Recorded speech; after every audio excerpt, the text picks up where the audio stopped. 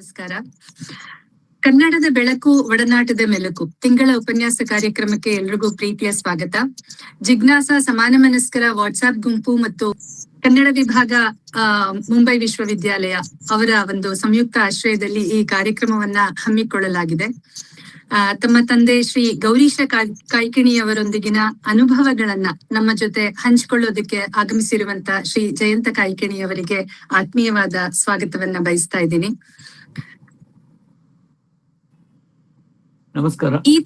ನಮಸ್ಕಾರ ಸರ್. ಈ ತಿಂಗಳಿನ ಉಪನ್ಯಾಸದ ವಿಶೇಷ ಏನು ಅಂತ ಹೇಳಿದ್ರೆ, ಈ ಮಾಲಿಕೆ ಹುಟ್ಟಿ 1 ವರ್ಷದ ಮೇಲಾದ ನಂತರ ಇದಕ್ಕೆ ಒಂದು ಚಂದದ ಹೆಸರು ಸಿಕ್ಕಿದೆ. ಕನ್ನಡದ ಬೆಳಕು ಒಡನಾಟದ ಮೆಲುಕು ಅಂತ. ಈ ಹೆಸರನ್ನ ಕೊಟ್ಟವರು ಸಹ ಜಯಂತ ಕಾಯ್ಕಿಣಿಯವರೇನೆ. ನಮ್ಮ ಉಪನ್ಯಾಸ ಮಾಲೆಯ ಆಶಯವನ್ನ ಅರಿತವರಿಗೆ ಈ ಹೆಸರು ಅದೆಷ್ಟು ಸೂಕ್ತ ಅನ್ನೋದು ಅರಿವಾಗಿರತ್ತೆ. ಧನ್ಯವಾದಗಳು ಸರ್, ತುಂಬಾ ಪ್ರೀತಿಯ ಧನ್ಯವಾದಗಳು. ಕನ್ನಡ ವಿಭಾಗ ಮುಂಬೈ ವಿಶ್ವವಿದ್ಯಾಲಯದೊಂದಿಗೆ ಜಯಂತ ಕಾಯ್ಕಿಣಿಯವರು ಹೊಂದಿರುವಂತಹ ವಿಶೇಷ ಸಂಬಂಧವನ್ನ ಕುರಿತು ವಿಭಾಗದ ಮುಖ್ಯಸ್ಥರಾದ ಪ್ರೊಫೆಸರ್ GN ಉಪಾಧ್ಯಾಯ ಅವರು ಒಂದೆರಡು ಮಾತುಗಳನ್ನ ಆಡ್ಬೇಕು ಅಂತ ವಿನಂತಿಸ್ಕೊಳ್ತೀನಿ. ಆತ್ಮೀಯರೆಲ್ಲರಿಗೆ ನಮಸ್ಕಾರ. ಅರ್ಧ ಗಂಟೆ ತಡವಾಯಿತು, ಕ್ಷಮೆ ಇರಲಿ. ಜಿಜ್ಞಾಸ ಬಳಗ ಮತ್ತು ಕನ್ನಡ ವಿಭಾಗ ಮುಂಬೈ ವಿಶ್ವವಿದ್ಯಾಲಯ ಇವುಗಳ ಸಂಯುಕ್ತ ಆಶ್ರಯದಲ್ಲಿ ನಡೀತಾ ಇರುವಂತಹ ವಿಶೇಷ ತಿಂಗಳ ಉಪನ್ಯಾಸ ಮಾಲಿಕೆ.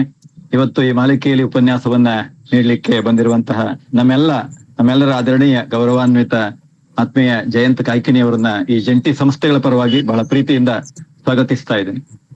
ಕನ್ನಡ ಸಾಹಿತ್ಯಕ್ಕೆ ಹೊಸ ನೀರು ಹಾಯಿಸಿದ ತಂದೆ ಮಕ್ಕಳ ಒಂದು ದೊಡ್ಡ ಪಟ್ಟಿ ಇದೆ. ಕುವೆಂಪು, ಪೂರ್ಣಚಂದ್ರ ತೇಜಸ್ವಿ, DVG, ಅನಂತರ BGL ಸ್ವಾಮಿ, ಗೌರೀಶ್ ಕಾಯ್ಕಿಣಿ, ಜಯಂತ ಕಾಯ್ಕಿಣಿ, ಹೀಗೆ ಪಟ್ಟಿಯನ್ನು ಬೆಳೆಸ್ತಾ ಹೋಗ್ಬೋದು.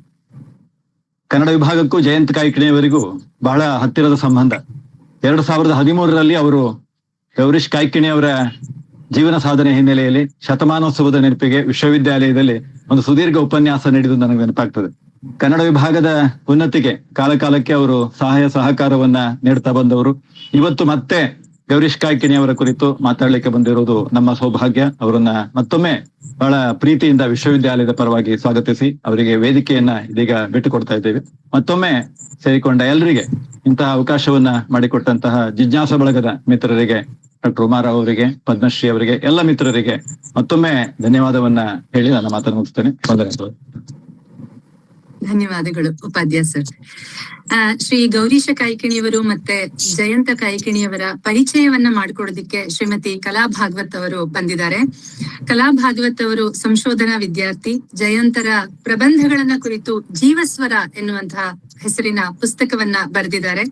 ಅವರು ಜಯಂತ ಕಾಯ್ಕಿಣಿಯವರನ್ನ ಹತ್ತಿರದಿಂದ ಬಲ್ಲರು. ಕಲಾ, ಪ್ಲೀಸ್. ಎಲ್ಲರಿಗೂ ನಮಸ್ಕಾರ. ಗೋಕರ್ಣ ಕಡಲ ತೀರದಲ್ಲಿ ಬರೆದಿಟ್ಟಂತಿದ್ದ ಗೌರೀಶರ ಪುಟ್ಟ ಮನೆಯ ಚಿತ್ರಣ ಕಣ್ಣಿಗೆ ಕಟ್ತಾ ಇದೆ. ಆಚೆ ಜಲಕಡಲು, ಈಚೆ ಜನ ತುಂಬಿದ ನೆಲಕಡಲು, ಮೇಲಿರುವ ಆಕಾಶ ಕಡಲು. ಇವುಗಳ ಮಧ್ಯೆ ಈ ಸುಹೃತ್ ಗೃಹಸ್ಥ ತಾನೂ ಒಂದು ಪುಟ್ಟ ಕುತೂಹಲದ ಕಡಲಾಗಿ ಬಾಳಿದ್ರು. ಜಿಜ್ಞಾಸೆ ಮತ್ತು ಲವಲವಿಕೆಗಳು ಗೌರೀಶರ ವ್ಯಕ್ತಿತ್ವದ ಎದ್ದು ಕಾಣುವ ಗುಣಗಳು. ಅವರ ವೈಚಾರಿಕತೆಯ ಮುಖ್ಯ ಲಕ್ಷಣ ಮುಕ್ತತೆ. ಅವರು ತಮ್ಮ ಲಿಬರಲ್ ಚಿಂತಕರ ನಡುವೆ, ನಮ್ಮ ಕನ್ನಡದ ಲಿಬರಲ್ ಚಿಂತಕರ ನಡುವೆ ಅಗ್ರಗಣ್ಯರು ಅಂತ ಹೇಳ್ಬೋದು. ಬೇಂದ್ರೆಯವರನ್ನ, ಶಂಭಾ ಜೋಶಿ ಅವರನ್ನ ಒಟ್ಟಾಗಿ ತನ್ನ ಅಂತರಂಗದಲ್ಲಿ ಪಡೆದಂಥವರು. ಪತ್ರಿಕೆಯ ಅಂಕಣವನ್ನ ಓದುಗನಿಗೆ ಕಲಿಸುವ ಶಾಲೆಯನ್ನಾಗಿಯೂ ಓದುಗನನ್ನ ಹಿಗ್ಗಿಸುವ ರಂಗವಾಗಿಯೂ ಬಳಸಿಕೊಂಡವರು. ಗಟ್ಟಿಯಾದ ಬರವಣಿಗೆಯ ಮೂಲಕ ಸ್ಥಳೀಯ ಪತ್ರಿಕೆಗಳಿಗೆ ಅವರು ಕೊಟ್ಟಷ್ಟು ನೈತಿಕ ಸ್ಥೈರ್ಯ, ಪ್ರೋತ್ಸಾಹಗಳನ್ನ ಕನ್ನಡದ ಬಹಳಷ್ಟು ಲೇಖಕರು ಕೊಟ್ಟಿಲ್ಲ. ಗೌರೀಶರಲ್ಲಿ ತಾರ್ಕಿಕ ಖಚಿತತೆ ಮತ್ತು ಕಾಂತಾ ಸಂಹಿತೆಯ ಮೃದುತ್ವ ಇವು ಜೊತೆಯಾಗಿ ಬರುತ್ತದೆ. ಮನುಷ್ಯರಾಗಿ ಬಿಚ್ಚಿಕೊಳ್ಳಲು ನಮಗೆ ನೆರವಾಗಬಲ್ಲುದೆಲ್ಲವೂ ಗೌರೀಶರ ಸಾಹಿತ್ಯಕ್ಕೆ ಮೂಲ ವಸ್ತುವಾಗಿವೆ. ಇವೆಲ್ಲವೂ ಗೌರೀಶ್ ಕಾಯ್ಕಿಣಿಯವರ ಕುರಿತು ಅವರಿಗಿಂತ ಹಿರಿಯರಾದ, ಆದರೆ ನಮಗಿಂತ ಹಿರಿಯರಾದ ಪ್ರಾಜ್ಞರ ಸೂಕ್ಷ್ಮ ಅಭಿಪ್ರಾಯಗಳು. ಇದು ನನ್ನ ಮಾತಲ್ಲ. ಹೌದು, ಇಂತಹ ಒಂದು ಅಪೂರ್ವ ವ್ಯಕ್ತಿತ್ವದ ಗೌರೀಶರು ಸೆಪ್ಟೆಂಬರ್ 12, 1912ರಂದು ಗೋಕರ್ಣದಲ್ಲಿ ಜನಿಸಿದ್ರು. ಕುಮಟಾದಲ್ಲಿ ಮೆಟ್ರಿಕ್ಯುಲೇಷನ್ ಮುಗಿಸಿದ್ರು. ಧಾರವಾಡದ ಕರ್ನಾಟಕ ಕಾಲೇಜ್ನಲ್ಲಿ ಇಂಟರ್ಮೀಡಿಯೇಟ್ ಮಾಡಿದ್ರು. ರಾಷ್ಟ್ರಭಾಷಾ ವಿಶಾರದ ಪರೀಕ್ಷೆಯಲ್ಲಿ ಮುಂಬೈ ಪ್ರಾಂತಕ್ಕೆ ಪ್ರಥಮ ಸ್ಥಾನವನ್ನ ಪಡೆದುಕೊಂಡಿದ್ರು. ಪ್ರೌಢಶಾಲಾ ಶಿಕ್ಷಕರಾಗಿ ಸೇವೆ ಸಲ್ಲಿಸಿ ಆದರ್ಶ ಶಿಕ್ಷಕ ಹಾಗೂ ರಾಜ್ಯ ಪ್ರಶಸ್ತಿಯನ್ನ ಕೂಡ ಪಡೆದರು. ಗೌರೀಶರದು ಶಾಂತಾ ಕಾಯ್ಕಿಣಿ ಅವರೊಂದಿಗೆ ಅಂತರ್ಜಾತೀಯ ವಿವಾಹ. ಜಯಂತರು ಇವರಿಗೆ ಏಕೈಕ ಪುತ್ರ. 40-50ರ ದಶಕದಲ್ಲಿ ಬೆಳಕು ಮತ್ತು ನಾಗರಿಕ ಪತ್ರಿಕೆಗಳ ಸಂಪಾದಕತ್ವವನ್ನು ವಹಿಸಿಕೊಳ್ತಾರೆ. 17 ವರ್ಷಗಳ ಕಾಲ ಜನಸೇವಕ ಪತ್ರಿಕೆಯ ಪ್ರಧಾನ ಬರಹಗಾರರಾಗಿದ್ರು. ಗೌರೀಶರು ಕನ್ನಡ, ಕೊಂಕಣಿ, ಮರಾಠಿ, ಹಿಂದಿ, ಇಂಗ್ಲಿಷ್ಗಳಲ್ಲಿ ಬರವಣಿಗೆ ಮಾಡಿದ್ರು. ಕಾವ್ಯ, ನಾಟಕ, ಗೀತರೂಪಕ, ವಿಚಾರ ಸಾಹಿತ್ಯ, ಸಾಹಿತ್ಯ ಸಿದ್ಧಾಂತ ವಿಮರ್ಶೆ, ಜೀವನ, ಚಿತ್ರ ಚರಿತ್ರೆ, ಅನುವಾದ ಹೀಗೆ ವಿವಿಧ ಪ್ರಕಾರಗಳಲ್ಲಿ ಅವರು 70ಕ್ಕೂ ಹೆಚ್ಚು ಕನ್ನಡ ಕೃತಿಗಳನ್ನ ಕನ್ನಡಕ್ಕೆ ಕೊಟ್ಟಿದ್ದಾರೆ. ಬಾಳಿನುದ್ದಕ್ಕೂ ಕನ್ನಡ ಹಾಗೂ ಇನ್ನಿತರ ಭಾಷೆಗಳಲ್ಲಿ ಬಾಳಿನುದ್ದಕ್ಕೂ ಕನ್ನಡದ ಪ್ರಮುಖ ಮತ್ತು ಪ್ರಾದೇಶಿಕ ಗ್ರಾಮೀಣ ನಿಯತಕಾಲಿಕಗಳಲ್ಲಿ ಅವರು ಸತತವಾಗಿ ಬರವಣಿಗೆಯನ್ನ ಮಾಡಿದ್ದಾರೆ. 1993ರಲ್ಲಿ ಸಮಗ್ರ ಸಾಹಿತ್ಯ ಸಂಪುಟಗಳ ಪ್ರಕಟಣೆಯು ಆರಂಭವಾಗಿ ಒಟ್ಟು 10 ಸಂಪುಟಗಳು ಪ್ರಕಟವಾದವು. ಗೌರೀಶರ ಒಟ್ಟು 10 ಸಂಪುಟಗಳು. ಇತ್ತೀಚೆಗಷ್ಟೇ 5 ಸಂಪುಟಗಳನ್ನ ಕನ್ನಡ ಪುಸ್ತಕ ಪ್ರಾಧಿಕಾರ ಪ್ರಕಟಿಸಿದೆ.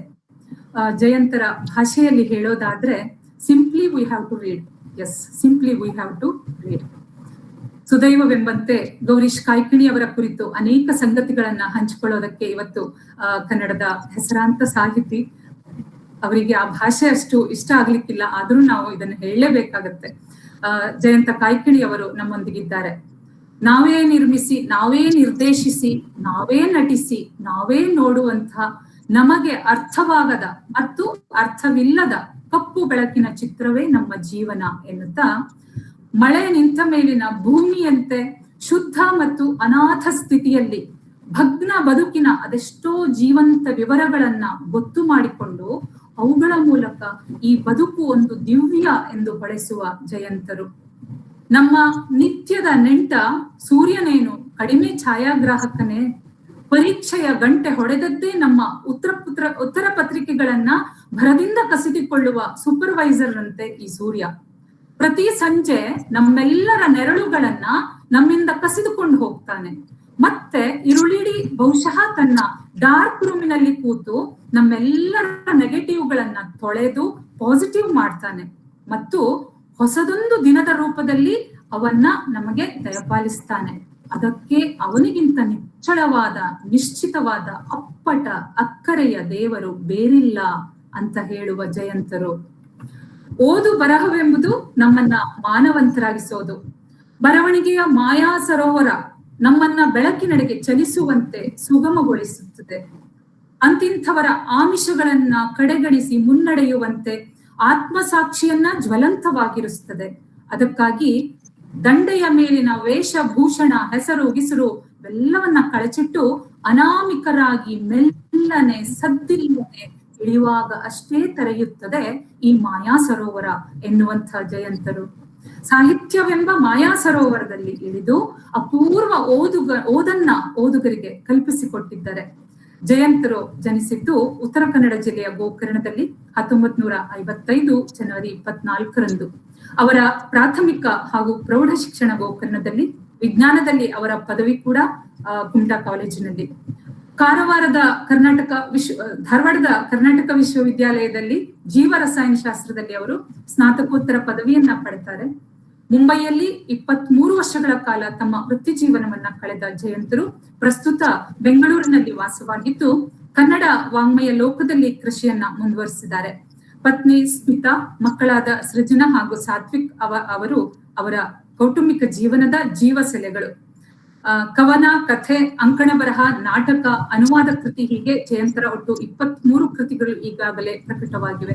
ಸಿನಿಮಾ, ಸಂಭಾಷಣೆ, ಚಲನಚಿತ್ರ ಗೀತ ರಚನೆಗಳ ಮೂಲಕ ಗಡಿಗಳನ್ನು ಮೀರಿ ಅಪಾರ ಅಭಿಮಾನಿಗಳ ಹೃದಯಕ್ಕೆ ಲಗ್ಗೆ ಇಟ್ಟಿರುವಂತದ್ದು ಜಯಂತರ ಅನನ್ಯತೆ. ಇನ್ನು ಜಯಂತರಿಗೆ ಸಿಕ್ಕ ಒಳನಾಡು, ಹೊರನಾಡು, ರಾಷ್ಟ್ರೀಯ, ಅಂತಾರಾಷ್ಟ್ರೀಯ ಪ್ರಶಸ್ತಿಗಳು, ಪ್ರತಿಷ್ಠಿತ ಪ್ರಶಸ್ತಿಗಳು ಕನ್ನಡಕ್ಕೆ, ಕನ್ನಡ ಸಾಹಿತ್ಯಕ್ಕೆ ಮೂಡಿದ ಗರಿಗಳು ಎಂಬ ಹೆಮ್ಮೆ ನಮಗೆ. ಉತ್ಪ್ರೇಕ್ಷೆ ಅನ್ನೋದು ಹದವಿಲ್ಲದಿದ್ದಾಗ ಹುಸಿಯಾಗುತ್ತದೆ, ಔಚಿತ್ಯ ಮೀರಿದಾಗ ಅದು ಅಶ್ಲೀಲವಾಗ್ತದೆ. ಇದು ಅವರದೇ ಮಾತು. ಯಾವ ಉತ್ಪ್ರೇಕ್ಷೆಯನ್ನ ಮಾಡದೆ ಹದವಾಗಿ ಹಿತವಾಗಿ ಪ್ರಾಜ್ಞರ ಹಾಗೂ ಜಯಂತರ ಸಾಲುಗಳ ಮೂಲಕವೇ ಗೌರೀಶ್ ಕಾಯ್ಕಿಣಿಯವರನ್ನ ಹಾಗೂ ನಮ್ಮೆಲ್ಲರ ಆಪ್ತ ಜಯಂತರನ್ನ ಪರಿಚಯಿಸ್ಲಿಕ್ಕೆ ಅವಕಾಶ ಆಗಿದೆ. ಧನ್ಯ ಭಾವ ಮೂಡಿದೆ. ವಂದನೆಗಳು. ಧನ್ಯವಾದಗಳು ಕಲಾ ಅವರಿಗೆ. ಈಗ ನಾವೆಲ್ಲರೂ ಕಾಯ್ತಾ ಇರುವಂತಹ ಜಯಂತರ ಮಾತುಗಳು ಸರ್ ಆರಂಭಿಸ್ಬೇಕು ಅಂತ ಕೇಳ್ಕೊಳ್ತೀನಿ. ನಮಸ್ಕಾರ. ಆಮೇಲೆ ಮೊದಲಿಗೆ ಜಿಜ್ಞಾಸಾ ಬಳಗಕ್ಕೆ ನನ್ನ ಧನ್ಯವಾದಗಳು. ಯಾಕಂದ್ರೆ ಇಂಥದ್ದೊಂದು ಸ್ಮರಣೀಯವಾದಂತಹ ಮತ್ತು ತುಂಬಾ ಸ್ತುತ್ಯವಾದಂತಹ ಮಾಲಿಕೆಯನ್ನ 1 ವರ್ಷದಿಂದ ನೀವು ನಡ್ಸ್ಕೊಂಡು ಬರ್ತಾ ಇದ್ದೀರಿ. ಒಳ್ಳೇದು. ಯಾಕಂದ್ರೆ ಇದು ಮೆಲುಕಷ್ಟೇ ಅಲ್ಲ, ಅದೊಂಥರ ನಾನು ಯಾವಾಗ್ಲೂ ಹೇಳ್ತಾ ಇರ್ತೀನಿ, ಅದನ್ನ ಬಹುಶಃ ಉಮಾಗೂ ಹೇಳಿದ್ದೀನಿ. ನಾವು ನೆನಪು ಅಂದಾಗ ಅದ್ರ ಬಗ್ಗೆ ಒಂದು ತಪ್ಪು ಕಲ್ಪನೆ ಇದೆ. ನೆನಪು ಅಂದ್ರೆ ಹಳೆ ನೆನಪು ಅಂದ್ಬಿಡ್ತೀವಿ. ಯಾವಾಗ್ಲೂ ನೆನಪು ಹಳೇದಲ್ಲ ಅಂತ ನಂದು ನಂಬಿಕೆ. ನೆನಪು ಇವತ್ತಾಗ್ತಾ ಇದೆ ಅಂದ್ರೆ ಅದು ಎಂದಿನ ಮರದಲ್ಲಿ ಇಂದು ಅರಳಿದ ಹೂವು. ಮರ ಹಳೆ ಮರ ಅದು, ಅಥವಾ ಗಿಡ ಅದು ಒಂದು ವರ್ಷದ ಹಿಂದಿನ ಗಿಡ ಇರ್ಬೋದು. ಅದು ಇವತ್ತು ಒಂದು ಹೂವು ಅರಳಿದೆ ಅಂದ್ರೆ ಅದು ಇವತ್ತಿನ ಕಿರಣ, ಇವತ್ತಿನ ನೀರು, ಇವತ್ತಿನ ಏನು ವಾತಾವರಣದಲ್ಲಿ ಇವತ್ತಿನ ಸತ್ವ ಕೊಟ್ಟು ಒಂದು ಕೊಟ್ಟಂತ ಹೂವು. ಹಾಗೆ ಇವತ್ತು ನಮಗೊಂದು ನೆನಪಾಗಿದೆ ಅಂದರೆ ಹಳೆದು, ಅದು ಇವತ್ತಿನ ಹಂಗಿನಲ್ಲಿ ಆಗಿರುವಂತಹ ನೆನಪು. So there is something to do with today. ಇವತ್ತಿನ ಹಂಗಿನಲ್ಲಿ ನಮಗೆ ಹಳೆ ನೆನಪಾಗ್ತದೆ. ಅದೊಂದು ಇವಾಲ್ವ್ಡ್ ಮೆಮರಿ. ಅದು ಆಲ್ಬಮ್ನೊಳಗಿನ ಹಳೆ ಫೋಟೋ ನೋಡೋದಷ್ಟೇ ಅಲ್ಲ, ಅದಕ್ಕೆ ಇವತ್ತಿನ ಹಂಗು, ಇವತ್ತಿಗೆ ಅದರ ಜರೂರಿ, ಇವತ್ತಿಗೆ ಅದರ ಒಂದು ಏನೋ ಒಂದು ಅದಕ್ಕೆ ನಂಟು ಇದ್ದೇ ಇರುತ್ತೆ. ಹೀಗಾಗಿ ಈ ಮೆಲುಕು ಬಹಳ ಮಹತ್ವದ್ದು. ಅದು ಬಹಳ ಅದಕ್ಕೆ ಬಹಳ ಒಂದು ಮಹತ್ವ ಅಂದ್ರೆ ಅದಕ್ಕೆ ಅಗತ್ಯವಾದ ನೆನಪಿರ್ತದೆ. ಅದಕ್ಕಾಗಿ ಅದು ನಮ್ಗೆ ಆಗ್ತಾ ಇರ್ತದೆ ಅಂತ ನನ್ಗೆ ಅನಿಸ್ತದೆ. ಹೀಗಾಗಿ ಅದಕ್ಕಾಗಿ ನಾನು ಇದಕ್ಕೆ ಸಂಬಂಧಪಟ್ಟವರಿಗೆಲ್ಲ ನನ್ನ ಹೃತ್ಪೂರ್ವಕವಾದಂತಹ ವಂದನೆಗಳು. ಅದಕ್ಕೆ ಸಹಯೋಗವನ್ನು ನೀಡ್ತಾ ಇರುವಂತಹ ಕನ್ನಡ ವಿಭಾಗಕ್ಕೆ, ಉಪಾಧ್ಯರಿಗೆ, ಆಮೇಲೆ ಉಮಾ ಅವರಿಗೆ, ಅವರ ಬಳಗಕ್ಕೆ, ಆಮೇಲೆ ಇವತ್ತು ಪರಿಚಯವನ್ನು ಮಾಡಿದಂತ ಕಲಾಗೆ ತುಂಬಾ ಹೃತ್ಪೂರ್ವಕವಾದಂತಹ ಧನ್ಯವಾದಗಳು. ಆಮೇಲೆ ನಾನು ಏನ್ ಹೇಳಲಿ, ನಾನು ಹೇಳಿದ್ನಲ್ಲ, ನಾನು ಈಗ ಅವರು ನನ್ನ ತಂದೆಯವರು ಆ ಥರದ್ದೆಲ್ಲ ಆ ರೀತಿಯ ಏನಂತಾರೆ ಅದಕ್ಕೆ ಭೂಮಿಕೆಗಳನ್ನೆಲ್ಲ ದಾಟಿ ನಾನು ಬಂದಾಗಿರುತ್ತೆ. ಒಂದು ಹಂತದವರೆಗೆ ಆ ಭೂಮಿಕೆಗಳು ಇರ್ತವೆ. ಈಗ ಅವರನ್ನು ನಾನು ಉಳಿದವರು ನೋಡೋದು ಹಾಗೇನೆ ನೋಡುವಂತ ಒಂದು ಪಾಯಿಂಟಿಗೆ ಬಂದಿರ್ತೇನೆ. ಅವೆಲ್ಲ ಕಳಚಿ ಬಿದ್ದಿರ್ತವೆ. ಆ ಒಂದು ದೃಷ್ಟಿಯಿಂದಲೇ ನಾನು ಬಂದಿರ್ತೇನೆ. ಈಗ ಮತ್ತಿರುಗಿ ನಾನು ಈ ನೆಪದಲ್ಲಿ ಮತ್ತೆ ಒಂದು 4-5 ಹೆಜ್ಜೆ ಅವ್ರ ಜೊತೆಗೆ ಅವ್ರ ಕೈ ಹಿಡಿದು ನಡೆಯುವಂತ ಒಂದು ಪ್ರಯತ್ನಕ್ಕೆ ಒಂದು ನೆಪ ಇದು, ಒಂದು ಕುಮ್ಮಕ್ಕು.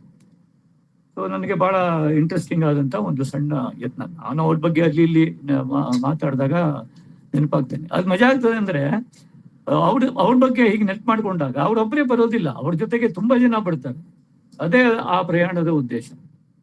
ಈಗ ಯಾವುದೇ ನೀವು ಹಳೆಯ ವ್ಯಕ್ತಿಗಳನ್ನ ನೆನಪಾದಾಗ, ಈಗ ನಾನು ನನ್ನ ತಂದೆಯವ್ರ ಬಗ್ಗೆ ನೆನಪು ಮಾಡ್ಕೋಬೇಕು ಅಂತಂದ್ರೆ ಗೌರೀಶ್ ಕಾಯ್ಕಿಣಿ ಒಬ್ಬರೇ ಬರೋದಿಲ್ಲ, ಅವ್ರ ಜೊತೆಗೆ ಶಾಂತಾನೇ ಬರ್ತಾರೆ. ಶಾಂತ ಇಲ್ಲದೆ ಗೌರೀಶ್ ಕಾಯ್ಕಿಣಿ ಇಲ್ವೇ ಇಲ್ಲ. ಸೊ ಆ ತರ ಅದು ಅವಿನಾಭಾವ. ಅದು ಶಾಂತ ಇಲ್ಲಿದ್ರೆ ಗೌರೀಶ್ ಕಾಯ್ಕಿಣಿ ಆಗ್ತಾನೆ ಇರ್ಲಿಲ್ಲ, ಗೌರೀಶ್ ಕಾಯ್ಕಿಣಿ ಇಲ್ಲಿದ್ರೆ ಶಾಂತಾನೂ ಆಗ್ತಿರ್ಲಿಲ್ಲ. ಸೊ ಅದು ಆ ರೀತಿಯ ಅದೇ ವಿಶೇಷ. That's very interesting. ಸೊ ಹೀಗಾಗಿ ನಾನು ನಮ್ಮ ಹತ್ರ ಸಾಹಿತ್ಯದ ಬಗ್ಗೆ ಎಲ್ಲ, ಯಾಕಂದ್ರೆ ತುಂಬಾ ಚೆನ್ನಾಗಿ ಹೇಳಿದರು ಕಲಾ, ಅಂದ್ರೆ ಅವ್ರ ಬಗ್ಗೆ ಎಂತೆಂಥ ಪ್ರಾಜ್ಞರು ಏನೇನೋ ಹೇಳಿ ಹೋಗಿದ್ದಾರೆ, ಅದೆಲ್ಲ ಇದೆ. ಅದನ್ನ ನಾವು ಓದ್ಕೊಂಡ್ರೆ ಅವರ ಸಾಹಿತ್ಯದ ಬಗ್ಗೆ ಮೌಲ್ಯಮಾಪನ ಸಿಕ್ಕೇ ಬಿಡ್ತದೆ. CN ರಾಮಚಂದ್ರನು, ಆಮೂರ್ ಅವರು, ಕೀರ್ತಿನಾಥ್ ಕುಟ್ಕೋಟಿ, KV ಸುಬ್ಬಣ್ಣ, TP ಅಶೋಕ ಅವರೆಲ್ಲ ತುಂಬಾ ಚೆನ್ನಾಗಿ ಹೇಳಿದ್ದಿದೆ. ಅದನ್ನು ಓದ್ಕೊಂಡ್ರೆ ಅವರ ಸಾಹಿತ್ಯದ ಬಗ್ಗೆ ಗೊತ್ತಾಗುತ್ತೆ. ಅವ್ರನ್ನ ಓದ್ಬೋದು ನಾವು. MG ಹೆಗಡೆ ಅಂತ ಬಹಳ ಮಹತ್ವದ ನಮ್ಮ ಜಿಲ್ಲೆಯವರೇ ಆದಂತ ಸೂಕ್ಷ್ಮಮತಿಯ ಮೀಮಾಂಸಕರು ಬರೆದಿದ್ದಾರೆ, ಸಂಸ್ಕರಿಸಿದ್ದಾರೆ, ಕ್ಯೂರೇಟ್ ಮಾಡಿದ್ದಾರೆ. 5 ವಾಲ್ಯೂಮ್ಗಳೀಗ ಕನ್ನಡ ಪುಸ್ತಕ ಪ್ರಾಧಿಕಾರದಿಂದ ಬಂದಿದೆ. ಆಯ್ದ ಸಾಹಿತ್ಯದ ಸಂಚಿಕೆ ಇದು. ಅದನ್ನೆಲ್ಲ ನೋಡಿದ್ರೆ ಅವರ ಸಾಹಿತ್ಯ ಎಲ್ಲ ನಮ್ಗೆ ಸಿಗುತ್ತೆ. ನಾನು ಒಬ್ಬ ವ್ಯಕ್ತಿಯಾಗಿ ಅವ್ರು ನೋಡಿದಾಗ ನಮ್ಗೆ ಅವರು ಹೇಗೆ ಅನಿಸಿದ್ರು, ಏನು ನೆನಪುಗಳು ನನ್ನಲ್ಲಿ ಇಮೇಜ್ ನಮ್ಮಲ್ಲಿ ಇದೆ, ಬೆಳೀತಾ ಇರುತ್ತೆ. ಅದನ್ನ ನಾನು ಇವತ್ತು ಸ್ವಲ್ಪ ಹಂಚ್ಕೋಬಹುದು ಅಂತ ನನ್ಗೆ ಅನಿಸ್ತು. ಒಂದು ಲೋಕಾಭಿರಾಮವಾಗಿ ಕರಾರುವಕ್ಕಾಗಲ್ಲ ಅಷ್ಟೇ. ಈಗ ನಮ್ಮ ತಂದೆಯವರು ಅಂದ ತಕ್ಷಣನೇ ಒಂಥರ ಏನು ಅಂದ್ರೆ ಅದು ಫಸ್ಟ್ ಅಂದ್ರೆ ಗೌರೀಶ್ ಮಾಸ್ತರು ಅಂತಾನೆ ಬರೋದು, ಗೌರೀಶ್ ಕಾಯ್ಕಿಣಿ ಅಂತೆಲ್ಲ ಬರೋದಿಲ್ಲ. ನಮ್ಮ ಊರು ಉತ್ತರ ಕನ್ನಡ ಜಿಲ್ಲೆಯಲ್ಲಿ ಮಾಸ್ತರು, ಉತ್ತರ ಕರ್ನಾಟಕದಲ್ಲೂ ಹಾಗೆ, ಊರಲ್ಲಿ ಯಾರಪ್ಪ ದೊಡ್ಡವರು ಅಂತಾರೆ ಮಾಸ್ತರು. ಯಾಕಂದ್ರೆ ಮಾಸ್ತರಿಂದನೇ ನಾವು ಕಲಿಯೋದು. ಅಂದ್ರೆ ತಿಳುವಳಿಕೆ ಇದ್ದವರೆಲ್ಲ ಮಾಸ್ತರು. ಅಲ್ಲಿ ಬೇಂದ್ರೆ ಮಾಸ್ತರು, ಈ ಮಾಸ್ತರು, ಕೃಷ್ಣಮೂರ್ತಿ ಪುರಾಣಿಕರು ಗೋಕಾಕ್ನಲ್ಲಿ ಮಾಸ್ತರು. ಅಂದ್ರೆ ಯಾರು ತಿಳುವಳಿಕೆ ಇದ್ದವರೆಲ್ಲ ಮಾಸ್ತರ್ ಆಗ್ತಿದ್ರು, ಮೇಷ್ಟ್ರು. ನೀವು ಮೈಸೂರು ಕಡೆ ಬಂದ್ರೆ ಮೇಷ್ಟ್ರು ಅಂತಿದ್ರು, ನಮ್ಮ ಕಡೆಗೆ ಮಾಸ್ತರು. ಸೊ ಮಾಸ್ತರು ಶಾಲೆಯಲ್ಲಿ ಕಲಿಸ್ತಿದ್ರು. ಅವರು ಬರೀ ಶಾಲೆಯಲ್ಲಿ ಮಾತ್ರ ಮಾಸ್ತರ್ ಆಗ್ತಿರ್ಲಿಲ್ಲ, ಅವ್ರು ಇಡೀ ಊರಿಗೆ ಮಾಸ್ತರ್ ಆಗ್ಬಿಡ್ತಿದ್ರು. ಆಮೇಲೆ ಅದು ಊರವರೆಲ್ಲ ಏನೇ ಪ್ರಾಬ್ಲಮ್ ಇದ್ರು ಅವ್ರ ಹತ್ರ ಹೇಳ್ಕೊಳ್ಳೋದು, ಇವ್ರಿಗೆ ಸ್ವಲ್ಪ ಹೇಳ್ರಿ ಅಂತ ಹೇಳೋದು, ಹಂಗೆ ಆತರ. ಆ ರೀತಿ ಗೌರೀಶ್ ಮಾಸ್ತರು ಒಂದು ರೀತಿಯಲ್ಲಿ ಇವಾಗ ಮಾಸ್ತರ್ ಫಾರ್ ಎವ್ರಿಬಡಿ ನಮ್ಮ ಗೋಕರ್ಣದಲ್ಲಿ. ಮತ್ತು ನಮ್ಮ ಗೋಕರ್ಣ ಅನ್ನೋದು ಬಹಳ ವಿಶಿಷ್ಟವಾದ ಕಂಪನ ಕೇಂದ್ರ. ಅಂದ್ರೆ ಅಲ್ಲಿ ಎಲ್ಲಾ ರೀತಿಯ ಸಂಗತಿಗಳು ಇದ್ವು.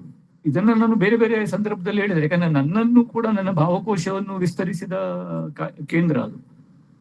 ಅಂದ್ರೆ ಅಲ್ಲಿ ಅದೊಂದು ತೀರ್ಥಕ್ಷೇತ್ರ, ಯಾತ್ರಾ ಸ್ಥಳ, ಟೂರಿಸ್ಟ್ ಸೆಂಟರು, ಜಾತ್ರೆಗಳು, ನಾಟಕ ಕಂಪನಿಗಳು, ಯಕ್ಷಗಾನ, ಹಾಲಕ್ಕಿ ಏನೋ ಸಮುದಾಯದ ಗುಮ್ಟೆ-ಪಾಂಗು, ಅವರ ಜನಪದ ಕಲೆಗಳು, ಏನೇನೆಲ್ಲ ಅಲ್ಲಿದೆ. ಒಂದು ಚಲನಶೀಲವಾದಂಥದ್ದು, ರೆಸ್ಟ್ಲೆಸ್ ಆದಂಥದ್ದು. ಸೊ ಒಂದು ಬೆಳೆಯುತ್ತಿರುವ ಮನಸ್ಸಿಗೆ, ಎಳೆ ಮನಸ್ಸಿಗೆ ಅವೆಲ್ಲ ಒಟ್ಟಿಗೆ ನಮ್ಮಲ್ಲಿ ಒಳಗಡೆ ಹೋಗ್ತಾ ಇರ್ತಾರೆ. ಈಗ ನಿನ್ನೆ ಯಾರೋ ನನಗೊಂದು ಪ್ರಶ್ನೆ ಕೇಳಿದ್ರು, as a writer how you grow as a writer and ಅದೇ. ಯಾರು ರೈಟರ್ ಅಂತ ಗ್ರೋ ಆಗೋದಿಲ್ಲ. ನಾವು ಮನುಷ್ಯರಾಗಿ ಬೆಳಿತಿರ್ತೇವೆ, ಮನುಷ್ಯರ ಆಗೋದಕ್ಕೆ ಬೆಳಿತಿರ್ತೇವೆ. ಆಮೇಲೆ ನಾವು ರೈಟರ್ ಅಂತೆಲ್ಲ ಅದೆಲ್ಲ ಅದು ಕೆಲವರು ಲೆಟರೇಟ್ ಕೂಡ ಮಾಡ್ಕೋತಾರಪ್ಪ ರೈಟರ್ ಅಂತ. ನಂಗೆ ಅದು ಹೆಂಗೆ ಅಂತ ಅರ್ಥ ಆಗೋದಿಲ್ಲ. ಅದೇನು ಅದು ಸೇ ರೈಟರ್ ಹಂಗಿಲ್ಲ. ಅದು ನೀವು ಬರೀಬಹುದು, ಅದು ಬೇರೆ. ಅದು ರೈಟರ್ ಅಂತ ನಾವು ಐ ಎಮ್ ಎ ಬ್ರೀದರ್ ಅಂತೆಲ್ಲ ಹೇಳ್ತೇವೆ. I am a breather, I breathe every day ಅಂತ. ಹಂಗೇನು ಇರೋದಿಲ್ಲ ಅದು. ಸೊ ಅದು it's a mode of thought. ಅದು ಒಂದು ಯೋಚನೆಯ ವಿಧಾನ, ಒಂದು ಗ್ರಹಿಕೆಯ ಕ್ರಮ. ಒಂದು ಬರವಣಿಗೆ ಅನ್ನೋದು ಒಂದು ಗ್ರಹಿಕೆಯ ಕ್ರಮ, ಬದುಕನ್ನು ನೋಡುವ ಕ್ರಮ, ಬದುಕನ್ನು ಅರ್ಥೈಸಿಕೊಳ್ಳುವುದಕ್ಕೆ ಮನುಷ್ಯ ಕೈಗೊಂಡ ಕ್ರಮ. ಸೊ ಹಾಗೆ. ಸೊ ನನಗೆ ಗೌರೀಶ್ ಕಾಯ್ಕಿಣಿ ಅವರು ಮಾಸ್ಟರ್ ಆಗಿ, ಅವ್ರು ಯಾವತ್ತೂ ರೈಟರ್ ಆಗಿ ಕಾಣ್ಲಿಲ್ಲ ನನಗೆ. ಅವರೊಬ್ಬ ಮಾಸ್ಟರ್ ಆಗಿ, ಹೀಗೆ ಉಳಿದವರಾಗಿ ಒಬ್ಬ ಮಾಸ್ಟರಪ್ಪ ಅವರು ದೊಡ್ಡ ರೈಟರ್ ಅವರು. ಒನ್ ಥಿಂಗ್ ವಿಚ್ ನನ್ನ ತಲೆಯಲ್ಲಿ ಇದ್ದಿದ್ದು ಒಂದು ಅವರ ಇಮೇಜ್ ಅಂದ್ರೆ, ಅವರು ಒಂದು ಕ್ಷಣನೂ ವೇಸ್ಟ್ ಮಾಡಿದ್ದು ನೋಡ್ಲಿಲ್ಲ ನಾನು. ಒಂದು ನಿಮಿಷನೂ ಅವರು ವೇಸ್ಟೇ ಮಾಡ್ಲಿಲ್ಲ. ಅವ್ರು ಐದರ್ ಓದ್ತಿದ್ರು, ಅಥವಾ ಅವರು ಬರೀತಿದ್ರು, ಅಥವಾ ಯಾರ ಜೊತೆಗಾದ್ರೂ ಅವರು ಏನೋ ಚರ್ಚೆಯಲ್ಲಿ ಇರ್ತಿದ್ರು, ಮಾತಾಡ್ತಿದ್ರು, ಯಾವಾದ್ರೂ ಜನಗಳ ಮಧ್ಯೆ ಇರ್ತಿದ್ರು, ಮತ್ತೆ ಯಾವಾಗ್ಲೂ ಗುಣಗುಣಿಸ್ತಿರ್ತಿದ್ರು. ಅವ್ರಿಗೆ ಸಂಗೀತದಲ್ಲಿ ಬಹಳ ಪ್ರೀತಿ. ಅವ್ರು ಯಾವಾಗ್ಲೂ ಹೇಳಿದ್ರು, ಗೊಣಗುವುದಕ್ಕಿಂತ ಗುನುಗುವುದು ಮೇಲು ಅಂತ. ಅಂದ್ರೆ ಗುನುಗುತ್ತಾ ಇದ್ರೆ ನಿಮ್ಮ ಮನಸ್ಸಲ್ಲಿ ಒಂದು ಒಂದು ಒಂದು ರಾಗ ಇರುತ್ತೆ, ಒಂದು ಧಾಟಿ ಇರುತ್ತೆ, ಒಂದು ಚಾಲ್ ಇರುತ್ತೆ. ಅದ್ರ ಮನಸ್ಸಲ್ಲಿ ಯಾವುದಕ್ಕೂ ಬೇರೆ ಸಲ್ಲದ ನೆಗೆಟಿವ್ ಆದಂತ ಯಾವುದಕ್ಕೂ ಅಲ್ಲಿ ಜಾಗ ಇರೋದಿಲ್ಲ. ಫಸ್ಟ್ ಆಫ್ ಆಲ್ ನಿಮ್ಮ ಅಹಂಕಾರಕ್ಕೆ ಜಾಗ ಇರೋದಿಲ್ಲ ಅಲ್ಲಿ, ನೀವು ಗುನುಗ್ತಾ ಇದ್ರೆ. So he was always occupied with ಒಂದು ಯಾವುದೋ ಒಂದು ಚಿಂತನೆ ನಡೀತಾ ಇರ್ತಿತ್ತು, ಅಥವಾ ಈಗ ಒಂದು ರಾಗ ಇರ್ತಿತ್ತು ತುಂಬಾ ಅವರಿಗೆ. ಮತ್ತು MG ಹೆಗಡೆ ಹೇಳುವಂತೆ ಸ್ವಾಧ್ಯಾಯಿ ಆತ. ಯಾರತ್ರ ಹೋಗಿ ಅವರು ತಾತ್ವಿಕತೆ, ಆ ಸಣ್ಣ ಊರಲ್ಲಿ ಕೂತ್ಕೊಂಡು ಅವರು ಆ ಕಾಲದಲ್ಲಿ 1950s, 1955, 1960s ಅಲ್ಲಿ ಮಿಂಚಿನ ಬಳ್ಳಿ ಗ್ರಂಥದಿಂದ ಅವರು ಬರೆದಿದ್ದಾರೆ. ಎಲ್ಲಾ ತತ್ವಶಾಸ್ತ್ರಗಳ ಬಗ್ಗೆ, ಎಲ್ಲ ಸೈಂಟಿಸ್ಟ್ಗಳ ಬಗ್ಗೆ, ಎಲ್ಲ ಮೊಜಾರ್ಟ್ ಅಂತ ಸಂಗೀತಕಾರನ ಬಗ್ಗೆ, ಥಾಮಸ್ ಎಡಿಸನ್ ಬಗ್ಗೆ, ಕಾರ್ಲ್ ಮಾರ್ಕ್ಸ್ ಬಗ್ಗೆ, ಇತಿಹಾಸ ಎಲ್ಲೆಲ್ಲಿಂದ ಪುಸ್ತಕ ಸಂಗ್ರಹ ಮಾಡಿ ಅವರು ಆ ಕಾಲದಲ್ಲಿ ಯಾಕೆ ಬರಿಬೇಕಿತ್ತು ಅವರು?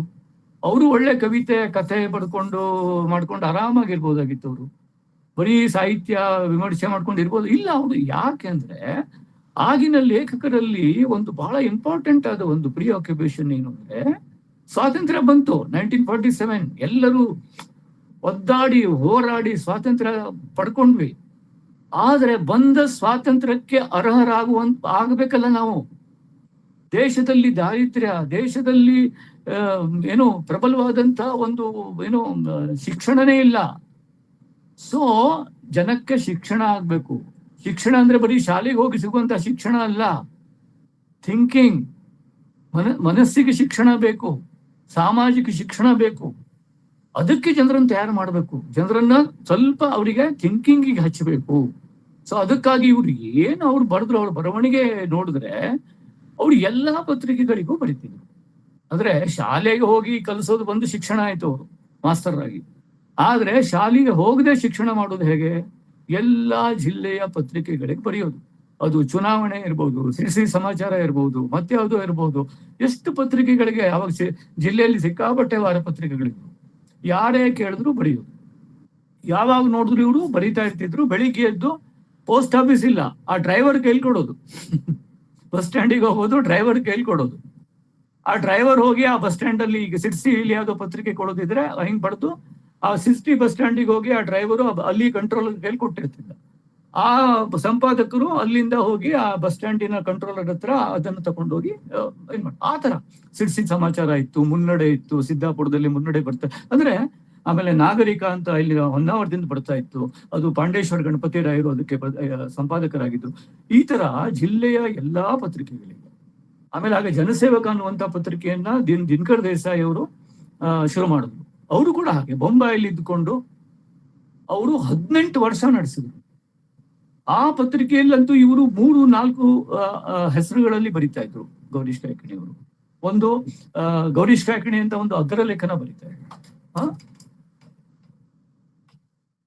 ಇನ್ನೊಂದು ಇದು ಅಂದ್ರೆ ಅದರಲ್ಲಿ ಒಂದು ಅಡಿಗೆ ವಾರದ ಉಪ್ಪಿನಕಾಯಿ ಅಂತ ಒಂದು ಇಡೀ ಪ್ರಪಂಚದ ವಿದ್ಯಮಾನಗಳ ಬಗ್ಗೆ ಚುಟುಕಾದಂತಹ ಒಂದು ಇದು, ಅದಕ್ಕೊಂದು ಹ್ಯೂಮರಸ್ ಟಚ್ ಬೇರೆ ಇರ್ತಿತ್ತು ಅದರಲ್ಲಿ.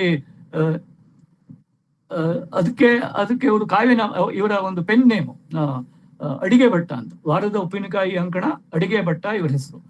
ಆಮೇಲೆ ಸಾಹಿತ್ಯ ಪುಸ್ತಕಗಳ ವಿಮರ್ಶೆ, ಅದು ವೈಶ್ವಾನರ ಅಂತ ಒಂದು ಕಾವ್ಯನಾಮದಿಂದ ಬರೀತಿದ್ರು.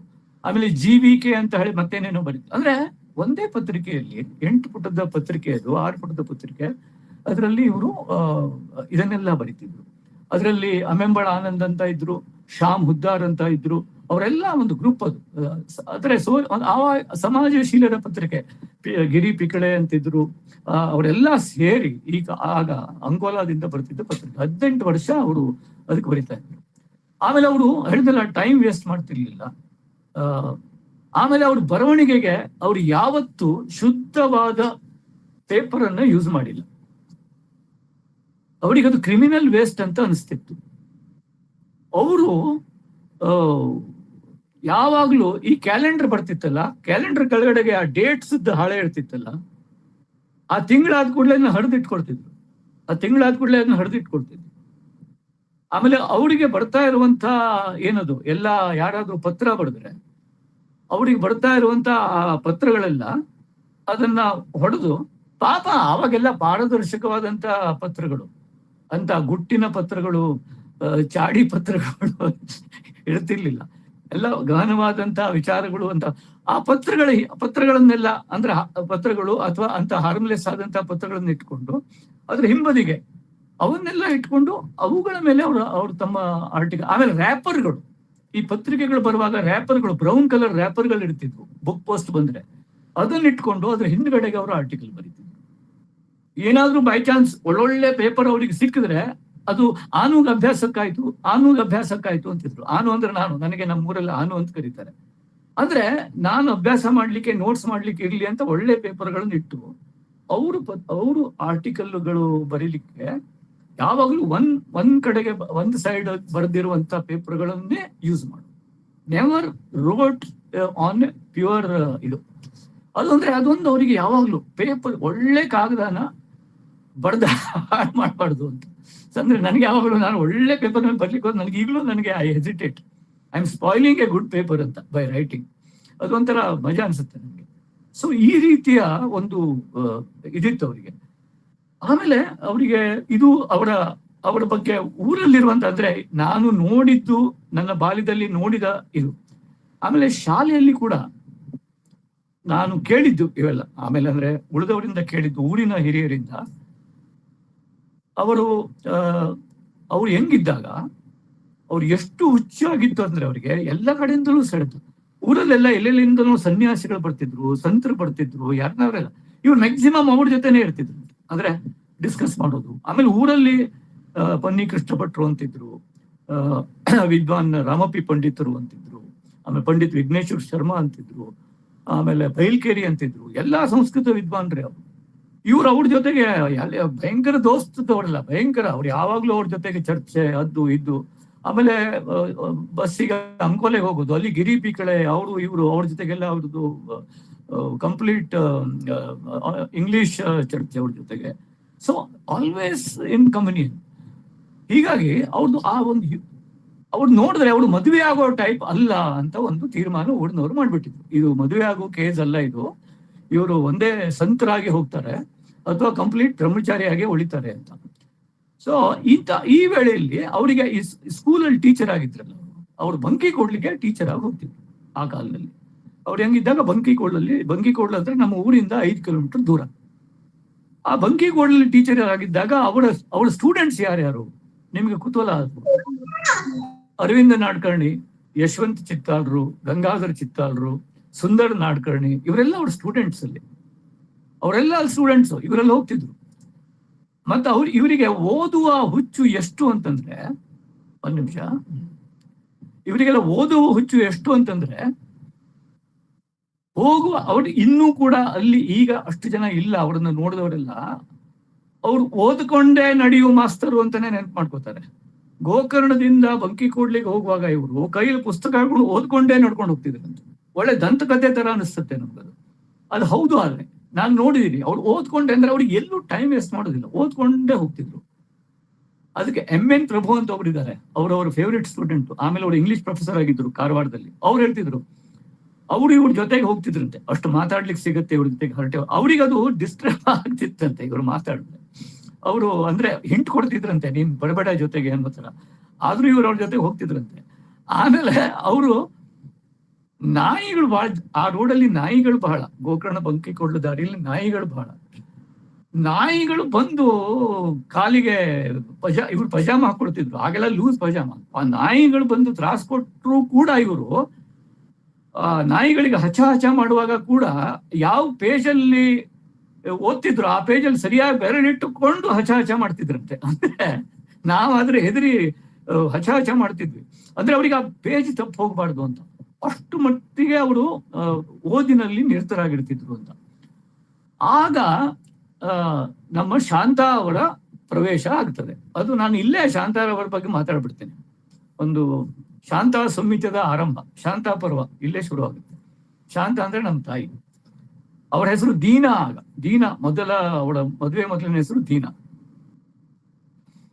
ಆ ದೀನಾ ಬಗ್ಗೆನೂ ನಮ್ಮ ತಂದೆ ಅವಳದ್ದು ಜೋಕ್ ಇದೆ. ಅವಳದ್ದು ಸ್ವಲ್ಪ ಸೆನ್ಸ್ ಆಫ್ ಹ್ಯೂಮರ್ ಬಹಳ ಒಳ್ಳೇದು. ಕೊಂಕಣಿಯಲ್ಲಿ ದೀನಾ ಅಂದ್ರೆ ಏನು ಕೊಡೋದಿಲ್ಲ ಅಂತ, ನಾವು ದೀನಾ ಅಂದ್ರೆ ಕೊಡೋದಿಲ್ಲ ಅಂತ. ನಮ್ಮ ತಾಯಿಯವ್ರದ್ದು ಸ್ವಲ್ಪ ಕಂಜೂಷ್ ನೇಚರ್ ಅಂತ ಬಹಳ ಫೇಮಸ್. ಹೀಗಾಗಿ ದೀನಾ ಹೆಸರು ಬಂದಿದೆ ಅವಳಿಗೆ, ಯಾವುದು ಏನು ಕೊಡೋದಿಲ್ಲ ಅವಳು ಅಂತ ಹೇಳಿ ಅವರು ಜೋಕ್ ಮಾಡ್ತಿದ್ರು ನಮ್ಮ ತಂದೆಯವರು. ಅದು ಬೇರೆ. ನಮ್ಮ ತಾಯಿ ಸ್ವಲ್ಪ ಶಿ ಈಸ್ ವೆರಿ ಏನಂತಾರದಕ್ಕೆ, ವೆರಿ ಧಾಡ್ಸಿ ಮತ್ತು ವೆರಿ ಏನಂತಾರದಕ್ಕೆ, ಕಾಲಕ್ಕೆ ತುಂಬಾ ಸಾಹಸಿ ಸ್ವಭಾವದ ಹುಡುಗಿ. ಆ ಕಾಲಕ್ಕೆ ಅವಳು ತದಡಿಯಿಂದ ಬರ್ತಿದ್ಲು. ಅವಳು ಆ ಕಾಲಕ್ಕೆ ಸೈಕಲ್ ಹೊಡ್ಕೊಂಡು ಬರ್ತಿದ್ಲು. ಅದು 1950 1945. ಅದು ದೊಡ್ಡ ವಿಷಯ. ಅದು ಒಂದು ಹುಡುಗಿ ಸೈಕಲ್ ಹೊಡೆಯೋದು ನಮ್ಮ ಊರ್ ಕಡೆಯಲ್ಲಿ ದೊಡ್ಡ ವಿಷಯ. ಸೊ ಆಗ ಅವಳು ಊರಲ್ಲೆಲ್ಲ ಅವಳಿಗೆ ಸೈಕಲ್ ವಾಲಿ ಅಂತ ಕರಿತಿದ್ಲಂತೆ. ಬಹುಶಃ ಅಂತ ಎಲಿಮೆಂಟ್ ನಿಂದನೇ ನಮ್ಮ ತಂದೆಯವರಿಗೆ ಅವರು ಆಕರ್ಷಿತರಾಗಿರ್ಬೋದು ಅನ್ಸುತ್ತೆ. ಯಾಕಂದ್ರೆ ಈ was very liberal and very liberal humanist ಅವರು. ಸೊ ಅವಳು ಇವ್ರ ಹತ್ರ ಮ್ಯೂಸಿಕ್ ಕಲೀಲಿಕ್ಕೆ ಬರ್ತಿದ್ಲಂತೆ. ನಮ್ಮ ತಂದೆಯವರಿಗೆ ಮ್ಯೂಸಿಕಲ್ ಬಹಳ ಇಷ್ಟ. ಅಂದ್ರೆ ಹೇಳಿದ್ರೆ ಸ್ವಾಧ್ಯಾಯ. ಅವರು ಎಲ್ಲಾ ರಾಗಗಳು ಅವರಿಗೆ ಪರಿಚಿತ, ಹಿಂದೂಸ್ತಾನಿ ರಾಗಗಳಲ್ಲಿ ಮತ್ತು ಎಲ್ಲಾ ಮರಾಠಿ ಹಾಡುಗಳು. ಅವರು ಸಂಗೀತ ಆತ್ಮಲಿಂಗ ಅವರ ಸಮಗ್ರದಲ್ಲಿ ನಮ್ಮ MG ಹೆಗಡೆ ಅವರು ಎಲ್ಲೂ ಹುಡುಕ್ ತೆಗೆದಿದಾರೋ ಗೊತ್ತಿಲ್ಲ.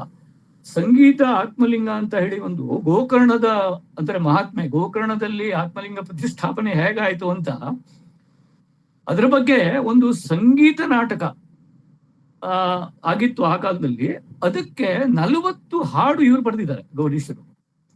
ಆ ಹಾಡಿನ ಪದ್ಯಾವಲಿ ಸಿಕ್ಕಿದೆ. ಅಂದ್ರೆ ಸಿನಿಮಾ ಪದ್ಯಾವಲಿಗಳು ಹೇಗೆ ಪ್ರಿಂಟೆಡ್ ಬರ್ತಾವಲ್ಲ, ಹಾಗೆ ಗೌರೀಶ್ ಕಾಯ್ಕಿಣಿ ಅವರು ಬರೆದ ನಾಟಕದ ಪದ್ಯಾವಲಿ ಪ್ರಿಂಟೆಡ್. ಇಮ್ಯಾಜಿನ್ ಮಾಡಿ, ಒಂದು ನಾಟಕದ ಪದ್ಯಾವಲಿ ಕೂಡ ಪ್ರಿಂಟ್ ಆಗಿ ಹಂಚ್ತಿದ್ರು ಅಂದ್ರೆ ಆ ಕಾಲಕ್ಕೆ ನಾಟಕ, ಸಂಗೀತ ನಾಟಕ ಎಷ್ಟೊಂದು ಪ್ರಖ್ಯಾತವಾದಂತ ಒಂದು ಪ್ರಕಾರವಾಗಿದ್ದಿರಬಹುದು. ಅಂದ್ರೆ ಅದು ಮರಾಠಿ, ಅಂದ್ರೆ ಮಹಾರಾಷ್ಟ್ರದ ಪ್ರಭಾವ. ಅದು ಸಂಗೀತ ನಾಟಕಗಳು ಮರಾಠದಲ್ಲಿ ಸಂಗೀತ ಸೌರಭ, ಸಂಗೀತ ಮಾಲಾಪಮಾನ್, ಸಂಗೀತ ಅವೆಲ್ಲ ಇದಾವಲ್ಲ, ಆ ತರ ಇದು ಸಂಗೀತ ಇದಿತ್ತು, ಅಂದ್ರೆ ಆತ್ಮಲಿಂಗ ಅಂತ. ಮತ್ತೆ ಅದರಲ್ಲಿ ಎಲ್ಲಾ ಹಾಡುಗಳು ಕೂಡ ಅದಾಗಲೇ ಮರಾಠಿಯಲ್ಲಿ ಚಿರಪರಿಚಿತವಾದಂಥ ರಂಗಗೀತೆಗಳ ಕನ್ನಡ ಆವೃತ್ತಿ, ಅಂದ್ರೆ ಧಾಟಿಯಲ್ಲಿ ಅದನ್ನು ಬರೆದಿದ್ದಾರೆ. ಇದು ಮೂಲ, ಪರವಶತ ಪಾಶದೈವಿ, ಯಾವ ರಾಗ, ಧಾಟಿ ಯಾವುದು, ಅದಕ್ಕೆ ಕನ್ನಡದಲ್ಲಿ. ಅಂದ್ರೆ ಈ ಹುಡುಗ ಆಗ ಅವರಿಗೆ ಬಹುಶಃ I think he was 19 or 20, ಅವರು 19ನೇ ವಯಸ್ಸಿಗೆ ಅಥವಾ 20ನೇ ವಯಸ್ಸಿಗೆ ಬರೆದಿರೋದದು. ಮೂಲದಲ್ಲಿ ಯಾವ ನಾಟಕದ್ದು ಮರಾಠಿ, ಅದರದ ರಾಗ ಯಾವುದು ಮತ್ತು ಯಾವ ಧಾಟಿ ಅಂತ ಬರೆದು ಆ ಇಡೀ ಇದು ಇದೆ. ಅದು ಅವರ ಸಮಗ್ರದಲ್ಲಿ ಈ ಸಲ MJ ಹೆಗಡೆ ಸೇರಿಸಿದ್ದಾರೆ. ಅಂದ್ರೆ ಆ ಮೈಂಡ್ ಸೆಟ್ ಹೇಗಿತ್ತು ಆ ಕಾಲದ್ದು ಅಂತ. ಅಷ್ಟು ಹಿ ವಾಸ್ ಗುಡ್ ಇನ್ ಇದು ಕ್ಲಾಸಿಕಲ್ ಮ್ಯೂಸಿಕ್ ಮತ್ತು ಸೆನ್ಸ್ ಆಫ್ ಲಿರಿಕ್ ರೈಟಿಂಗು ಎಲ್ಲ ಇತ್ತು ಅವರಿಗೆ. ಸೊ ಅವರು ಇವರನ್ನ ಶಾಂತ ಅವರಿಗೆ ಮ್ಯೂಸಿಕ್ ಕ್ಲಾಸ್ ಕಲಿಸ್ತಿದ್ರು. ಸೊ ಮ್ಯೂಸಿಕ್ ಕಲಿಸ್ತಾ ಅದು ಏನ್ ಕಲಿಸಿದ್ರೋ ಗೊತ್ತಿಲ್ಲ ಅಂತೂ ಅವರು ಆಮೇಲೆ ಅವರಿಗೆ ಅವರ ನಡುವೆ ಆಕರ್ಷಣೆ ಉಂಟಾಯ್ತು, ಪ್ರೀತಿ ಆಯ್ತು. ಆಮೇಲೆ ಆ ಕಾಲಕ್ಕೆ ಅವರ ಮ್ಯಾರೇಜ್ ಬಹಳ ಇಂಟ್ರೆಸ್ಟಿಂಗ್. ನನಗೆ ಬಹಳ ಆ ಡಿಟೇಲ್ಸ್ ನನಗೆ ಬಹಳ ಇಷ್ಟ ಆಗುತ್ತೆ, ಅದು ಬಹಳ ಇಂಪಾರ್ಟೆಂಟ್ ಅನ್ಸುತ್ತೆ. 1953 ಮದುವೆ ಆಯ್ತು ಅವ್ರದ್ದು. ಅದು ಬಹಳ ಸಿಂಪ್ಲೆಸ್ಟ್ ಮ್ಯಾರೇಜ್ ಅದು. ಅಂದ್ರೆ ಅದು ಒಂದು ರೀತಿ ಎರಡೂ ಕುಟುಂಬಗಳು ಒಪ್ಪಿದ್ವು. ನಮ್ಮ ತಾಯಿಯ ತಂದೆ ಅವರು ತದಡಿಯಲ್ಲಿ ಪೋಸ್ಟ್ ಮಾಸ್ಟರ್ ಆಗಿದ್ರು. ಅವರು ಒಂಥರ ಅವ್ರು ಪೋಸ್ಟ್ ಮಾಸ್ಟರ್ ಆಗಿದ್ರು. ತದಡಿ ಹೋದೆ ಫಿಶಿಂಗ್ ಹಾರ್ಬರ್, ಅದು ಅಂದ್ರೆ ಅದೊಂದು ಬಂದರ್ ಇತ್ತು ಆ ಕಾಲದಲ್ಲಿ. ಅಲ್ಲಿ ಕಸ್ಟಮ್ಸ್ ಆಫೀಸ್ ಇತ್ತು, ಅಲ್ಲೂ ಕೆಲಸ ಮಾಡ್ತಿದ್ರು ನಮ್ಮ ಅಜ್ಜ. ಸೊ ನಮ್ಮ ಅವರು ಒಪ್ಪಿಗೆ ಕೊಟ್ರು, ಇವರು ಆಯ್ತು. ಸಿಂಪಲ್ ಆಗಿ ಇವರು ರಿಜಿಸ್ಟರ್ ಮ್ಯಾರೇಜ್ ಮಾಡ್ಕೊಂಡ್ರು ಆ ಕಾಲದಲ್ಲಿ. ಅದು ಒಂದು ಹೊಸ್ತು ಆ ಕಾಲಕ್ಕೆ, ರಿಜಿಸ್ಟರ್ ಮ್ಯಾರೇಜ್. ಅದು ಎಲ್ಲಿ ಕಾರವಾರಕ್ಕೆ ಹೋಗಿ ರಿಜಿಸ್ಟರ್ ಮ್ಯಾರೇಜ್ ಮಾಡಿ ಅಲ್ಲಿ ಅದಕ್ಕೆ ಇದು ಸಾಕ್ಷಿ ಯಾರ್ಯಾರು ಅಂದ್ರೆ DV ಚಿತ್ತಾಲ್ ಅಂತ, ಈ ಗಂಗಾಧರ ಚಿತ್ತಾಲ್ರ ಅಣ್ಣ, ಅವರು ವಕೀಲರು. ಮತ್ತೆ ಯಾರು ಪಿಕಳೆ, ಅವರೆಲ್ಲ ಸಮಾಜವಾದಿಗಳು ಆ ಕಾಲದವರು. ಆಮೇಲೆ ಅವರದ್ದು ಏನಂತಾರೆ, ಇದು ವೆಡ್ಡಿಂಗ್ ಲಂಚ್ ಅಂತಾರಲ್ಲ, ಒಂದು ಮದುವೆ ಊಟ ಯಾವುದು ಅಂದ್ರೆ ಕಾರವಾರ ಬಸ್ ಸ್ಟ್ಯಾಂಡಿನ ಕ್ಯಾಂಟೀನ್ ಅಲ್ಲಿ ಊಟ. ಅದು ಅವರ ಆ ಕಾಲದ ಭರ್ಜರಿ ಊಟ ಅಂತ. ಈ ನಮಗೆಲ್ಲ ಈ ಬಸ್ ಸ್ಟ್ಯಾಂಡ್ ಕ್ಯಾಂಟೀನ್ ಊಟ ಅಂದ್ರೆ ಬಹಳ ಅದ್ಭುತ ಅಂತ ಅನ್ಸೋದು. ಈವನ್ 70 ತನಕನೂ ಹಾಗೆ. ನಮ್ಗೆ ಎಲ್ಲ ಹುಬ್ಳಿಗೆಲ್ಲ ಹೋಗ್ಬೇಕಾದ್ರೆ ಯಲ್ಲಾಪುರ ಕ್ಯಾಂಟೀನ್ ಅಲ್ಲಿ ಊಟ ಮಾಡಿದ್ರು ಅಂದ್ರೆ ದೊಡ್ಡ ವಿಷಯ ಅದು. ಸಿರ್ಸಿಗೆ ಬಸ್ ಸ್ಟ್ಯಾಂಡ್ ಕ್ಯಾಂಟೀನ್ ಅಲ್ಲಿ ಊಟ ಮಾಡೋದು ಅಂದ್ರೆ ದೊಡ್ಡ ವಿಷಯ ಅದು. ಈಗ ಆತರ. ಸೊ ಈ ದೀಸ್ ಡೀಟೇಲ್ಸ್ ಬಹಳ ನನಗೆ ಈಗಲೂ ಬಹಳ ವೆನ್ ಯು ಲುಕ್ ಬ್ಯಾಕ್ ತುಂಬಾ ಖುಷಿ ಅನಿಸ್ತದೆ. ಸೊ ಈ ರೀತಿಯ ಒಂದು ಇದು. ಆಮೇಲೆ ಅವರ ಆ ಒಂದು ಚಾಳಿ ಇದೆಯಲ್ಲ, ಧಾಟಿಗೆ ಹಾಡು ಬರೆಯೋದು ಮತ್ತು ಆ ಒಂದು ಒಂದು ರೀತಿಯ ಅವ್ರದ್ದು ಒಂದು ಶಬ್ದ ಇದೆ. ಅದನ್ನ ಅವರು ಚಿಂತಾಮಣಿ ಕೊಡ್ಲೇಕರೆಗೆ ಮುನ್ನುಡಿ ಬರೆಯುವಾಗ ಯೂಸ್ ಮಾಡಿದ್ದಾರೆ, ಚಿಂತನಶೀಲ ತನ್ಮಯತೆ ಅಂತ. ನಮ್ಗೆ ಬಹಳ ಇಷ್ಟವಾದ ವರ್ಡ್ ಅದು. ನಾವು ಚಿಂತನಶೀಲತೆ, ತನ್ಮಯತೆ ಎರಡು ಬೇರೆ ಬೇರೆ ಇಟ್ಕೊಂಡೇನೋ ಮಾತಾಡ್ತಿರ್ತೀವಿ. ಬರೀ ತನ್ಮಯತೆ ಎಂದು ಪ್ರಯೋಜನ ಇಲ್ಲ, ಬರೀ ಚಿಂತನಶೀಲತೆ ಎಂದು ಪ್ರಯೋಜನ ಇಲ್ಲ. ಯು ನೀಡ್ ಚಿಂತನಶೀಲ ತನ್ಮಯತೆ. ಅದು ಒಂದು ತನ್ಮಯತೆಗೂ ಚಿಂತನಶೀಲತೆ ಬೇಕು, ಅಂದ್ರೆ ಚಿಂತನಶೀಲತೆಗೂ ತನ್ಮಯತೆ ಬೇಕು. ಆ ತರದ ಒಂದು ಎರಕ ಬೇಕು, ಅದು ಕರೆಕ್ಟ್ ಆದ ಒಂದು ಹದ ಬೇಕು ಅನ್ನೋದನ್ನು ಬಂಧಿಸ್ತದೆ ಅವ್ರದ್ದು.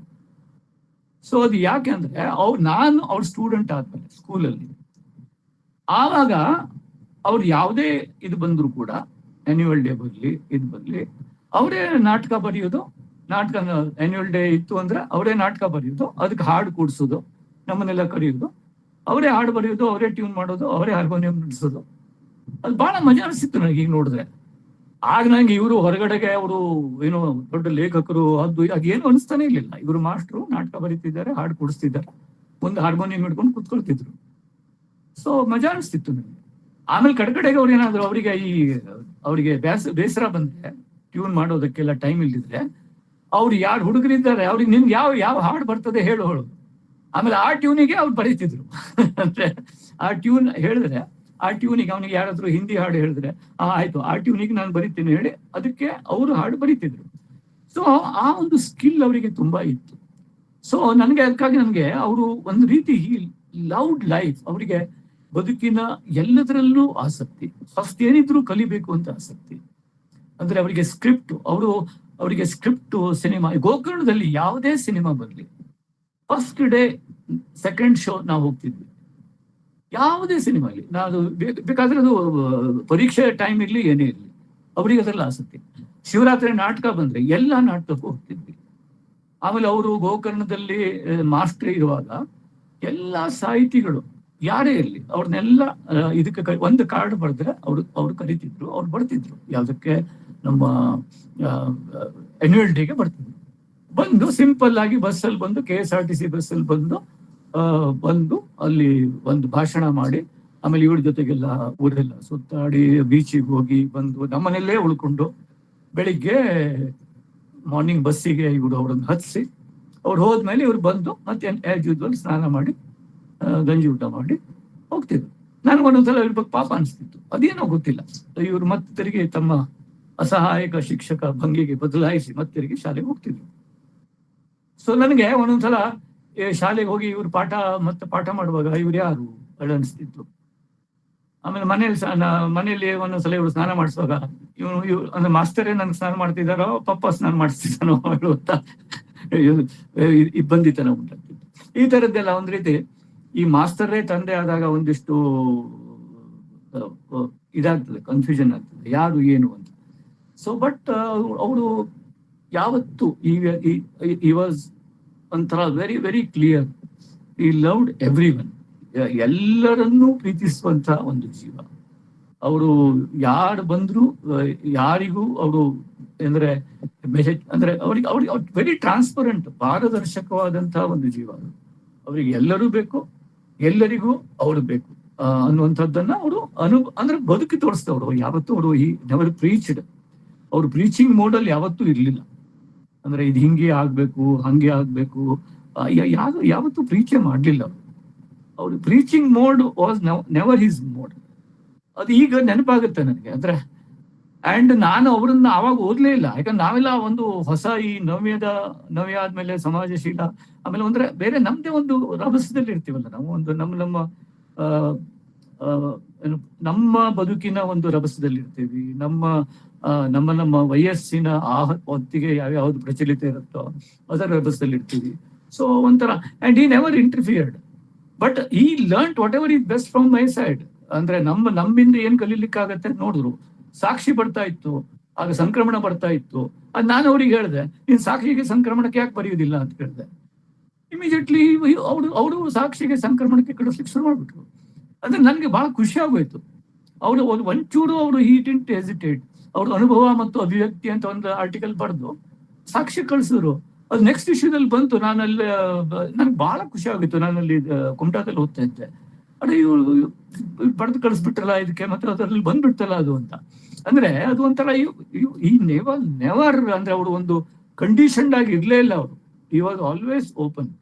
ನನ್ಗೆ ಅದು ಅವ್ರ ಬಗ್ಗೆ ಬಹಳ ಅಂದ್ರೆ ಲೈಫಲ್ಲಿ ಪ್ರತಿ ದಿವಸನೂ, ಪ್ರತಿ ವ್ಯಕ್ತಿಯಿಂದನೂ, ಪ್ರತಿ ತಿರುವಿನಿಂದನೂ, ಪ್ರತಿ ಘಟನೆಯಿಂದನೂ ತನಗೆ ಕಲಿಯುವಂಥದ್ದೇನೋ ಇದೆ. ಮತ್ತು ಇನ್ನೂ ಇವಾಲ್ವ್ ಆಗ್ತಾನೆ ಇರ್ತೀವಿ ನಾವು. ಅದು ನನಗೆ ಅದು ಬಹಳ ಏನೋ ಆಗೋಯ್ತು. Life is not A still ಅಂತ. ಈ ನಾವು ಸ್ಟ್ಯಾಚ್ಯೂ ಅಂತ ಒಂದು ಆಟ ಇದೆಯಲ್ಲ, ಸ್ಟ್ಯಾಚ್ಯೂ ನಿಂತು ಬಿಡೋದು ಮಕ್ಕಳು. ನಾವು ಲೈಫ್ ಅಂದ್ರೆ ಸ್ಟ್ಯಾಚ್ಯೂ, ಆರ್ಟ್ ಅಂದ್ರೆ ಅದು ಸ್ಟ್ಯಾಚ್ಯೂ ಆಟ. ಸ್ಟ್ಯಾಚ್ಯೂ ಅಂದ್ಕೊಳ್ಳೆ ಒಂದು ಪೋಯಮ್ ಆಗೋಯ್ತು. Poem is A statue. ನನ್ಗೆ ಅದು ಒಂದು ಭಯ ಅನಿಸ್ತದೆ ಯಾವ್ದಾದ್ರು ಒಂದು. ಅದಕ್ಕಾಗಿ ಸ್ಟ್ಯಾಚ್ಯೂ ಅಲ್ಲ ಅದು, art is not A statue. ನನಗೆ ಅದಕ್ಕಾಗಿ ಪ್ರಿಂಟೆಡ್ ನೋಡ್ಕೊಳ್ಳೆ ಸ್ಟ್ಯಾಚ್ಯೂ ಅನ್ಸ್ಬಿಡ್ತದೆ ಎಲ್ಲರೂ. ಕವಿತೆ ಎಲ್ಲ ಹಿಂಗ್ ನೋಡ್ಕೊಳ್ಳೆ ಸ್ಟ್ಯಾಚ್ಯೂ ಆಯ್ತಾ ಅಲ್ಲ ಅಂತ. ಅದು ಯಾವುದು ಸ್ಟ್ಯಾಚ್ಯೂ ಅಲ್ಲ. ಈ ಮನುಷ್ಯ ನಾವು ಆಗ್ತಾನೆ ಇರ್ತೀವಲ್ವಾ, ಈಗಲೂ ನಾವು ಆಗ್ತಾನೆ ಇದ್ದೀವಿ. ಸೊ ಅದು ಒಂಥರ ಈಗ ಇಲ್ಲಿ ನೋಡ್ತಾ ಇರ್ತಲ್ಲ, ಈ ಲೆಫ್ಟ್ ಅಂತ ಅನ್ಕೊಂಡ್ರೆ ನಂಗೆ ಒಂಥರ ಮಜಾ ಬರ್ತದೆ. ಅಲ್ಲಿ ಸಂಬಡಿ ಲೆಫ್ಟ್ ಅಂತ ಮೆಸೇಜ್ ಬರ್ತಾ ಇರ್ತದೆ ಇಲ್ಲಿ ಈ ಗ್ರೂಪ್ ನಲ್ಲಿ. ಸೊ ಒಂಥರ somebody came joint, somebody left, somebody joint. So it's A process. So it's very interesting ಅಲ್ಲ ಇದು ನಾವು ಇದು ಅಲ್ಟಿಮೇಟ್ ಅದೇನೋ ಅಲ್ಲ, ಅದು ಇಟ್ಸ್ ಎ ಪ್ರೋಸೆಸ್. ಸೊ ಹಾಗೆ ಅವರಿಗೆ ಅದರಲ್ಲಿ ಬಹಳ ಆಸಕ್ತಿ ಇತ್ತು. ಅಂದ್ರೆ ಇದು ಒಂದು ಪ್ರೋಸೆಸ್ಸು, ಇದೇನೇ ಅಂತಿಮ, ಇದೇನೇ ಅಂಥದ್ದೇನೂ ಅಲ್ಲ. ಈ ಲಿವ್ಡ್ ಇನ್ ಸ್ಮಾಲ್ ಡೀಟೇಲ್ಸ್. ಹೀಗಾಗಿ ಅದು ಪರಿಪೂರಕವಾಗಿತ್ತು. ಮತ್ತು ಅವರಿಗೆ ಹಣಕಾಸಿನ ಬಗ್ಗೆ ಝೀರೋ, ಅವ್ರಿಗೇನೇನೂ ಗೊತ್ತಿರ್ಲಿಲ್ಲ. ಅವರಿಗೆ ತನಗೆ ಎಷ್ಟು ಪಗಾರ ಬರ್ತಿತ್ತು, ಎಷ್ಟು ಸಂಬಳ ಬರುತ್ತೆ, ಏನೂ ಗೊತ್ತಿರ್ಲಿಲ್ಲ. ಅದನ್ನೆಲ್ಲ ಶಾಂತ ನೋಡ್ಕೊಂಡಿದ್ರು. ಅವ್ರಿಗೆ ತನಗೆ ಎಷ್ಟು ಸ್ಯಾಲ್ರಿ ಬರುತ್ತೆ ಅನ್ನೋದೇ ಗೊತ್ತಿರ್ಲಿಲ್ಲ ಪಾಪ. ಅವ್ರಿಗೆ ಆ ಕಾಲಕ್ಕೆ ಕಲಾ ಹೇಳಿದಾಗೆ ಅವ್ರೇನೋ ಇಂಟರ್ವ್ಯೂ ಸರಿ ಮಾಡಿದ್ರು ಎಲ್ಲ ಗೊತ್ತಿಲ್ಲ. ತುಂಬಾ ಬ್ರಿಲಿಯಂಟ್, ಬಟ್ ಅವರಿಗೆ ಆ ತರದ ಪರೀಕ್ಷೆಗಳೆಲ್ಲ ಅವರಿಗೆ ಏನೂ ಅವ್ರಿಗೆ ಗೊತ್ತಿರ್ಲಿಲ್ಲ. ಬಟ್ ಅವರಿಗೆ ಗೋಕರ್ಣದಲ್ಲಿ ಶಾಲೆಯಲ್ಲಿ ಸಿಕ್ತು ನೌಕರಿ. ಬಟ್ ಪಾಪ ಅವ್ರ ಮ್ಯಾನೇಜ್ಮೆಂಟ್ನವರು ಅದು ಏನೋ ಅವ್ರಿಗೆ ಉಳಿದವರಿಗೆ ಸಿಗುವಂತ ಒಂದು ಮಿನಿಮಮ್ ಇದನ್ನು ಕೊಡ್ಲಿಲ್ಲ, ಅವ್ರಿಗೆ ಇನ್ಕ್ರಿಮೆಂಟ್ಸ್ಗಳು ಕೊಡ್ಲಿಲ್ಲ ಅನ್ನೋದು ಅವರ ನಿವೃತ್ತಿ ನಂತರ ಗೊತ್ತಾಯ್ತು. ನಮ್ಮ ತಾಯಿ ಪಾಪ ಶಿ ಸಚ್ ಎ ಗ್ರಿಟಿ ಲೇಡಿ. ಅವ್ರ ಬಗ್ಗೆ ನಾನು ಹೇಳಲೇಬೇಕು. ಅವ್ರ ಬಗ್ಗೆ ಹೇಳ್ದಿದ್ರೆ ಗೌರೀಶ್ ಕಾಯ್ಕಿಣಿಯವ್ರ ಬಗ್ಗೆ ಹೇಳ್ದಂಗೆ ಆಗೋದಿಲ್ಲ. ಅದು ನಾನು ಕರ್ತವ್ಯ ಚ್ಯುತಿ ಮಾಡ್ದಂಗೆ ಆಗುತ್ತೆ. ನೋಡಿ, ಅವರು awards for the current account life. ನಾನು ಯಾವಾಗಲೂ ಹೇಳ್ತೀನಿ, we believe in current account life, not A fixed deposit life. So ಇವತ್ತಿನ ರೂಪಕಗಳಲ್ಲಿ ಹೇಳೋದಾದ್ರೆ ಕರೆಂಟ್ ಅಕೌಂಟ್ ಲೈಫೇ ನಮ್ದು. ಅಂದ್ರೆ ನೋಡೋರಿಗೆ ಏನ್ ಮಜಾ ಮಾಡ್ಬೋಗ್ತಿದಪ್ಪ, ಬಟ್ ಏನಿಲ್ಲ, ನಾವು ಅಂದ್ರೆ ಇದ್ದಿದ್ರಲ್ಲಿ ಖುಷಿಯಾಗಿರೋದೇ ನಮ್ದು ಇದು. ನನಗಿನ್ನೂ ನೆನಪಿದೆ, ನಮ್ಮ ಅದು ಗೌರೀಶ್ ಕಾಯ್ಕಿಣಿ ಅವರ ಫಿಲಾಸಫಿ ತೋರಿಸುತ್ತೆ ಅನ್ನೋದಕ್ಕೆ ಹೇಳ್ತೀನಿ ನಾನು. ತುಂಬಾ ಖಾಸಗಿಯಾದ ಡಿಟೇಲ್ ಇದು. ಹೀಗೆ ಹಂಚ್ಕೊಳ್ಳೋದು ಕೂಡ ಅವ್ರದೇ ಫಿಲಾಸಫಿ. ನಮ್ದು ಅಲ್ಲಿ ಒಂದು ಅಂಗಡಿ ಇತ್ತು, ಮಲ್ಲನ್ ಅಂಗಡಿ ಅಂತಿತ್ತು. ಆ ಮಲ್ಲನ್ ಅಂಗಡಿ ಅಂದ್ರೆ ನಮ್ ಗ್ರಾಸರಿ ಶಾಪ್, ಕಿರಾಣಿ ಅಂಗಡಿ. ಆ ಕಿರಾಣಿ ಅಂಗಡಿಯಿಂದ ಅಲ್ಲಿ ಪಟ್ಟಿ ಇರ್ತದಿಲ್ಲ, ಆ ಪಟ್ಟಿಲಿ ಬರೆಯೋದು, ತಿಂಗಳ ಕೊನೆಗೆ ತಗೊಂಡು ಇದು ಮಾಡೋದು. ಸೊ ಅಲ್ಲೆಲ್ಲ ಬಡ್ಕೊಂಡಿರ್ತಿದ್ರು ಎಲ್ಲ. ಸೊ ನಾವು ಅಲ್ಲಿ ದುಡ್ಡು ತಗೊಂಡು ಸಿನಿಮಾ ನೋಡ್ಲಿಕ್ಕೆ ಹೋಗ್ತಿದ್ವಿ ರಾತ್ರಿಗೆ. ನಾನು ಹೇಳಿರ್ಬೇಕು ಹಿಂದೆ. ಅಲ್ಲಿ ಹೋಗೋದು, ರಾತ್ರಿಗೆ ಹೋಗೋದು, ಅವ್ನು 5 ರೂಪಾಯಿನೇನೋ ಕೊಡ್ತಿದ್ದ, ನಾವು ಸಿನಿಮಾಗೆ ಹೋಗ್ತಿದ್ವಿ. ಸೊ ನೀವು ಆ ಕಿರಾಣಿ ಪಟ್ಟಿ ತಗೊಂಡು ನೋಡಿದ್ರೆ ಮಜಾ ಅನ್ಸಿತ್ತು. ಉದ್ದಿನ ಬೇಳೆ, ಮತ್ತೆಂಥದ್ದು ತೊಗರಿ ಬೇಳೆ, ಬಾರ್ ಸೋಪು, ಸಿನಿಮಾ ಅದು ಯಾರಾದ್ರೂ ನೋಡಿದ್ರೆ ಮಜಾ ಅನ್ಸ್ಬೋದು. ಇದೆಂತ ಸಿನಿಮಾನು ಸಿಗ್ತದಲ್ಲ ಈ ಅಂಗಡಿಲಿ ಅಂತ ಆ ಪಟ್ಟಿಯಲ್ಲಿ. ಅಂದ್ರೆ ಈ ರೀತಿ that speaks about so many things. So ಆ ರೀತಿಯ ನಮ್ದು ಒಂದು ಇದು. ಸೊ ನಮ್ಮ ತಾಯಿ ಆ ಕಾಲದಲ್ಲಿ ನಮ್ಮ ಮನೆಯಲ್ಲಿ ಮುತ್ತು ಮಲ್ಲಿಗೆ ಹೂವುಗಳು ಬೆಳಿತಿದ್ವು, ಪೊದೆಗಳು. ಆ ಹೂವಿಂದು ದಂಡೆ ಮಾಡಿ ದೇವಸ್ಥಾನದ ಹತ್ರ ಒಂದು ಅಂಗಡಿಲಿ ಮಾರಾಟಕ್ಕೆ ಇರ್ತಿದ್ವಿ. ಏನು ಅದು 4 ಆಣೆಗೆ ಒಂದು ದಂಡೆ, ಅದು ಸಂಜೆಗೆ ಎಷ್ಟಾಗುತ್ತೆ ದುಡ್ಡು ಬರ್ತಿತ್ತು. ಆಮೇಲೆ ಲಾಟ್ರಿ ಟಿಕೆಟ್ ಇಂದೇನೋ ಸಬ್ ಏಜೆನ್ಸಿ ತಗೊಂಡು ಅದು ಯಾರಿಗೆ ಕೊಡೋದು, ಅದು ಮಾಡೋದು. ಆಮೇಲೆ LIC ಏಜೆನ್ಸಿ ಮಾಡೋದು. ಆಮೇಲೆ ಏನದು 1980s 75 1980s ಇರಬೇಕು. ನಮ್ಮೂರಲ್ಲಿ ಟೂರಿಸಂ ಶುರು ಆಯ್ತು. ಅಂದ್ರೆ ಇದು ಫಾರಿನರ್ಸ್ ಬರೋಕ್ ಶುರು ಆಯ್ತು. ಅಲ್ಲಿ ಒಂಟಿ ಲೇಡೀಸ್ ಬರ್ತಿದ್ರಲ್ಲ ಪ್ರವಾಸಕ್ಕೆ, ಅವರಿಗೆಲ್ಲ ಉಳ್ಕೊಳ್ಳೋದಕ್ಕೆ ನಮ್ಮ ಮನೆ ಇದ್ದ ರೂಮನ್ನೇ ಕೊಡೋದು. ಸಿಂಪಲ್, ಏನಿಲ್ಲ, ಸುಮ್ಮನೆ ಕೊಡೋದು. ಆಮೇಲೆ ಮೇಲ್ ಪ್ರವಾಸಿಗರು ಬಂದ್ರು ಅವರಿಗೂ ಕೊಡೋದು. ಒಂದೊಂದೇ ರೂಮ್ ಇಲ್ಲಿ ಕೊಡೋದು. ಏನಂತದೇನೆ ಒಂದು ರೂಮ್ ಕೊಡೋದು ಅವ್ರಿಗಷ್ಟೇ. ಅವ್ರಿದ್ದು ಅವ್ರ ಪಾಡಿಗಿದ್ದು ಹೋಗ್ತಾರೆ. ಏನಿಲ್ಲ, ದಿವಸಕ್ಕೆ 2 ರೂಪಾಯಿ, ಅದೇನೋ ಲೆಕ್ಕ ಆ ಕಾಲಕ್ಕೆ. ಆಮೇಲೆ ನಾನು ಬಾಂಬೆಲಿ ಇದ್ದೆ ಅವಾಗ. ನಮ್ಮ ತಾಯಿ ತಂದೆ ಇಬ್ಬರೇ ಇರ್ತಿದ್ರು. ನನಗೇನೋ ಯಾರೋ ಇರ್ತಾರೆ ಮನೆಯಲ್ಲಿ, ಅವರಿಗೂ ನಮಗೂ ಸ್ವಲ್ಪ ಧೈರ್ಯ ಅಂತ ಹೇಳಿ. ಆಮೇಲೆ ಅವ್ರು ಸರಿ, ಒಬ್ಬನು ಸರಿ ಇದ್ದ ಅವನು ಏನ್ ಮಾಡ್ತಿದ್ದ ಅಂದ್ರೆ, ಬೆಳಿಗ್ಗೆ ಎದ್ದು ನಮ್ಮ ಮನೆಯಲ್ಲಿ ಹಿತ್ತಲಲ್ಲಿ ಬೆಳೆದಂತ, ನಮ್ಮ ಕಾಂಪೌಂಡ್ ಅಲ್ಲಿ ಬೆಳೆದ ಹೂವುಗಳನ್ನೇ ತಂದು ನಮ್ಮ ತಾಯಿಯವ್ರಿಗೆ ಕೊಟ್ಟು, ಗುಡ್ ಮಾರ್ನಿಂಗ್ ಮಾಮ ಶಾಂತ ಹೇಳ್ತಿದ್ದ. ಸೊ ಇವ್ರು ಖುಷಿಯಾಗಿ ಎಸ್ ಸರಿ ತಗೊಂಡ್ಬಿಡ್ತಿದ್ರು ಆ ದುಡ್ಡನ್ನ, ಆ ಹೂವುಗಳನ್ನು ತಗೊಂಡ್ಬಿಡ್ತಿದ್ಲು. ಆಮೇಲೆ ಬಾಡಿಗೆನೆ ಕೊಡ್ತಿರ್ಲಿಲ್ಲ ಅವನು. ಬೆಳಿಗ್ಗೆ ಗುಡ್ ಮಾರ್ನಿಂಗ್ ಹೇಳೋದು, ನಮ್ದೇ ಹೂ ತಗೊಂಡು ಗುಡ್ ಮಾರ್ನಿಂಗ್ ಹೇಳೋದು. ಇವರು ಬಹಳ ಸಂಪ್ರೀತರಾಗಿ ಎಸ್ ಹೇಳೋದು. ಸೊ ಆಮೇಲೆ ಅವನು ಹಾಗೆ ಸರಿ ಇದು ಹೋಗ್ಬಿಟ್ಟ. ಆಮೇಲೆ ನಾನು ಹೇಳಿದೆ, ನೋಡು ಹೀಗೆಲ್ಲ ಮಾಡ್ಬೇಡ, ಏನು. ಆಮೇಲೆ ಅವ್ರು ನಮ್ಮ ತಾಯಿ ನನಗೆ ಬಯಕ್ಷೆ ಮಾಡ್ಬಿಟ್ರು. ಪಾಪ ಅವ್ನು ಅಟ್ಲೀಸ್ಟ್ ಇಲ್ಲಿ ಇರ್ತಾನೆ, ಆಮೇಲೆ ನಮ್ಗೇನಾದ್ರು ಬಿದ್ರೆ ಬಂದು ಬ್ಯಾಂಡೆಡ್ ಗಿಂಡೆಡ್ ಇದು ಏನಾದ್ರು ಇದ್ ಮಾಡ್ತಾನೆ, ನಮ್ಗೊಂದು ಧೈರ್ಯ, ಹಾಗೆ ಹೀಗೆ ಏನೆಲ್ಲ ಹೇಳಿದ್ರು. ಆಮೇಲೆ ನನಗೂ ಅನಿಸ್ತು, ಪುಣ್ಯಕ್ಕೆ ಇವಳೇ ಅವನಿಗೆ ಬಾಡಿಗೆ ಕೊಡ್ತಾ ಇಲ್ವಲ್ಲ ಅನ್ನೋದೇ ಸಮಾಧಾನ ಅಂತೇಳಿ ನಾನು ಸುಮ್ಮನೆ ಉಳ್ಕೊಂಡ್ಬಿಟ್ಟೆ. ಸೊ ಆ ತರ ಶಿ ವಾಸ್ ವೆರಿ ಇಂಡಸ್ಟ್ರಿಯಸ್ ಅಂತ ಹೇಳ್ತಾರಲ್ಲ, ಆ ತರ ತುಂಬಾ ಶಿ ವಾಸ್ ವೆರಿ ಕ್ರಿಟಿ. ಅಂದ್ರೆ ಒಂದ್ ಲೆಕ್ಕಕ್ಕೆ ಗೋಕರ್ಣದಲ್ಲಿ ದೊಡ್ಡ ಟೂರಿಸಂ ಏನೋ ಮತ್ತೊಂದು ಅತಿಗೆ ಹೋಗಿದೆಯಲ್ಲ, ಇದರ ಆದ್ಯ ಪ್ರವಾಸೋದ್ಯಮದ ಒಬ್ಬ ಇವಳು ಒಂಥರ ಅಂತ ಹೇಳ್ಬೋದು. ಅಂದ್ರೆ ಶಿ ವಾಸ್ ರೋಲ್ ಮಾಡೆಲ್. ಎಷ್ಟೋ ಜನಕ್ಕೆ ಅವ್ರು ನೋಡಿ ಧೈರ್ಯ ಬಂದಿದೆ. ಹಾಗೆ ಇವ್ರು ಮಾಡ್ತಾರಲ್ಲ, ಶಾಂತಾಬಾಯಿ ಅವ್ರು ಮಾಡ್ತಾರೆ, ನಾವ್ ಯಾಕೆ ಮಾಡ್ಬಾರ್ದು ಅಂತ ಎಲ್ಲರೂ ಸಣ್ಣ ಸಣ್ಣ ತಮ್ಮ ಮನೆಯಲ್ಲಿ ಒಂದೊಂದು ರೂಮ್ ಮಾಡಕ್ ಶುರು ಮಾಡಿದ್ರು. ಹಾಗೆಲ್ಲ ಶುರುವಾಗಿದ್ದಿದೆ ಆವಾಗ. ಸೊ ವೆರಿ, ಆಮೇಲೆ ಮಹಿಳಾ ಮಂಡಳದಲ್ಲಿ she was very active. So ಆಮೇಲೆ ಅವ್ರು ಎಷ್ಟು ಅಂದ್ರೆ ನಮ್ಮ ಊರಲ್ಲಿ ಎಲ್ಲರಿಗೂ ನಮ್ಮ ತಂದೆಯವರದ್ದು ಯಾವ ತರ ಇತ್ತು ಪರ್ಸನಾಲಿಟಿ ಅಂದ್ರೆ, ಜನ ಬಂದು ಅವ್ರ ಹತ್ರ ಬರೀ ಸಾಹಿತಿಗಳು ಮಾತ್ರ ಅಲ್ಲ, ಎಲ್ಲರೂ ಬಂದು ಅವ್ರ ಹತ್ರ ಕೂತ್ಕೊಂಡು ಹಂಚಿಕೊಂಡು ಹೋಗೋದು, ಅಂದ್ರೆ ಮನಸ್ಸಿನ ಮಾತುಗಳನ್ನ ಹಂಚ್ಕೊಂಡು ಹೋಗೋದು. ಅಂದ್ರೆ ಏನು ಹಂಚ್ಕೊಂಡ್ರೆ ಇವರು ಸುಮ್ಮನೆ ಕೂತ್ಕೋಬಿಡಿ, ಕೆಲಸ ಇರ್ಲಿ ಬಿಡ್ಲಿ ಇವರು ಕೇಳಿಸ್ಕೊಳ್ತಿದ್ರು ಪಾಪ. ಅದ್ ಹೆಂಗೇನೋ ಅವ್ರಿಗೆ ಅಷ್ಟು ಒಂದು ತಾಳ್ಮೆ ಇತ್ತು, ತುಂಬಾ ಸಹನೆ ಇತ್ತು ಅವರಿಗೆ. ಒಂದು ಹೇಳ್ಬೇಕು, ನಮ್ಮೂರಿನ ಖ್ಯಾತ ಯಕ್ಷಗಾನ ಕಲಾವಿದರು ಪಾಪ, ತುಂಬಾ ಒಳ್ಳೆ ಕಲಾವಿದರು. ಸ್ವಲ್ಪ ಅವರಿಗೆ ಕುಡಿಯೋ ಚಟ ಇತ್ತು. ಒಂದ್ ದಿವಸ ನಾವು ಹೋಯ್ತು, ಅವರು ಎಲ್ಲೋ ಒಂದ್ ಕಡೆ ಕುಡಿದು ರೋಡ್ ಬದಿಯಲ್ಲಿ ಬಿದ್ದ್ಬಿಟ್ಟಿದ್ರು. ಅವ್ರಿಗೆ ಗೊತ್ತು ಈ ಸುದ್ದಿ ಗೌರೀಶ್ ಮಾಸ್ತರಿಗೆ ಹೋಗಿ ಮುಟ್ಟಿಬಿಡ್ತದೆ ಅಂತ ಗೊತ್ತು. ಬೆಳಿಗ್ಗೆ ಅವರು ಸೈಕಲ್ ಬಿಟ್ಕೊಂಡು ನಮ್ಮ ಮನೆಗೆ ಬಂದ್ಬಿಟ್ಟಿದ್ದಾರೆ. ಅವರು ಹೇಳಿ ಕೇಳಿ ಕಲಾವಿದರು, ಬಿದ್ದು ಬೆಳಿಗ್ಗೆ ಬಂದು ಕೂತ್ಕೊಂಡು ಬೆಳಿಗ್ಗೆ ಬಂದು ನಮ್ಮ ಮನೆಗೆ ಬಂದು ಕೂತ್ಕೊಂಡು ಶಿಶಿರಭೂತರಾಗಿ ಬಂದು ಗೌರೀಶ್ ಕಾಯ್ಕಣಿಯವರಿಗೆ ಅವ್ರು ಹೇಳ್ತಾ ಇದ್ದಾರೆ, ನೋಡಿ ನನಗೆ ಬ್ಲಡ್ ಪ್ರೆಷರ್ ಪ್ರಾಬ್ಲಮ್ ಇದೆ, ನನಗೆ ಸಾಗರದಲ್ಲಿ ಒಬ್ಬ ಡಾಕ್ಟರ್ ಹೇಳಿದ್ದಾರೆ, ನೋಡಿ ನಿಮಗೆ BP ಪ್ರಾಬ್ಲಮ್ ಇದೆ, ನಾನು ಟ್ಯಾಬ್ಲೆಟ್ ಕೊಡ್ತೇನೆ, ಒಂದು ವೇಳೆ ನಿಮಗೆ ಸ್ವಲ್ಪ ಇದು ತಲೆ ಸುತ್ತು ಹಾಗೆ ಆದ್ರೆ ನೀವು ರಸ್ತೆನೋ ಗಟಾರನೋ ಅದು ಚರಂಡಿನೋ ನೋಡ್ಬೇಡಿ, ಅಲ್ಲೇ ಮಲಗಿಬಿಡ್ಬೇಕು ನೀವು ಅಂತ ಹೇಳಿದ್ದಾರೆ. ಹೀಗಾಗಿ ನಿನ್ನೆ ರಾತ್ರಿ ನಾನು ಅಲ್ಲೇ ಮಲಗಿಬಿಟ್ಟಿದ್ದೆ ಅಂತ ಹೇಳಿ ಇವರು ತಮ್ಮ ತಂದೆಯವರಿಗೆ ಹೇಳಿ ಹೋದ್ರು. ಆದ್ರೆ ಒಂದು ರಿಪೋರ್ಟ್ ಮಾಡಿ ಹೋದ್ರು, ನಾನು ನಿನ್ನೆ ರಾತ್ರಿ ಚರಂಡಿಯಲ್ಲಿ ಮಲಗಿದ್ದೆ ಅಂತ ಹೇಳಿ. ಅಂದ್ರೆ ಈ ರೀತಿ ಒಂದು ಕನ್ಫೆಷನ್ ಪಾಯಿಂಟ್ ಆಗೋಯ್ತು ಅದು. ಅಂದ್ರೆ ಅವ್ರಿಗೆ ಯಾರಾದ್ರೂ ಬಂದು ನಮ್ಮ ತಂದೆಯವರಿಗೆ ಹೇಳಿರ್ತಾರೆ ಅಂತ ಅವ್ರಿಗೆ ಖಾತ್ರಿ ಇದೆ. ಅದಕ್ಕಾಗಿ ಯಾರಾದ್ರೂ ಹೇಳೋ ಮೊದ್ಲೇನೆ ನಾನು ಹೋಗಿ ಹೇಳೋದು ಒಳ್ಳೇದು ಅಂತ ಹೇಳಿ ಬಂದು ಹೇಳಿ ಹೋಗಿದ್ರು ಅವರು. ಈ ತರ it was A confession point. ಇನ್ನೊಂದು ಅಂದ್ರೆ ಈ ಮುನ್ನುಡಿದು ನೀವು ನೋಡಿ, ಮುನ್ನುಡಿಗಳದ್ದು ನಮ್ಮ ಇಡೀ ಜಿಲ್ಲೆಯಲ್ಲಿ ಒಬ್ರು ಇರ್ತಾರೆ ಆ ತರ. ನಮ್ಮ ಜಿಲ್ಲೆಯ ಬಹುಶಃ ಎಲ್ಲಾ ಲೇಖಕರು ಅಂದ್ರೆ ಗಂಗಾಧರ ಚಿತ್ತಾಲರಿಂದ, ಅರವಿಂದ ನಾಡಕರ್ಣಿಯಿಂದ ಅಲ್ಲಿಂದ ಹಿಡಿದು GS ಅವಧಾನಿ, ನನ್ನ ಮುಂಚಿನ ಜನರೇಷನ್ ಲೇಖಕರು, ಆಮೇಲೆ ನನ್ನ ವಿಷ್ಣು ನಾಯಕರು, ಎಲ್ಲರೂ, ಚಿಂತಾಮಣಿ ಕೊಡ್ಲೇಕರೆ ನನ್ನ ನಂತರದ ಕವಿ, ಎಲ್ಲರಿಗೂ ಗೌರೀಶ್ ಕಾಯ್ಕಣಿಯವರು ಮುನ್ನುಡಿ ಬರ್ತಿದ್ದಾರೆ. ಹಾಗಾಗೋಗಿತ್ತು. ಗೌರೀಶ್ ಕಾಯ್ಕಣಿಯವರು ಒಂಥರ ಒಂದು ಹಿರಿಯ ತಲೆಮಾರಿನ ಒಬ್ಬ, ಅವರು ಬೆನ್ನ ತಟ್ಟಿ ಸಾಹಿತ್ಯ ಲೋಕಕ್ಕೆ ಬರಮಾಡ್ಕೊಳ್ಬೇಕು ಆ ತರದ ಒಂದು ಆಗೋಗಿತ್ತು. ಆ ತರ ಉಳಿದೋಗಿತ್ತು. ಆಮೇಲೆ ತುಂಬಾ ಅವ್ರು ಎಲ್ಲರಿಗೂ ಮುನ್ನುಡಿ ಬರೀತಿದ್ರು.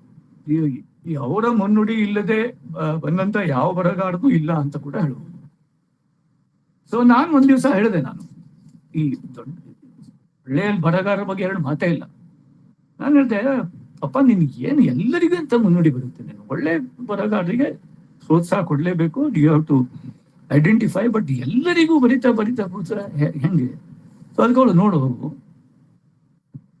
ನೀನು ಅವನೇನು ಕೊಲೆ ಮಾಡಿದನೋ, ಕಳ್ಳತನ ಮಾಡಿದನೋ, ಏನು ಮಾಡಿದನು, ಏನೋ ಭಾಷೆಯಲ್ಲಿ ಒಂದಿಷ್ಟು ಕೆಲಸ ಮಾಡಿದನು ಪಾಪ. ಮತ್ತೆ ಅವನು ಬರೆಯುವಷ್ಟು ಹೊತ್ತು, ಅವನು ಎಷ್ಟೊತ್ತು ಬರೀತಾನಲ್ಲ ಅಷ್ಟೊತ್ತು ಜಗತ್ತು ಅವನಿಂದ ಸುರಕ್ಷಿತವಾಗಿರ್ತದೆ. ಅವನು ಯಾರಿಗೂ ತ್ರಾಸ ಕೊಡೋದಿಲ್ಲ. ಅವನ ಪಾಡಿಗೆ ಅವನು ಬರಿತಾ ಕೂತಿದ್ದಾನೆ. ಏನಾಗ್ತದೆ ಹಾಗೆ ಹೀಗೆ ಹೇಳಿ ಸಮಾಧಾನ ಮಾಡೋದು. ಕಡೆಗೆ ಅವ್ರಿಗೆ ಅನಿಸ್ತು, ಒಂದ್ ದಿವ್ಸ ಹೇಳು, ಹೌದು ಮಳೆ ಈಗ ಸ್ವಲ್ಪ ಜಾಸ್ತಿನೇ ಆಗ್ತಾ ಉಂಟು, ಈಗ ಮುನ್ನುಡಿದು ಕಾಟ ಸ್ವಲ್ಪ ಜಾಸ್ತಿನೇ ಆಗ್ತಾ ಉಂಟು ಹೇಳಿ. ಆಮೇಲೆ ಅವ್ರು ಮತ್ತೊಂದು ಟೆಕ್ನಿಕ್ ಶುರು ಮಾಡಿದ್ರು. ಮುನ್ನುಡಿ ಕೇಳ್ಕೊಂಡು ಬಂದವರಿಗೆಲ್ಲ ಒಂದ್ ಕೆಲಸ ಮಾಡೋದು, ನೀನೀಗ ಏನು ಕಾದಂಬರಿ ಬರಿ ಅಂದ್ಬಿಡು. ಯಾಕೆ ಅಂತ ಕೇಳಿದ್ರೆ ಮತ್ತೆ 4 ವರ್ಷ ಬರೋದಿಲ್ಲ ಅವನು. ಯಾಕಂದ್ರೆ ಒಂದು ಕಾದಂಬರಿಗೆ 4 ವರ್ಷ ಬೇಕು ಬರೀಲಿಕ್ಕೆ. ನಾನಂದೆ 4 ವರ್ಷ ಆದ್ಮೇಲೆ ಬರ್ತಾನಲ್ಲ ಅಂತ. ಇಲ್ಲ, but he will realise writing is not easy, ಅದಕ್ಕಾಗಿ ಸ್ವಲ್ಪ ತಯಾರಿ ಬೇಕು. ಹಾಗೆ ಅಂದ್ರೆ ಆದ್ರೆ ಈ ಮುನ್ನುಡಿಯ ಗಡಬಡಿಯಲ್ಲಿ, ಈ ಗೌರೀಶರಿಗೆ ಬರುವ ಮುನ್ನುಡಿಯ ಗಡಬಡಿಯಲ್ಲಿ ಒಂದು ಅಪಘಾತ ಆಯ್ತು. ಏನು ಅಂದ್ರೆ, ನಾನು ಕವಿಯಾಗಿ ಹೋದೆ. ಯಾಕಂದ್ರೆ ನಾನು ಓದಿದ ಒಂದು ಮುನ್ನುಡಿಗೆ ಬಂದ ಪುಸ್ತಕ ನನ್ನನ್ನು ಕವಿ ಮಾಡ್ತು. ಇಲ್ಲಿ ನಾನು ಖಂಡಿತ ಕವಿ ಆಗ್ತಿರ್ಲಿಲ್ಲ. ರಿಯಲಿ, ನಾನು ಐ ಕನ್ಫೆಸ್, ಅದು GS ಅವಧಾನಿಯವರ ಬೆಂಕಿ ಬಳ್ಳಿ ಅನ್ನುವಂಥ ಕವನ ಸಂಕಲನ. GS ಅವಧಾನಿಯವರು ಹೊನ್ನಾವರದು. ಅವರು ನನಗೆ ಅವ್ರದ್ದು ಒಂದು ಬೆಂಕಿ ಬಳ್ಳಿ ಅನ್ನುವಂಥ ಕವನ ಸಂಕಲನ ಮುನ್ನುಡಿಗೆ ಬಂದಿತ್ತು. ನಾನು ಇವತ್ತು ನನ್ನ ಬಗ್ಗೆ ಮಾತಾಡಬಾರ್ದು ಅಂತ ಒಂದು ಪಣ ತೊಟ್ಟಿದ್ದೆ, ಬಟ್ ಇದು ಮುನ್ನುಡಿ ಅದನ್ನು ಹೇಳ್ತೇನೆ. ಅದು ಅವ್ರಿಗೆ ಮುನ್ನುಡಿಗೆ ಬಂದಿತ್ತು. ಅದನ್ನು ನಾನು ಅದನ್ನು ಓದಿದೆ. ಅದು ನನಗೆ ಈ ತರದ ಕವಿತೆ ನಾನು ಲೈಫಲ್ಲೇ ಓದಲಿಲ್ಲ. ಇದು ಹೊಸ್ತು ನನಗೆ. ಅಲ್ಲಿ ತನಕ ಬರೀ ಪ್ರಾಸ, ರಮ್ಯತೆ, ಅದೇ ಕಾವ್ಯ ಅಂತ ನಾನು ಅಂದ್ಕೊಂಡಿದ್ದೆ. ಒಂದು ರೀತಿಯ ಅದು ನಾನು ಐ ಥಿಂಕ್ ಇಂಟರ್ ಅಲ್ಲ ಪಿ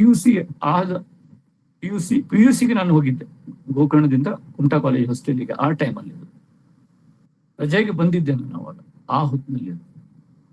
ಅದು ನನಗೆ ಒಂದು ಹೊಸದೊಂದಿದೆ ಕಾವ್ಯ ಲೋಕದಲ್ಲಿ ಅಂತ. ಎಷ್ಟು ನಾನು ಅದರಿಂದ ವಿಚಲಿತ ಆದ್ರೆ ನಾನು ಬಸ್ ಹಿಡ್ಕೊಂಡು ಹೊನ್ನಾವರಕ್ಕೆ ಹೋಗ್ಬಿಟ್ಟೆ ಅವ್ರನ್ನ ನೋಡ್ಕೊಂಡು. ಅವರಲ್ಲಿ ಕೋರ್ಟ್ ಹತ್ರ ಒಂದು ರೂಮಲ್ಲಿ ಇದ್ರು.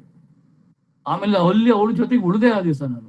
ಅದು ಹಂಗ ಆಗ್ಬಿಡ್ತದದು. ನಿಮ್ಗೊಬ್ಬ ಲೇಖಕ ಇಷ್ಟ ಆದ ಅಂತಂದ್ರೆ ಅವ್ರನ್ನ ಅವ್ರ ಜೊತೆಗೆ ಇದ್ದು, ಅವ್ರ ಫ್ರೆಂಡ್ ಜೀವ್ ಭಟ್ ಅಂತಿದ್ರು, ಅವ್ರ ಡ್ರೆಸ್ಸಿಗೆ ಹೋಗಿ ಅಲ್ಲಿ ಇಟ್ ವಾಸ್ ಮ್ಯಾಜಿಕಲ್ ಡೇಸ್.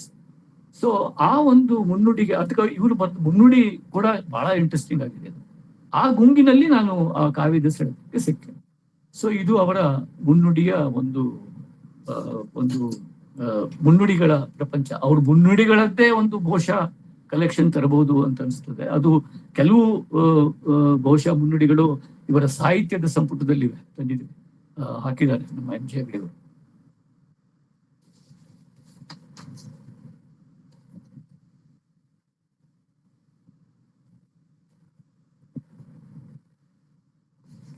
ಆಮೇಲೆ ಇವರ ಪತ್ರ ವ್ಯವಹಾರಗಳ ಬಗ್ಗೆ ನಾನು ಹೇಳ್ಬೇಕು. ಪತ್ರ ವ್ಯವಹಾರಗಳು ಆ ಕಾಲದ ಬಹಳ ದೊಡ್ಡ ಕಮ್ಯುನಿಕೇಶನ್ ಮೋಡ್ ಇತ್ತು ಎಲ್ಲರ ಮನೆಯಲ್ಲಿ. ಪತ್ರ ವ್ಯವಹಾರ ಅಂದ್ರೆ ಕಾರ್ಡು ಇನ್ಲ್ಯಾಂಡು. ಗೌರೀಶ್ವರದ್ದು ಪತ್ರ ವ್ಯವಹಾರ ಹೇಗಿತ್ತು ಅಂದ್ರೆ, ಅದು ಫಸ್ಟ್ ಆಫ್ ಆಲ್ ಅವರ ಅಕ್ಷರ ಬಹಳ ಮೋಡಿ ಅಕ್ಷರದ ತರ ಇತ್ತು.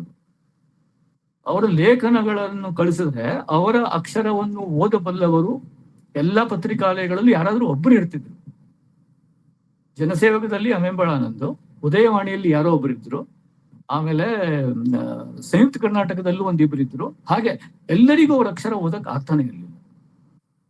ಅವ್ರ ಕಾರ್ಡು, ನಮ್ಮ ಮನೆಯಲ್ಲಂತೂ ಇಷ್ಟು ಕಾರ್ಡುಗಳು ಅಂದ್ರೆ ಅವರು ಮತ್ತು ಶಂಭಾ ಜೋಶಿ, ಬೇಂದ್ರೆ, NK ಕುಲಕರ್ಣಿ ಮತ್ತು ಎಲ್ಲ ಕನ್ನಡ ನಮ್ಮ ಶಿವರಾಮ್ ಕಾರಂತ್, ಎಲ್ಲರ ಜೊತೆಗೂ ಪತ್ರ ಪತ್ರಗಳು ಮತ್ತೆ ಇದು ಇಂಗ್ಲೆಂಡ್ಗಳು. ಅದರಲ್ಲಿ ನನಗನ್ನಿಸ್ತದೆ ಸಾವಿರಾರು PhDಗಳಲ್ಲೂ ಕೂಡ ಸಿಗದಂಥ ಒಳನೋಟಗಳು. ಯಾವ್ದೋ ಪಂಪನು ಇಲ್ಲಿ ಬಂದಿದ್ದಾನಂತ ಮೊನ್ನೆ ನಾನು ಎಲ್ಲೋ ಓದಿದೆ, ನಿಮಗೆ ಇದರ ಸುಳಿವು ಸಿಕ್ಕೀತೆ? ಇಲ್ಲ, ಅದು ಇಲ್ಲ, ಹೀಗೆ ನಾನು ಇಲ್ಲಿ. ಆದ್ರೆ ಈತ ಪ್ರತಿಯೊಂದಕ್ಕೂ ಕೂಡ ಇದೆ. ಆಮೇಲೆ ಬರೀ ಪಂಪ ಅಲ್ಲ, ಅವರು ಈಗ ಓದುತ್ತಿರುವಂತ ಯಾವುದೋ ಒಂದು ಪುಸ್ತಕದ ಬಗ್ಗೆ, ಅಥವಾ ಯಾವುದೋ ಇತಿಹಾಸದ ಬಗ್ಗೆ, ಅಥವಾ ಗೋಕರ್ಣ ಇಡೀ ಪ್ರದೇಶ ಜೈನ ಇತ್ತು ಅನ್ನೋದ್ರ ಬಗ್ಗೆ ನಿಮಗೆ ಎಲ್ಲಿ ಯಾವ ಆಧಾರ ಇದೆ ಅದರ ಬಗ್ಗೆ, ಅಂತ ಬೇಂದ್ರೆಯವರ ಕಾವ್ಯದ ಬಗ್ಗೆ, ಬೇಂದ್ರೆಯವರ ಮರಾಠಿ ಕವಿತೆಗಳು, ಆದ್ರೆ ಒಂದು ಅಲ್ಲ ಎರಡಲ್ಲ, ಸಾವಿರಾರು ಈ ರೀತಿಯ ಪತ್ರಗಳು. ಮತ್ತು ನಮ್ಮ ಮನೆಯಲ್ಲಿ ಏನಂದ್ರೆ ಅವ್ರು ಅರ್ಧ ಕಡ್ದ ಒರಲೆ ಹತ್ತಿ ಅವೆಲ್ಲ, ಆಮೇಲೆ ಹಂಡೆ ಒಲೆಗೆ ಹೋದಂತ ಪತ್ರಗಳು. ಆ ಪತ್ರಗಳನ್ನು ಇಟ್ಕೊಂಡು ನಾವು ಅದ್ರ ಬಗ್ಗೆ ಒಂದು ಪ್ರಬಂಧನೂ ಬರೆದಿದ್ದೀನಿ. ನಾನು, ನನ್ನ ಸೋದರ ಭಾವನ ಮಕ್ಕಳು ರಮಾನಂದ ಮತ್ತು ರಾಜೇಂದ್ರ, ಅವರು ನಮ್ಮ ಮನೇಲೆ ಬೆಳೆದಿದ್ದು, ಸ್ಕೂಲಿಗೆ ನಮ್ಮ ಮನೇಲಿ ಇದ್ರು 3 ವರ್ಷ.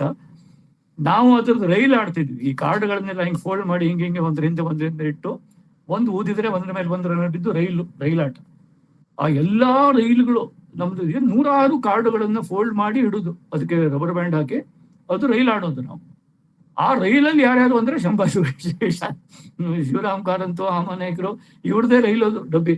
ನನಗೆ ಇನ್ನೂ ನೆನಪಾದ್ರೆ ಅದು ಈಗ ಅನ್ಬಿಲಿವೇಬಲ್ ಅನ್ಸುತ್ತೆ, ಎಂತೆಂಥವ್ರು ಆ ರೈಲಲ್ಲಿ ಇದ್ರು ಅಂತ. ಇವರೆಲ್ಲ ಆ ರೈಲಿನ ಡಬ್ಬಿಗಳ ಒಂದು ಕಾರ್ಡಿನ ರೈಲು ಅದು ನಮ್ದು. ಆ ಕಾರ್ಡುಗಳು ಒಂದಕ್ಕಿಂತ ಒಂದು, ಆ ಕಂಟೆಂಟ್ಗಳು.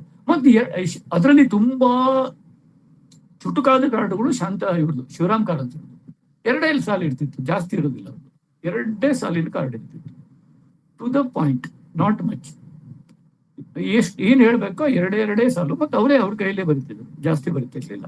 ಅದು ಹೇಳುದು. ಆಮೇಲೆ ನಮ್ಮ ತಂದೆಯವ್ರದ್ದು ಇನ್ನೊಂದು ಬಹಳ ಒಂದು ಗುಣ ವಿಶೇಷ, ಮರೆವು. ತುಂಬಾ ಮರಿತಿದ್ರು ಅವರು, ತುಂಬಾ ಅಂದ್ರೆ ತುಂಬಾ ಮರಿತಿದ್ರು. ಎಷ್ಟು ಮರಿತಿದ್ರು ಅಂದ್ರೆ ಅವರು, ಅದಕ್ಕಾಗಿ ಅವರು ಭಾಷಣದಲ್ಲಿ, ಸಾಮಾನ್ಯವಾಗಿ ಭಾಷಣದಲ್ಲಿ ನಿಂತವರು, ಈಗ ಕಡಿಮೆ ಆಗಿದೆ, ಈ ವೇದಿಕೆ ಮೇಲೆ ಬಿದ್ದು ಅವ್ರದ್ದೆಲ್ಲ ಹೆಸರು ಹೇಳ್ತಾರಲ್ಲ, ಇವರೇ ಅವರೇ, ಕೆಲವು ಕಡೆಗೆ ರವರೇ ಅಂತಾರೆ, ಎಲ್ಲ ರವರೇ ಇವರೇ ಅವರೇ ಅಂತಾರಲ್ಲ, ಇವ್ರು ಅದಕ್ಕೆಲ್ಲ ಹೋಗೋದೇ ಇರ್ಲಿಲ್ಲ. ಯಾಕಂದ್ರೆ ಯಾರ ಹೆಸರು ಅವ್ರಿಗೆ ನೆನಪಿರ್ತಿರ್ಲಿಲ್ಲ. ಒಬ್ಬರಿಗೆ ಹೆಸರು ತಪ್ಪಾಗಿ ಹೇಳ್ಬಾರ್ದು ಅಂತ ಸೀದಾ ಅವರು ನಮಸ್ಕಾರ ಅಂತ ಹೇಳಿ ಶುರು ಮಾಡ್ಬಿಡ್ತಿದ್ರು. ಇವರೇ ಗೋಜಿಗೆ ಹೋಗ್ತಿರ್ಲಿಲ್ಲ. ಸೊ ಕೆಲವರು ಅದಕ್ಕೆ ತುಂಬಾ ಒಳ್ಳೆ ಪದ್ಧತಿ, ಇದು ಒಳ್ಳೇದು, ಹಾಗೆ ಹೀಗೆ ಅಂತ ಹೇಳಿ ಅವ್ರಿಗೆ ಗೊತ್ತಿಲ್ಲ, ಇವರಿಗೆ ಹೆಸರು ನೆನಪಿರೋದಿಲ್ಲ ಅಂತ ಅವ್ರು ಹಂಗ್ ಮಾಡಿದ್ರು ಅಂತ ಗೊತ್ತಾಗ್ತಿರ್ಲಿಲ್ಲ. ಅವರೇನೋ ಇವ್ರು ಹೊಸ ಪದ್ಧತಿ ಶುರು ಮಾಡಿದ್ದಾರೆ ಅನ್ಕೊಳ್ತಿದ್ರು. ಇನ್ನೊಂದಂದ್ರೆ, ಇವರು ಪಾಪ ಸ್ಕೂಲಿಗೆ ಎಲ್ಲಾದ್ರೂ ಬೇರೆ ಬೇರೆ ನಮ್ಮ ಜಿಲ್ಲೆ ಯಾವ ಸ್ಕೂಲಿಗೆ ಕರೆದ್ರು ಅವರು ಗೆಸ್ಟ್ ಆಗಿ ಹೋಗ್ತಿದ್ರು. ಇವರಿಗೆ ಹಣಕಾಸಿನ ಏನು ಗೊತ್ತಿರಲಿಲ್ಲ. ನಮ್ಮ ತಾಯಿ ಬಸ್ ಚಾರ್ಜಿಗೆ ಎಷ್ಟು ಬೇಕೋ ಅಷ್ಟೇ ಕಿಸೆಯಲ್ಲಿ ದುಡ್ಡು ಕಳಿಸ್ತಿದ್ರು ಬಸ್ಸಿಗೆ. 5 ರೂಪಾಯಿನೇ ಕೊಟ್ಟು ಅಷ್ಟೇ ಕಳಿಸ್ತಿದ್ರು. ಮತ್ತೇನು ಅವರಿಗೆ ಪಾಕೆಟ್ ಗಿಕೆಟ್ ಎಲ್ಲ ಇಟ್ಕೊಂಡು ಗೊತ್ತೇ ಇಲ್ಲ. ಆ ಕಾಲದಲ್ಲಿ ಆ ಪಾಕೆಟ್ ಗಿಕೆಟಿನ ಇದೇ ಇರ್ಲಿಲ್ಲ ಬಿಡಿ, ಕಾನ್ಸೆಪ್ಟೇ ಇರ್ಲಿಲ್ಲ. ಇವ್ರು ಹೋಗ್ತಿದ್ರು.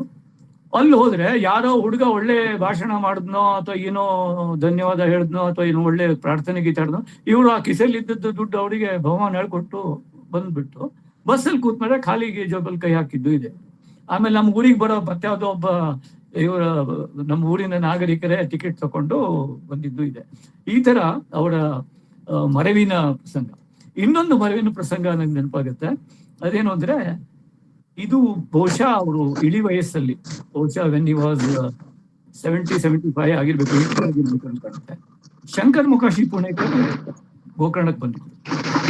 ಅವರು ಎದುರು ಮನೆಯಲ್ಲಿ ಅವರು ನಮ್ಮ ಬಂದು ಇವ್ರ ಹಿಂದೆ ಭೇಟಿಯಾಗಿದ್ದಾರೆ, ಹಿಂದೆ ಧಾರವಾಡ ಭೇಟಿಯಾಗಿದ್ದಾರೆ, ಮತ್ತೆ ಭೇಟಿಯಾಗಿದ್ದಾರೆ. ನಮ್ಮ ಮನೆಗೆ ಬಂದ್ರು, ನಮಸ್ಕಾರ ಅಂದ್ರು, ಇವರು ಬಂದ್ರು. ಇವರಿಗೆ ನೆನಪಾಗ್ಲಿಲ್ಲ ಅವರು ಮೊಕಾಶಿ ಪುಣೇಕರ್ ಅಂತ ನೆನಪಾಗ್ಲಿಲ್ಲ. ಕೇಳಿಸ್ತಾ ಇದೆಯಾ? ಮೊಕಾಶಿ ಪುಣೇಕರ್ ಅಂತ ಮೊಕಾಶಿ ಪುಣೇಕರ್ ಅಂತ ನೆನಪಾಗ್ಲಿಲ್ಲ ಇವರಿಗೆ. ಇವರು ಸುಮ್ನೆ ಹಿಂಗೆ ಇವ್ರಿಗೇನು ಅಂದ್ರೆ, ನೀವು ಯಾರು ಅಂತ ನೆನಪಾಗ್ಲಿಲ್ಲ ಅಂತ ಹೇಳಕ್ಕೆ ಮುಜುಗರ. ಪಾಪ ತುಂಬಾ ಸಂಕೋಚ ಸ್ವಭಾವದವರು, ತುಂಬಾ ಮುಜುಗರ ಅಂದ್ರೆ ತುಂಬಾ ಮುಜುಗರ. ಗೊತ್ತಾಗ್ಲಿಲ್ಲ ಅಂತ ಹೇಳ್ಬೋದು ಒಂದ್ ಶಬ್ದದಲ್ಲಿ, ಅವ್ರಿಗೆ ಅದು ಆಗ್ಲಿಲ್ಲ. ಅವರು ಇವ್ರೇನೋ ಊಹೆ ಮೇಲೆನೆ ಮಾತಾಡ್ತಾ, ಒಂದು ಊಹಿಸ್ಕೊಂಡು ಇವ್ರು ಇರ್ಬೋದು ಅಂತಾನೆ, ಏನೋ ಯಾವಾಗ ಬಂದ್ರಿ, ಎಲ್ಲಿ, ಏನು. ಅವ್ರ ಪಾಪ ಯಾರ್ದೋ ಏನೋ ಬಂದಿದ್ದೆ, ಈ ಪಕ್ಕದ ಮನೇಲಿ ಮೂಲೆ ಮನೇಲಿ ಇದ್ದೇನೆ, ಹಾಗೆ ಹೀಗೆ, ಮತ್ತೆ ನೀವೇನೋ ಅರವಿಂದೋ ಮೇಲೇನೋ ಬರೀತಿದ್ದೀರಂತಲ್ಲ ಅಂತನೋ ಕೇಳಿದ್ರು. ಹೌದು, ನಾನು ಅರವಿಂದೋ ಅವ್ರದ್ದು ಭವಿಷ್ಯ ಕಾವ್ಯ ಮಾಡಿದೆ. ಬೇಂದ್ರೆ ಮೇಲೇನೋ ಬರೀತಿದ್ದೀರಂತಲ್ಲ, ಹೌದು, ಬೇಂದ್ರೆ ಅವ್ರ ಬಗ್ಗೆನೋ. ಅವರು ಅರವಿಂದೋ, ಬೇಂದ್ರೆ ಮತ್ತೆ ಯಾವುದೋ ಒಂದು ರಾಗ, ಏನೋ ಹಿಂದೂಸ್ತಾನಿ ರಾಗ ಹೇಳಿ ಸುಮಾರು 1 ಗಂಟೆ ಮಾತಾಡಿದ್ದಾರೆ. ಇವರಿಗೆ ಅವರು ಶಂಕರ್ ಮುಖಾಶಿ ಪುಣೇಕರ್ ಅಂತ ಗೊತ್ತೇ ಆಗ್ಲಿಲ್ಲ. 1 ಗಂಟೆ ಮಾತಾಡಿದ್ದಾರೆ, ಆಲ್ಮೋಸ್ಟ್ ಮಧ್ಯಾಹ್ನ. ಆಗ ಅವ್ರನ್ನ ಊಟಕ್ಕೆ ಕರೀಲಿಕ್ಕೆ ಬಂದ್ರು. ಅವ್ರು ಯಾರ್ದೋ ಮನೇಲಿ ಉಳ್ಕೊಂಡವ್ರು, ಅವರು ಊಟಕ್ಕೆ ಕರೀಲಿಕ್ಕೆ ಬಂದ್ರು ಅಂತ. ಅವ್ರು ಹೊರಟ ಮೇಲೆ ಸಡನ್ ಆಗಿ ನಮ್ಮ ತಾಯಿ ಅವ್ರನ್ನ ನೋಡಿ ಒಳಗಡೆ ಟೀ ಮಾಡಿ ಇಟ್ಟಿದ್ರು. ಟೀ ತಗೊಂಡು ಬಂದ್ರೆ ಇವರಿಲ್ಲ, ಹೊರಟ್ಬಿಟ್ಟಿದ್ದಾರೆ, ಆಲ್ರೆಡಿ ಹೋಗ್ಬಿಟ್ಟಿದ್ದಾರೆ. ಆಮೇಲೆ ಅವ್ರು, ಅರೆ ಶಂಕರ್ ಮುಖಾಶಿ ಹೋಗ್ಬಿಟ್ರ. ಈಗ ನಮ್ಮ ತಂದೆಯವರು, ಅರೆ ಶಂಕರ್ ಮುಖಾಶಿನವರು ಗೊತ್ತಾಗ್ಲಿಲ್ಲ, ಮತ್ತೆ ಕರಿ ಅವ್ರನ್ನ ಅಂತ ಹೇಳಿ ಮತ್ತೊಬ್ಬ ಹುಡುಗನ್ನ ಓಡಿಸಿ ಮತ್ತೆ ಅವ್ರನ್ನ ಕರೆದು ಮತ್ತೆ 1 ಗಂಟೆ ಮಾತು ಇವ್ರದ್ದು ಟೀ ಕುಡ್ದಾದ್ಮೇಲೆ ಮತ್ತೆ 1 ಗಂಟೆ ಮತ್ತೆ ಮಾತಾಯ್ತು. ಈ ತರ ಅವರಿಗೆ ಮರವು ಬಹಳ ಇತ್ತು. ಬಟ್ ಇಟ್ಸ್ ಒಂಥರ ಅದು ಟಿಪಿಕಲ್ ಅವ್ರ ಜೊತೆಗೆ ಮರವು ಬಹಳ ಇತ್ತು. ಮತ್ತೆ ಟೀ ಇದ್ದು ಕೂಡ ಬಹಳ ಅವರಿಗೆ ಟೀ ಕುಡಿಯೋದು ಚಪಲ ಬಹಳ ಇತ್ತು. ತುಂಬಾ ಟೀ ಕುಡಿತಿದ್ರು. ಗೋಕರ್ಣದಲ್ಲಿ ಎಷ್ಟು ಟೀ ಅಂಗಡಿಗಳಿದ್ವೋ ಎಲ್ಲಾ ಅಂಗಡಿಗಳಲ್ಲೂ ಇವ್ರ ಹೆಸರಿನ ಉದುರಿ ಪಟ್ಟಿ ಇರ್ತಿತ್ತು. ಹೋಗುವಾಗ ಬರುವಾಗ ಸಿಕ್ಕದವ್ರನ್ನೆಲ್ಲ ತಗೊಂಡು ಹೋಗ್ತಿದ್ರಂತೆ. ಆಮೇಲೆ ನಮ್ಮ ಯಾರು ಒನಕೆ ಒಬ್ಬ ಶಾಂತಾಬಾಯಿ ಅವರು ಎಲ್ಲಾ ಅಂಗಡಿಗಳಿಗೆ ಹೋಗಿ ಅವರಿಗೆ ತಾಕೀತು ಮಾಡಿ, ಯಾಕಂದ್ರೆ ರಿಸೋರ್ಸಸ್ ಇಲ್ಲ ಮನೆಯಲ್ಲಿ, ಇವರು ಹೋಗಿ ಅಲ್ಲಿ ಎಲ್ಲರನ್ನು ಹೋಗಿ ಪ್ರತಿ ತಿಂಗಳು ಬಿಲ್ ತುಂಬೋರು ಯಾರು. ಇನ್ನು ಮುಂದೆ ಈ ತರ ನೀವು ಎನ್ಕರೇಜ್ ಮಾಡಿದ್ರೆ ನಾನಂತೂ ಇದು ಬಿಲ್ ಚಿತ್ತ ಮಾಡೋದಿಲ್ಲ, ನೀವೇ ಜವಾಬ್ದಾರು ಅಂತ ಎಲ್ಲ ಅಂಗಡಿಯವರಿಗೆ ಹೆದರ್ಸಿದ ಮೇಲೆ ಆಮೇಲೆ ಅದು ನಿಂತು ಹೋಯ್ತು ಅಂತ ಆಯ್ತು. ಸೊ ಹೀಗಾಗಿ ಆ ಚಾದ ಒಂದು ಹೊರಗಡೆ ಟೀ ಶಾಪ್ಗಳಲ್ಲಿ ಹೋಗಿ, ಟೀ ಹೋಟೆಲ್ಗಳಲ್ಲಿ ಹೋಗಿ ಎಲ್ಲರಿಗೂ ಟೀ ಕುಡಿಸುವ ಒಂದು ಅವರ ಚಟನ ಬಹಳ ಕಷ್ಟಪಟ್ಟು ನಿಯಂತ್ರಿಸಿದ್ರು ಆಗ್ಲೇ ಮೊದಲಿನ ದಿನಗಳಲ್ಲಿ ಅಂತ. ಆಮೇಲೆ ಅದು ನಾನು ಸ್ಕೂಲಿಗೆ ಹೋಗ್ತಿರೋ ದಿನದ ಸಂಗತಿ ಅದು. ಆಮೇಲೆ ಅವರಿಗೆ ಧಾರವಾಡದ ಬಗ್ಗೆ ಮೋಹ ಇತ್ತು, ಮುಂಬೈ ಬಗ್ಗೆ ಮೋಹ ಇತ್ತು. ಇದನ್ನು ನಾನು ಹೇಳ್ತೀನಿ, ಚುಟುಕಾಗಿ ಹೇಳ್ತೀನಿ. ಧಾರವಾಡದ ಬಗ್ಗೆ ಯಾಕೆ ಮೋಹ ಅಂದ್ರೆ ಅದೇ ಒಂದು ಬೇಂದ್ರೆ ಮತ್ತು ಶಂಬಾ ಅಲ್ಲಿದ್ರು. ಬೇಂದ್ರೆ ಶಂಬಾ ಇಬ್ಬರ ಬಗ್ಗೆ ಬಹಳ ಸೆಳೆತ, ಹೀಗಾಗಿ ತುಂಬಾ ಪೀಕ್ಲಾಟಕ್ಕೆ ಸಿಕ್ಕಾಕೊಂಡಿದ್ದಾರೆ ಅವರು. ಬೇಂದ್ರೆ ಮನೆಗೆ ಹೋದ ಕೂಡ್ಲೇನೆ ಬೇಂದ್ರೆ ಅಲ್ಲಿ ಹೋಗಿ ಬಂದ್ರೇನು ಅಂತ ಕೇಳ್ತಿದ್ರಂತೆ. ಶಂಬಾ ಮನೆಗೆ ಹೋದ್ರೆ ಓಹೋ ಅಲ್ಲಿ ಹೋಗಿ ಬಂದಿರ್ಬೇಕಲ್ಲ ಅಂತಿದ್ರಂತೆ. ಹೀಗಾಗಿ ಪಾಪ ಅವ್ರಿಗಿಬ್ರು ಬೇಕಿದ್ರು, ಅವ್ರಿಗೆ ಬೇಂದ್ರೆನೂ ಬೇಕು, ಶಂಬಾನೂ ಬೇಕು. ಶಂಬಾ ಬಗ್ಗೂ ಬರ್ತಿದ್ದಾರೆ ಪುಸ್ತಕಗಳನ್ನ, ಬೇಂದ್ರೆ ಬಗ್ಗೂ ಬರ್ತಿದ್ದಾರೆ. ಸೊ ಅದೊಂಥರ ಅಂದ್ರೆ ಇವ್ರದ್ದು ವರ್ಲ್ಡ್ ತುಂಬಾ ಎನ್ಕಂಪಾಸಿಂಗ್ ಹುಡುಕಾಟ ಇವ್ರದ್ದು. ಇನ್ನೂ ವಿಚಿತ್ರವಾದ ವಿಶಾಲವಾದಂತಹ ಹುಡುಕಾಟ, ಅಷ್ಟೇ ಹ್ಯುಮಿಲಿಟಿ, ತುಂಬಾ ಹ್ಯುಮಿಲಿಟಿ ಇರುವಂತ ವ್ಯಕ್ತಿ. ಸೊ ನನಗೆ ಅವ್ರದ್ದು ಗೊತ್ತಾಗ್ತಿತ್ತು. ಸೊ ನಾನು ಅವರಿಬ್ಬರ ಜೊತೆಗೆ ಹೋಗಿದ್ದೀನಿ, ಇವ್ರ ಜೊತೆಗೆ ಅವ್ರ ಮನೆಗೂ ಹೋಗಿದ್ದೀನಿ, ಇವ್ರ ಮನೆಗೂ ಹೋಗಿದ್ದೀನಿ. ಅದಕ್ಕೆ ಬಹಳ ಅವರಿಗೆ ಧಾರವಾಡ ಬಹಳ ಇಷ್ಟ. ಆಮೇಲೆ PR ಭಾಗವತ್ ಅನ್ನೋರ ಮನೆಯಲ್ಲೇ ಉಳ್ಕೊಳ್ತಿದ್ರು ಅವರು. ಯಾಕಂದ್ರೆ PR ಭಾಗವತ್ ಮುಂಚಿನಿಂದಲೂ ಅವರಿಗೆ ಧಾರವಾಡ ಆಕಾಶವಾಣಿಯಲ್ಲಿ ಅವರು ಹಾಡ್ತಿದ್ರು. ಮತ್ತು ಗೋಕರ್ಣದಲ್ಲಿ ಬಹಳ ಹಿಂದೆ ಇದ್ರಂತೆ ಅವರು. ಬಹಳ ಕಷ್ಟಪಟ್ಟು ಬದುಕನ್ನು ಕಟ್ಟಿದ ಜೀವಿ ಅವರು. ಅವರು PT ಕ್ರಾಫ್ಟ್ ಟೀಚರ್ ಆಗಿದ್ರು ಬಾಸೆಲ್ ಮಿಷನ್ ಸ್ಕೂಲಲ್ಲಿ. ಬಹಳ ಅಪರೂಪದ ವ್ಯಕ್ತಿ. ಅವ್ರ ಮನೆಯಲ್ಲೇ ಉಳ್ಕೊಳ್ತಿದ್ರು. ನಾನು ಹೋದಾಗ, ಧಾರವಾಡದಲ್ಲಿದ್ದಾಗ, ಹಾಸ್ಟೆಲ್ನಲ್ಲಿದ್ದಾಗ ನನಗೆ ಮನೆ ನೆನಪಾದಾಗೆಲ್ಲ ನಾನು PR ಭಾಗವತರ ಮನೆಗೆ ಹೋಗ್ತಿದ್ದೆ. ಅಲ್ಲಿ ಯಾವುದೋ ಚಾಳ್ ಇದೆ, ಅದು ನಿಯರ್ ಕಿತ್ತೂರು ಜನ್ಮ ಪಾರ್ಕ್. ನನ್ನ ತನ್ಮೀಯ ಸೂಟಿ ಅನ್ನುವಂಥ ಕಥೆಯಲ್ಲಿ ನಾನು ಆ ಜಾಗಕ್ಕೆ ನನ್ನ ಕೃತಜ್ಞತೆ ಹೇಗೋ ಸಲ್ಲಿಸಿದ್ದೀನಿ. ಆ ಜಾಗವನ್ನು ತಂದಿದ್ದೀನಿ. ಮಹೇಂದ್ರಗಢ ಚಾಳ್ನಲ್ಲಿ ಇರ್ತಿದ್ರು. ಅಲ್ಲಿ ನಮ್ಮ ತಂದೆಯವರು ಯಾವಾಗಲೂ ಹೋಗಿ ಅವ್ರ ಮನೆಯಲ್ಲಿ ಉಳ್ಕೊಳ್ತಾ ಇದ್ರು. ಅವ್ರಿಗೆ ಆ ಜಾಗ ಬಹಳ ಇಷ್ಟ, ಧಾರವಾಡದ ಬಗ್ಗೆ. ಆಮೇಲೆ ನನ್ನ ಜೊತೆಗೆ ಬಂದ್ರೆ ಅವರು, ನಮಗೆ ಯಂಗ್ಸ್ಟರ್ಸಿಗೇನು, ಗೋಕರ್ಣದಲ್ಲಿ ಟ್ಯೂರಿಂಗ್ ಟಾಕೀಸು ಒಂದೇ ಸಿನಿಮಾ. ಸಿಟಿಗೆ ಹೋದ್ರೆ ನಮ್ಗೆ 2 ದಿವಸ ಇದ್ರೆ 4 ಸಿನಿಮಾ ನೋಡ್ಬೇಕು ಅಂತ ನನಗನ್ಸ್ತಿತ್ತು. ಸೊ ಮಧ್ಯಾಹ್ನ ಒಂದು ಶೋ, ರಾತ್ರಿ ಒಂದು ಶೋ, ಮಧ್ಯಾಹ್ನ ಒಂದು ಶೋ, ರಾತ್ರಿ ಒಂದು show. He will come with me. See that's what ನನಗೆ ಇಷ್ಟ. ಅದು ಹೊಸತನ್ನ ಕಲಿಬೇಕು ಅನ್ನೋದು ಅವರ ಒಂದು ತುಡಿತಾ ಇದೆಯಲ್ಲ. ಸ್ಕ್ರಿಪ್ಟ್ ಬಗ್ಗೆ ಕೂಡ ಅವ್ರಿಗೆ ಹೊಸತು ಸ್ಕ್ರಿಪ್ಟ್ ಹೇಗಿರ್ತದೆ ಅಂತ, ಸಿನಿಮಾ ಸ್ಕ್ರಿಪ್ಟ್ ಹೇಗಿರ್ತದೆ ಅನ್ನೋದ್ರ ಬಗ್ಗೆ ಅವರು ಈ ವಾಸ್ ವೆರಿ ಕ್ಯೂರಿಯಸ್. ಅವರಿಗೆ ನಾಟಕಕ್ಕಿಂತ ಸ್ಕ್ರಿಪ್ಟ್ ಹೇಗೆ ಭಿನ್ನ ಅನ್ನೋದನ್ನ ತಿಳಿಯೋದಕ್ಕೆ ಕುತೂಹಲ ಆಯ್ತು ಅವರಿಗೆ. ಯಾಕಂದ್ರೆ ಅವರು ರೇಡಿಯೋ ನಾಟಕ ಮಾಡಿದವರು. ಅವರ ಪ್ರಕಾರಗಳನ್ನು ನೋಡಿ, ಅದರಲ್ಲಿ ರೇಡಿಯೋ ಗೀತ ರೂಪಕಗಳಿವೆ, ರೇಡಿಯೋ ನಾಟಕಗಳಿವೆ. ನಾಟಕಗಳನ್ನು ಎಲ್ಲರೂ ಬರೀತಾರೆ. ರೇಡಿಯೋ ನಾಟಕಗಳು ಅಂದಾಗ ಅದು ಬೇರೆ ಇರುತ್ತೆ. ಅದು ರೇಡಿಯೋ ನಾಟಕ ಅಂದ್ರೆ ಧ್ವನಿಯಿಂದನೇ ಆಲಿಸಬೇಕಾದ್ದು, ಅವುಗಳ ಸಾಧ್ಯತೆಗಳು ಬೇರೆ. ಅದನ್ನ ನಾವು ಗ್ರಹಿಸಬೇಕಾದ್ದು, ಬರವಣಿಗೆ ಮಾಡುವನು ಗ್ರಹಿಸಬೇಕಾದ ರೀತಿ ಬೇರೆ. ಗೀತ ರೂಪಕಗಳು ಹಾಗೆ. ಗೀತ ರೂಪಕಗಳು ಅದು ಅವು ಗೀತೆಗಳ ಮೂಲಕನೇ ಸಂಭಾಷಣೆ ಸಾಗಬೇಕಾಗುತ್ತೆ. ಅವುಗಳ ಸ್ಕಿಲ್ಗಳು ಬೇರೆ. ಅವರು ಬರ್ತಿರೋದು ಅವುಗಳನ್ನ, ಯಾವುದು ಪೂತಿನ ಅವರು ಬರ್ದಂಗೆ ಆ ತರ ಇವ್ರು ಬರ್ತಿದ್ದಾರೆ. ಸೊ ಯಾವುದು ಕಡಿಮೆ ಇದೆಯೋ ಅವುಗಳನ್ನ ಅವರು ಬರ್ದಿದ್ದಾರೆ. ಸೊ ಅದು ಆಕಾಶವಾಣಿಗೆ ಅವರು ಹೋಗ್ತಾ ಇದ್ದಾರೆ. ಯಾಕಂದ್ರೆ NK ಅವರು ಅವ್ರ ಹತ್ರ ಬಹಳ ಬಡಿಸಿದ್ದಾರೆ, NK ಕುಲಕರ್ಣಿ. ಇದನ್ನ ಯಾರು ಬರೆಯೋದಿಲ್ಲ, ನೀವು ಬರಿಬೇಕು ಅಂತ ಹೇಳ್ತಿದ್ರು. ಇವರು ಅದನ್ನ ಬರಿತಿದ್ರು. ಸಿನಿಮಾಕ್ಕೂ ಹಾಗೆ, ನಾನು ಹೇಳಿದ ಸಿನಿಮಾಕ್ಕೆ ಬರ್ತಿದ್ರು ಇವರು. ಜೇಡರ ಬಲೆಗೆ ಹೋಗೋಣ, ಬಾಂಡ್ ಸಿನಿಮಾಕ್ಕೆ ಹತ್ರ ಬರ್ತಿದ್ರು. ಅಂದ್ರೆ ಈ ವಾಸ್ ಫಾಂಡ್ ಆಫ್ ಎವ್ರಿಥಿಂಗ್. ಅತ್ಯಂತ ಆಧುನಿಕ ಚಿತ್ರಗಳು ಕೂಡ ಅವರಿಗೆ ಇಷ್ಟ. ಡಾಕ್ಟರ್ ಸೇವಾಗ ಹೋಗೋಣ ಅಂದ್ರೆ ಬರ್ತಿದ್ರು. ಅಂದ್ರೆ ಅವರಿಗೆ ವೆರಿ ವೆರಿ ಫಾಂಡ್. ಅಂದ್ರೆ ಯಾವುದು ಹೊಸ್ತು, ಯಾವುದು ಅತ್ಯಾಧುನಿಕ ಅನ್ನೋದ್ರ ಬಗ್ಗೆ ನನ್ನಷ್ಟೇ ಅವರಿಗೆ ಕುತೂಹಲ ಮತ್ತು ಆಕರ್ಷಣೆ ಇತ್ತು. ಅವರ ಒಂದು ತಾಯಿ ನುಡಿ ಅಂತ ಮುಂಬೈಯಿಂದ ಬರ್ತಾ ಇರುವಂತಹ ಮೆಂಡನ್ ಅವರ ಒಂದು ಸಂಚಿಕೆಯಲ್ಲಿ ಅವರು ಒಂದು ಸಂಸ್ಕೃತದ ಒಂದು ಸಣ್ಣ ಶ್ಲೋಕವನ್ನ ಒಂದು ಸಿನಿಮಾ ಸ್ಕ್ರಿಪ್ಟ್ ತರ ಇದೆ ಅಂತ ಅವರು ಒಂದು ಆರ್ಟಿಕಲ್ ಬರ್ತಿದ್ದಾರೆ. ಅದನ್ನ MG ಹೆಗ್ಡೆ ಅವರು ಅವರ ಮುನ್ನುಡಿಯಲ್ಲಿ ಉಲ್ಲೇಖಿಸಿದ್ದಾರೆ, ಅವರ ಈ ಸಂಪುಟದ ಒಂದು ಸಂಚಿಕೆಯಲ್ಲಿ. ಬಹಳ ಇಂಟ್ರೆಸ್ಟಿಂಗ್ ಆಗಿದೆ ಅದು. ಟೈಮ್ ಇಲ್ಲ ಇಲ್ಲದೆ ನಾನು ಹೇಳ್ತಿದ್ದೇನೆ.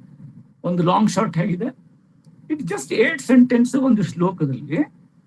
ಅದನ್ನು ನಾವು ಹೇಗೆ ಒಂದು short break down of a film ತರ ಹೇಗೆ ನೋಡಬಹುದು ಅನ್ನೋದನ್ನ ಗೌರೀಶ್ ಕಾಯ್ಕಿಣಿಯವರು 1990ನೇ ಇಸ್ವಿಯಲ್ಲಿ ಮುಂಬೈಯಿಂದ ಬರುವಂತ ತಾಯಿ ನುಡಿ ಪತ್ರಿಕೆಯ ಒಂದು ವಿಶೇಷಾಂಕದಲ್ಲಿ ಒಂದು ಪುಟದ ಲೇಖನದಲ್ಲಿ ಬರೆದಿದೆ. ಇದು ಲಾಂಗ್ ಶಾಟು, ಇದು ಕ್ಲೋಸ್ ಅಪ್, ಇದು ಕ್ಲೋಸ್ ಅಪ್, ಇದು ಮತ್ತೆ ಪಾಸಿಂಗ್ ಶಾಟು ಅಂತ ಹೀಗೆ ಶಾರ್ಟ್ ಡಿವಿಷನ್ ಮಾಡಿ ಒಂದು ಸಂಸ್ಕೃತ ಶ್ಲೋಕವನ್ನು ವಿವರಿಸಿದ್ದಾರೆ. ಇದು ಐ ಥಿಂಕ್ ಇದು ಬಹಳ ವಿಶೇಷವಾದದ್ದು ಅಂತ ನನ್ನ ಇದನ್ನ ನಮ್ಮ ಕನ್ನಡ ಸಾಹಿತ್ಯ ವಿಮರ್ಶೆ ಕೂಡ ಎಕ್ನಾಲೇಜ್ ಮಾಡಲ್ಲ.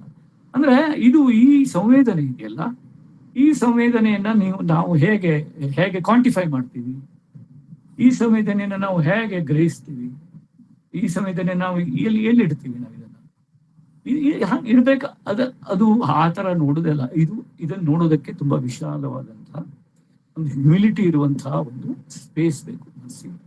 ಆಗಲೇ ಇವೆಲ್ಲ ನಮ್ಮ ಇಟ್ಟಿಗೆಗೆ ಸಿಗಬಲ್ಲದು ಅಂತ ನನಗನ್ಸುತ್ತೆ. ಆಮೇಲೆ ಇನ್ನೊಂದು ಅವರಿಗೆ ಇಷ್ಟವಾದ ಜಾಗ ಮುಂಬೈ. ಯಾಕೆ ಅಂದ್ರೆ ಅದು ಮೊದಲಿಂದನೂ ಅವರ ಮನಸ್ಸಿನ ಭಾಗ. ಅವರಿಗೆ ಮರಾಠಿ ನಾಟಕಗಳು, ಮರಾಠಿ ಪೂಲ ದೇಶಪಾಂಡೆಯಿಂದ ಹಿಡಿದು ಅತ್ತರೆಯಿಂದ ಹಿಡಿದು ಎಲ್ಲರೂ ಬಹಳ ಇಷ್ಟ. ಮರಾಠಿ ಕವಿಗಳು ಇಷ್ಟ. ಆಮೇಲೆ ತುಂಬಾ ಅವ್ರ ಮನಸ್ಸು ಬಹಳ. ಹೀಗಾಗಿ ನಾನು ಮುಂಬೈಗೆ ಬಂದಾಗ, ನಾನು ಬ್ರಹ್ಮಚಾರಿ ಅಂದ್ರೆ ಬ್ಯಾಚುಲರ್ ಆಗಿದ್ದಾಗಲೂ ಕೂಡ ಮಳೆಗಾಲದಲ್ಲಿ ನನ್ನ ತಂದೆ ತಾಯಿ ಮುಂಬೈಗೆ ಬರ್ತಾ ಇದ್ರು. ನನ್ನ ಬ್ಯಾಚುಲರ್ ಕೋಣೆಯಲ್ಲೇ ಇರ್ತಾ ಇದ್ರು. ನಾನು ಮುಲುಂಡೀಸ್ ಅಲ್ಲಿ ಇದ್ದಾಗ ನವಘರ್ ರೋಡ್ ಅಲ್ಲಿ ಇದ್ದೆ. ಸಣ್ಣ 1 ರೂಮ್ ಕಿಚನ್ ಇತ್ತು. ನನ್ನ ಜೊತೆಗೆ ನನ್ನ ಸಹವಾಸಿಗಳು ಅಂದ್ರೆ ಗುಮಾರ್ ಜೋಶಿ ಅಂತ, ಅವರು ಗೋಕರ್ಣದವರು, ಗಜಾನನ್ ಉಪಾಧ್ಯ, ಆಮೇಲೆ ವಿಠಲ್ ಕಟ್ಟಿ ಅಂತ ಅವನು ಈ ಗುಲ್ಬರ್ಗಾದಲ್ಲಿದ್ದಾನೆ ಅವನು. ಆಮೇಲೆ ನಾವೆಲ್ಲ ಒಟ್ಟಿಗೆ ಇರ್ತಾ ಇದ್ವಿ. ಆಮೇಲೆ ನನ್ನ ಇತರ ಫ್ರೆಂಡ್ಸ್ ಶರತ್ ಸೌಕೂರ್ ಅಂತ ಮುಂಬೈಯಲ್ಲೇ ಇದ್ರು, ಮಲಾಡಲ್ಲಿ. ಆಮೇಲೆ SK ಪ್ರಭು ಅಂತ ಭಟ್ಕಳದವನು. ನಾವೆಲ್ಲ ಅವಾಗ ಗೆಳೆಯರು, ಮುಂಬೈ ಗೆಳೆಯರು. ನಾವೆಲ್ಲ ಒಟ್ಟಿಗೆ ಸೇರ್ತಿದ್ವಿ. ಆಗ ನಾವು ಇಲ್ಲಿ ನಮ್ಮ ಗಡ್ಕರಿ ರಂಗಾಯತನದಲ್ಲಿ ಮರಾಠಿ ನಾಟಕ ಪುರುಷ್ ಕಾಶಿರಾಮ್ ಕೊತ್ವಾಲ್ ನೋಡಕ್ ಹೋಗ್ತಿದ್ವಿ. ಆಮೇಲೆ NCPAದಲ್ಲಿ ಅವ್ರನ್ನ ಕರ್ಕೊಂಡು ನಾನು ಅದು ನಮ್ಮ ಸಂಗೀತ ಕಚೇರಿಗಳಿಗೆ ಹೋಗ್ತಿದ್ವಿ. ಸೊ ಅವೆಲ್ಲ ಅವಾಗ ಅವರಿಗೆ 70-75 ಲೋಕಲ್ ಟ್ರೈನಲ್ಲಿ ಅವ್ರನ್ನ ಕರ್ಕೊಂಡು ಹೋಗ್ತಿದ್ದೆ ನಾನು. ಆ ರಶ್ ಅಲ್ಲಿ ಬರ್ತಿದ್ರು ಅವರು. ನನ್ಗೊಂದು ಘಟನೆ ನೆನಪಾಗುತ್ತೆ. ಅದು ಈಗ ನೆನಪಾಯ್ತು ಹೇಳುವಾಗ. ಅದನ್ನ ನಾನು ಪ್ಲಾನ್ ಮಾಡಿರ್ಲಿಲ್ಲ ಅಂತ. ಒಂದ್ಸಲ ನಾವು ಅವರೆಲ್ಲ ಟ್ರೈನ್ ಹತ್ತುವಾಗ ಎಲ್ಲಿಗೋ ವಿಟಿಗೆ ಹೊರಟಿದ್ವಿ. ನಾವು ಮುಳ್ಳುಂಡಲ್ಲಿ ಟ್ರೈನ್ ಹತ್ತಿದ್ವಿ. ಅವ್ರು ಹತ್ತಿದ್ರು, ನಾನು ಹಿಂದೆ ಇದ್ದೆ. ಅವ್ರು ಹತ್ತಿದ್ರು, ಟ್ರೈನ್ ಹೊರಟು ಬಿಡ್ತು. ರಶ್. ನಾವು ತುಂಬಾ ಇದಾಗ್ಬಿಟ್ವಿ. ಅಂದ್ರೆ ಏನ್ ಮಾಡ್ಬೇಕು ಅಂತಾನೆ ಗೊತ್ತಾಗಿಲ್ಲ. ನಾವು ಎಲ್ಲಿ ಇಳಿಬೇಕು ಅಂತ, ನಾವು ಎಲ್ಲಿ ಊರಿಗೆ ಹೊರಡ್ಬೇಕು ಅಂತಿದ್ವಿ ಆ ದಿವಸ. ನಾವು ಮುಂದೆ ಎಲ್ಲೋ ಪರೇಲಲ್ಲಿ ಇಡಬೇಕು. ನಾವು ಪರೇಲಲ್ಲಿ ಇಳಿದು ಅಲ್ಲಿಂದ ಟ್ಯಾಕ್ಸಿ ತಗೊಂಡು ಹೋಗ್ಬೇಕು, ಬಾಂಬೆ ಸೆಂಟ್ರಲ್ಗೆ ಹೋಗ್ಬೇಕು. ಅಲ್ಲಿಂದ ಬಸ್ ಹಾಗೇನೆ. ಸೊ ಕಟ್ಟಿಯನ್ನು ನಮ್ಮನ್ನು ಬಿಡೋಕ್ ಬರೋನಿದ್ದ. ಸೊ ಅದು ಮುಂದೆ ನಮ್ಗೆ ಟೆನ್ಷನ್. ಈಗ ನಾವು ವಿಟಿಗೆ ಹೋಗಿ ಮುಂದೆ ಇಳಿಬೇಕು. ನಾವು ನಮ್ಮ ತಂದೆಯವ್ರಿಗೆ ಏನೂ ಗೊತ್ತಿಲ್ಲ. ಅವ್ರು ಎಲ್ಲಿ ಇಳಿತಾರೆ, ಈ ಟ್ರೈನಲ್ಲಿ ಏನ್ ಮಾಡ್ತಾರೆ, ನಮ್ಗೆ ಜೀವದಲ್ಲಿ ಜೀವ ಇಲ್ಲ. ನಾನು, ನನ್ನ ತಾಯಿ, ಆಮೇಲೆ ಏನು ಗೊತ್ತಾಗ್ತಿಲ್ಲ. ಸೊ ಆಮೇಲೆ ಆಮೇಲೆ ನನಗಂತೂ ಐ ವಾಸ್ ಕಂಪ್ಲೀಟ್ಲಿ ಬ್ಲ್ಯಾಂಕ್. ನಾನು ಆಮೇಲೆ ಡಿಸೈಡ್ ಮಾಡಿ ಒಬ್ಬರು ವಿಟಿಗೆ ಹೋಗೋದು, ಒಬ್ರು ಮುಂದಿನ ಸ್ಟೇಷನ್ ಅಲ್ಲಿ ಇರೋದು. ನಾನು ಪ್ರತಿ ಸ್ಟೇಷನ್ ಅಲ್ಲೂ ಹೊರಗೆ ನೋಡ್ತಿದ್ದೆ. ಯಾಕಂದ್ರೆ ಅವ್ರು ನೆಕ್ಸ್ಟ್ ಸ್ಟೇಷನ್ ಅಲ್ಲಿ ಇಲ್ಬಿಟ್ಟಿದ್ದೆ ಅಂತ. Typical Bombay problem. ನಿಮ್ಗೆಲ್ಲ ಮುಂಬೈಲಿ ಇದ್ದವ್ರಿಗೆ ಅರ್ಥ ಆಗುತ್ತೆ. ಆಮೇಲೆ ನಾವು ಹೋಗಿ ಅದೇ ಪರೇಲಲ್ಲಿ ನಾವು ಇಳಿದ್ವಿ. ಇಳಿದ್ರೆ ಅಲ್ಲಿ ನಿಂತಿದ್ದಾರೆ ಇವರು. ಮತ್ತೆ ಜೊತೆಗೆ ಸಾಕ್ಷಾತ್ ದೇವರಂತೆ ಕಟ್ಟಿ ಇದ್ದಾನೆ. ಯಾಕಂದ್ರೆ ಅವನು ಮುಂದಿನ ಡಬ್ಬಿಯಲ್ಲಿ ಇದ್ನಂತೆ. He was there. ಅಲ್ಲ, ಅವನು ಅದೇ ಡಬ್ಬಿಯಲ್ಲಿ ಹತ್ತಿದ್ದ. ಅವನು ಪಪ್ಪನ್ ನೋಡ್ದ. ಇವಾಗ ನೋಡ್ಬಿಟ್ಟು ಅರೆ ಇಲ್ಲಿ ಆಗಿದ್ರಿ ಅಂತ ಅವ್ನು ಕೇಳ್ದ. ಆಮೇಲೆ ಅದು ಒಂಥರ ಅದೊಂದು ಆಕಸ್ಮಿಕ ಆಯ್ತು. ಅಂದ್ರೆ ಅದು ಒಂದು ರೀತಿ ಆ ಒಂದು coincidence was very baffling and very very heart warm. So ಅದಂತ ನಾನು ಅವರಿಗೆ ಕೇಳಿದೆ. ಆಮೇಲೆ ನಿಮ್ಗೆ ಏನ್ ಅನಿಸ್ತು ಆ ಒಂದು 20 ನಿಮಿಷನೋ 25? ಏನಿಲ್ಲ, ನಾನು ಏನ್ ಮಾಡ್ತಿದ್ದೆ ನೀನು ಅಂತ ಹೇಳಿದೆ. ನಾನು ಏನಿಲ್ಲ, ನಾನು ಲಾಸ್ಟ್ ಸ್ಟೇಷನ್ ಅಲ್ಲಿ ಇಳಿತಿದ್ದೆ. ನಾನು ಐ ವುಡ್ ಹ್ಯಾವ್ ವೇಟೆಡ್ ಅಂತ ಹೇಳಿದ್ರು ಅಷ್ಟೇ, ಮತ್ತೇನಿಲ್ಲ. ಅವರು ತುಂಬಾ ಕೂಲ್ ಆಗಿರ್ತಿದ್ರು. ತುಂಬಾ ಒಂಥರ ಪ್ಯಾನಿಕ್ ಅಂತ ಯಾವತ್ತೂ ನಾನು ಅವ್ರನ್ನ ನೋಡಿಲ್ಲ.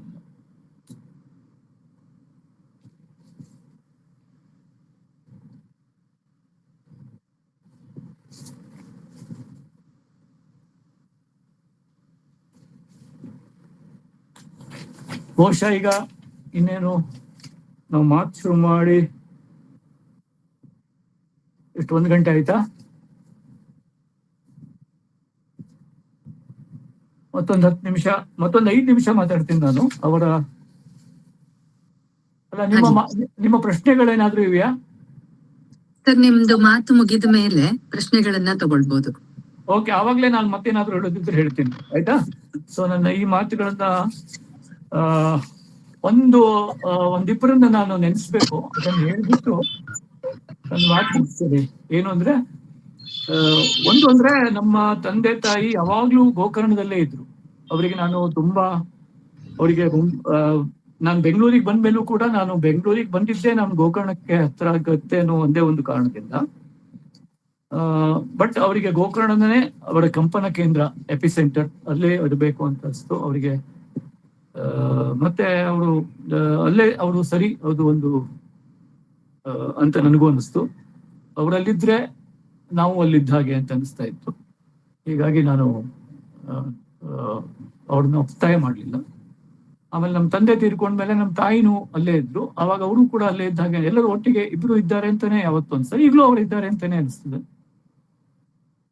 ಹೀಗಾಗಿ ಅವರು, ನಮ್ಮ ತಾಯಿ, ಹಂತ ಹಂತವಾಗಿ ಚೂರಾಗಿ ತಾವು ಪುಟ್ಟ ಸ್ವಲ್ಪ ಏನೋ ಉಳಿತಾಯ ಮಾಡಿ ಅದೇ ಅವ್ರದ್ದೇ ಟೂರಿಸಂ ನಿಂದ ಏನೇನೋ ಮಾಡಿ ಹೇಗೇಗೋ ಅನ್ಪ್ಲಾನ್ಡ್ ಆಗಿ ಕಟ್ಟಿದ ಆ ಮನೆಯನ್ನ ಹಾಗೆ ಇಟ್ಟಿದ್ದೀನಿ ನಾನು. ಅದನ್ನ ಯಾವ ರೀತಿ ಇಲ್ವೋ, ಯಾಕಂದ್ರೆ ನಮ್ಗೆ ಅದು ಹಾಗಿದ್ದಾಗಲೇನೆ ಅದು ಅವ್ರ ಥರನೇ ಕಾಣುತ್ತೆ.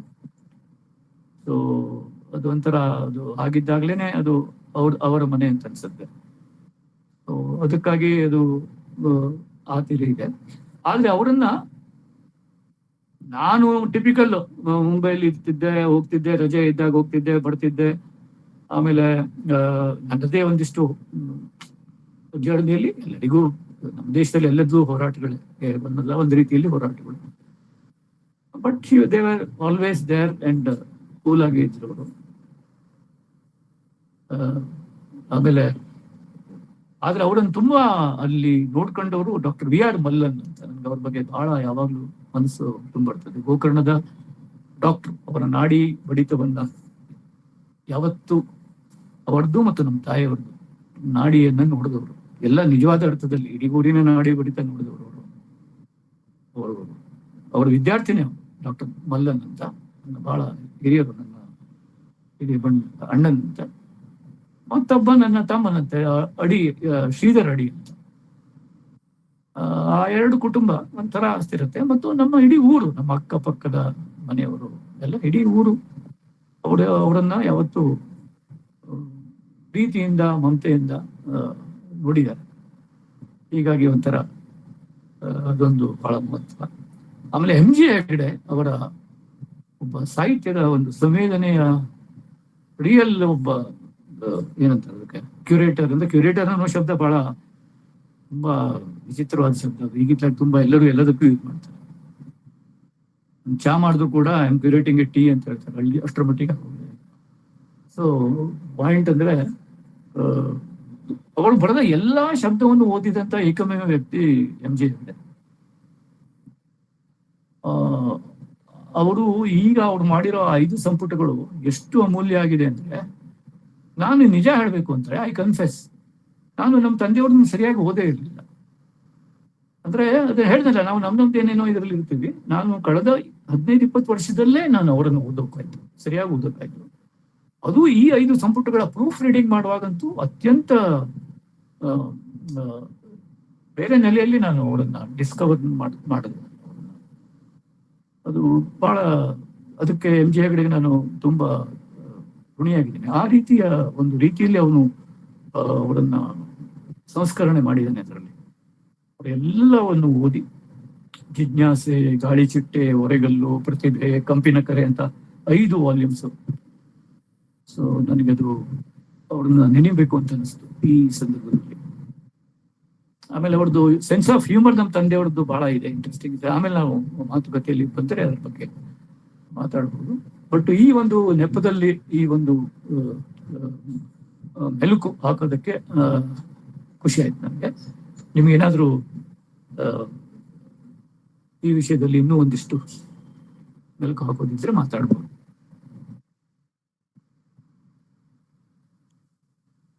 ಧನ್ಯವಾದಗಳು. ಬಹಳ ಅದ್ಭುತವಾಗಿತ್ತು. ಯಾರಿಗಾದ್ರೂ ಪ್ರಶ್ನೆಗಳನ್ನ ಕೇಳೋದಿದ್ರೆ ಅನ್ಮ್ಯೂಟ್ ಮಾಡ್ಕೊಂಡು ಕೇಳ್ಬೋದು, ಇಲ್ಲ ಚಾಟ್ ಬಾಕ್ಸ್ ನಲ್ಲೂ ಹಾಕ್ಬೋದು. ಉಜ್ವಲ್ ಅವರು ಪ್ಲೀಸ್ ಕೇಳಿ ಸರ್. ಸರ್, ಗಿರೀಶ್ ಕಾಯ್ಕಿಣಿ ಅವ್ರದ್ದು ಕೊಂಕಣಿ ಬಗ್ಗೆ ನಂಗೆ ಸ್ವಲ್ಪ ಇಷ್ಟ ಇದೆ. ಅದರ ಬಗ್ಗೆ ಸ್ವಲ್ಪ ತಿಳಿಸ್ತಾರೆ, ಸಾಹಿತ್ಯದ ಬಗ್ಗೆ. ಅವರು ಕೊಂಕಣಿಯಲ್ಲಿ ಬಹಳ ಅವರಿಗೆ ಆಸಕ್ತಿ ಇತ್ತು.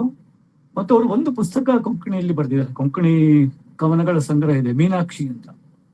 ಅದನ್ನ ಆಲ್ರೆಡಿ ಗೋವಾ ಕೊಂಕಣಿ ಕುಳಾಗರ ಪ್ರಕಾಶನ ಅಂತ ಅವರು ಅದನ್ನ ಪ್ರಕಾಶನ ಮಾಡಿದ್ದಾರೆ, ಬಂದಿದೆ ಅದು. ಅದನ್ನ ಅವರು ನನ್ನ ಶ್ರೀಮತಿ ಸ್ಮಿತಾಗೆ ಅರ್ಪಣೆ ಮಾಡಿದ್ದಾರೆ. ಅದು ನಮ್ಮ ಮದುವೆಯಾದ ಸಂದರ್ಭದಲ್ಲೇನೆ ಅದು ಪುಸ್ತಕ ಪ್ರಕಟ ಆಗಿತ್ತು. ಅದನ್ನ ಸ್ಮಿತಾಗೆ ಅದನ್ನ ಅರ್ಪಣೆ ಕೂಡ ಮಾಡಿದ್ದಾರೆ. ಆಮೇಲೆ ಕೊಂಕಣಿಯಲ್ಲಿ ಬಹಳ ಇಂಟ್ರೆಸ್ಟಿಂಗ್ ಅಂದ್ರೆ, ಕೊಂಕಣಿಯಲ್ಲಿ ಒಂದು 100-200 ಹೇಗೆ ಕನ್ನಡ ಹೇಗೆ 200 ಕಿಲೋಮೀಟರ್ಗೆ ಬದಲಾಗುತ್ತಲ್ಲ ಭಾಷೆ, ಹಾಗೆ ಕೊಂಕಣಿ ಕೂಡ ಗೋವಾದಲ್ಲಿ ಕೊಂಕಣಿ ಬೇರೆ, ನೀವು ಕರ್ನಾಟಕಕ್ಕೆ ಬಂದ್ರೆ ಕೊಂಕಣಿ ಬೇರೆ. ಅದು ಕೂಡ ಕಾರವಾರದಲ್ಲಿ ಒಂಥರ ಇರುತ್ತೆ, ಅದು ಕುಮಟಾ ಹೊನ್ನಾವರಕ್ಕೆ ಬಂದ್ರೆ ಒಂಥರ ಆಗತ್ತೆ, ನೀವು ಮಂಗಳೂರು ಕಾಸರಗೋಡಿಗೆ ಹೋದ್ರೆ ಬಂದ್ರೆ ಒಂಥರ ಆಗತ್ತೆ, ಮಲಯಾಳಂ ಅಲ್ಲಿ ಕೇರಳಕ್ಕೆ ಹೋದ್ರೆ ಒಂಥರ ಆಗತ್ತೆ, ಆತರ. ಹೀಗಾಗಿ ಲಿಟ್ರೇಚರಿಗೆ ಬಂದ್ರೆ ಬಹಳ ಟ್ರಿಕ್ಕಿ ಇದೆ ಅದು. ಈ ಗೋವನ್ ಕೊಂಕಣಿ ಅಂತೇನ್ ಹೇಳ್ತೇವೆ, ಗೋವನ್ ಕೊಂಕಣಿಯ ಲಿಟ್ರೇಚರ್ ಕೊಂಕಣಿ ಬೇರೆ ಆಗುತ್ತೆ, ಕರ್ನಾಟಕದ ಕೊಂಕಣಿಯ ಲಿಟ್ರೇಚರ್ ಕೊಂಕಣಿ ಬೇರೆ ಆಗುತ್ತೆ. ಸೊ ಈ ತರ ಹೀಗೆ. ಸೊ ಹೀಗಾಗಿ ನಮ್ಮ ತಂದೆಯವರು ಒಂಥರ ವಿಶಿಷ್ಟವಾಗಿ ಅದೆಲ್ಲರೂ ಎಲ್ಲಾ ಕೊಂಕಣಿಗಳಿಗೂ ಸ್ವಲ್ಪ ಸ್ವಲ್ಪ ಸ್ವಲ್ಪ ತಾಗೋ ತರದ್ದು ಒಂದು ಕೊಂಕಣಿ ಇವಾಲ್ವ್ ಮಾಡಿ ಅವ್ರು ಬರ್ದಿದ್ದಾರೆ ಆ ಕೊಂಕಣಿ. ನಮಸ್ಕಾರ. ನಮಸ್ಕಾರ ಸರ್, ಅದು ಮೈಸೂರು ಬೆಂಗಳೂರು ಸಾಹಿತ್ಯ ಪರಿಷತ್ ಸನ್ಮಾನ ಇಟ್ಕೊಂಡಾಗ ಕೈಕಣಿ ಸರ್ ಅವರು ಒಂದು ತಾರಿ ಉದ್ಘಾಟನೆ ಹೋದದ್ದನ್ನು ಹೇಳಿ ಸರ್, ಅವರು ಸರಳತೆ ಬಗ್ಗೆ. ಅದು ನಾನು ಎಲ್ಲ ಕಡೆ ಹೇಳಿದ್ದೇನೆ ಅಂತ ಹೇಳಲಿಲ್ಲ ನಾನು. ಹೇಳಿ ಸರ್, ಹೇಳಿ. ಅದೆಲ್ಲ ಹೇಳಿ ಸರ್. ಇದೊಂದು ಘಟನೆ ಇದೆ, ಅದು ನಾನು ಸಾಮಾನ್ಯವಾಗಿ 2-3 ಕಡೆ ಹೇಳಿದ್ದೆ ಅಂತ ಹೇಳಲಿಲ್ಲ. ಇದು ಕನ್ನಡ ಸಾಹಿತ್ಯ ಪರಿಷತ್ತಿನ ಬೆಳ್ಳಿ ಹಬ್ಬದ ಸಂದರ್ಭದಲ್ಲಿ ಅವರಿಗೆ ಸನ್ಮಾನ ಮಾಡ್ತೇವೆ, ಅವರಿಗೆ ಬನ್ನಿ ಅಂತ ಒಂದು ಲೆಟರ್ ಬಂತು. ಆಗ ನಾನು ಎಲ್ಲಿದ್ದೆ, ಕಾಲೇಜಿನಲ್ಲಿದ್ದೆ, ಮನೆಗೆ ಬಂದಿದ್ದೆ ರಜೆಗೆ ಅಂತ ಕಾಣುತ್ತೆ. ಸೊ ನನಗೆ ಖುಷಿ, ಆಗ ಅಲ್ಲಿ ಹೋಗ್ಬೋದು. ನಾನು ಅವಾಗ ಸಿನಿಮಾ ರಿಲೀಸ್ ಆಗಿತ್ತು, ಏನೋ ಹಾತಿ ಮೇರೆ ಸಾತಿ ಎಲ್ಲ ರಿಲೀಸ್ ಆಗಿತ್ತು ಅಂತ, ಅದೆಲ್ಲ ನೋಡ್ಲಿಕ್ಕೆ ಸಿಗ್ತದೆ ಅಂತ ಖುಷಿ ನನಗೆ. ಸೊ ನಮ್ಮ ತಂದೆಯವರು ನನಗೆ ಒಂದು ಕಾರ್ಡ್ ಕೊಟ್ರು, ಹೋಗಿ ಹಾಕಬಾ.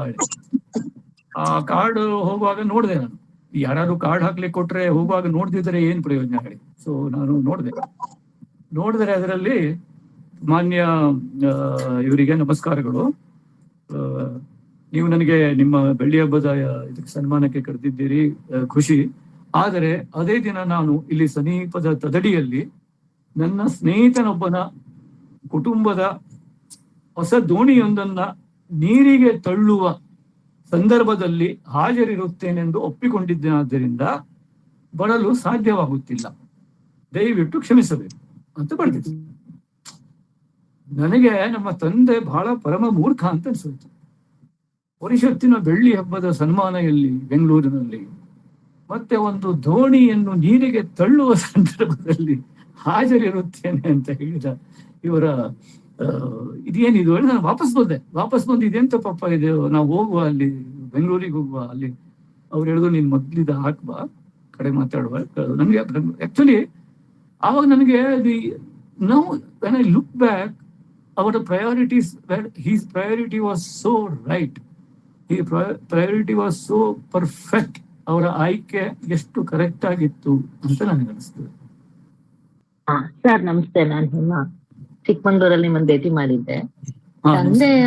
ತಂದೆಯ ಪ್ರಭಾವ ಸಾಹಿತಿಯಾಗಿ ನಿಮ್ಮ ಮೇಲೆ ಹೇಗಿದೆ ಅಂತ ನೀವು ನಮ್ಗೆ ಕಟ್ಕೊಡ್ತೀರಾ ಸರ್, ನಿಮ್ಮ ಮಾತುಗಳಲ್ಲಿ?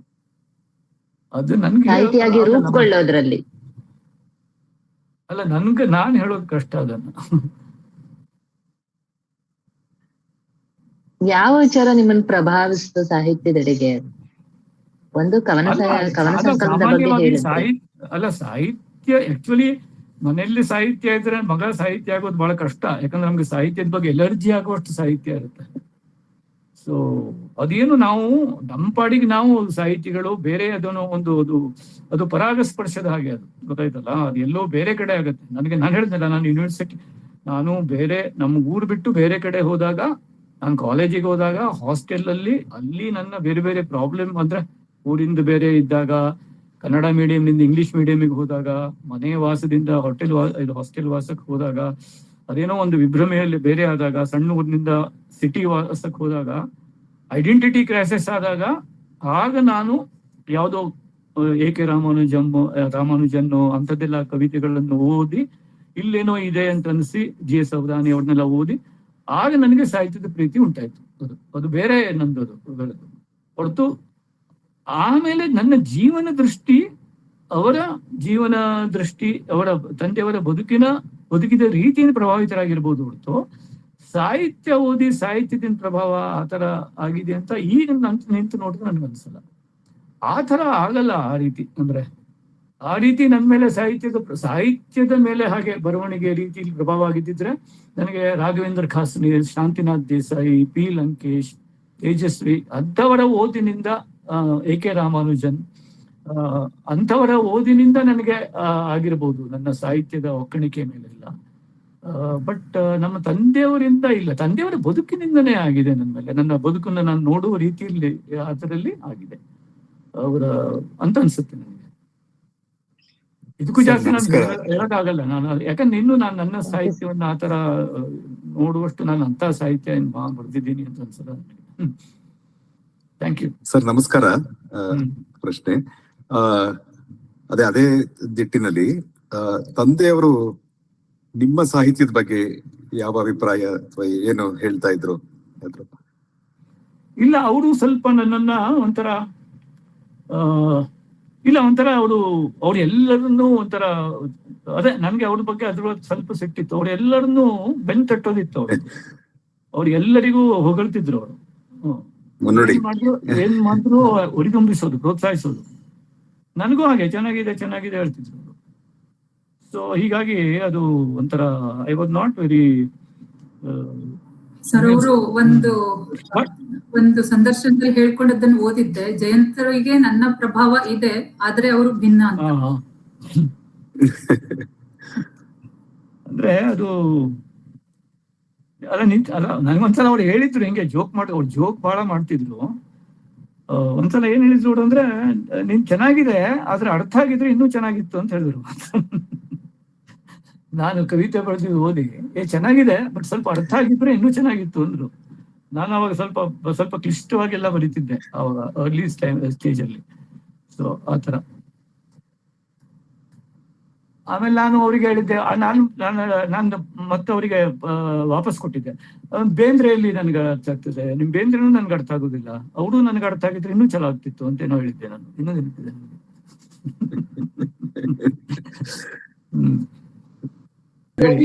ಅವರು ಬೆಂಗಳೂರು ಅಥವಾ ಹೊರ ನಮ್ಮ ಅಂಕೋಲಾ, ಕಾರವಾರ, ಗೋಕರ್ಣ ಆ ಪ್ರದೇಶವನ್ನು ಬಿಟ್ಟು ಹೊರಗಡೆ ಹೋದದ್ದೇನಾದ್ರೂ ಇದೆಯಾ? ಎಷ್ಟು ಸಾರಿ ಸುಮಾರು ಅಂದಾಜು?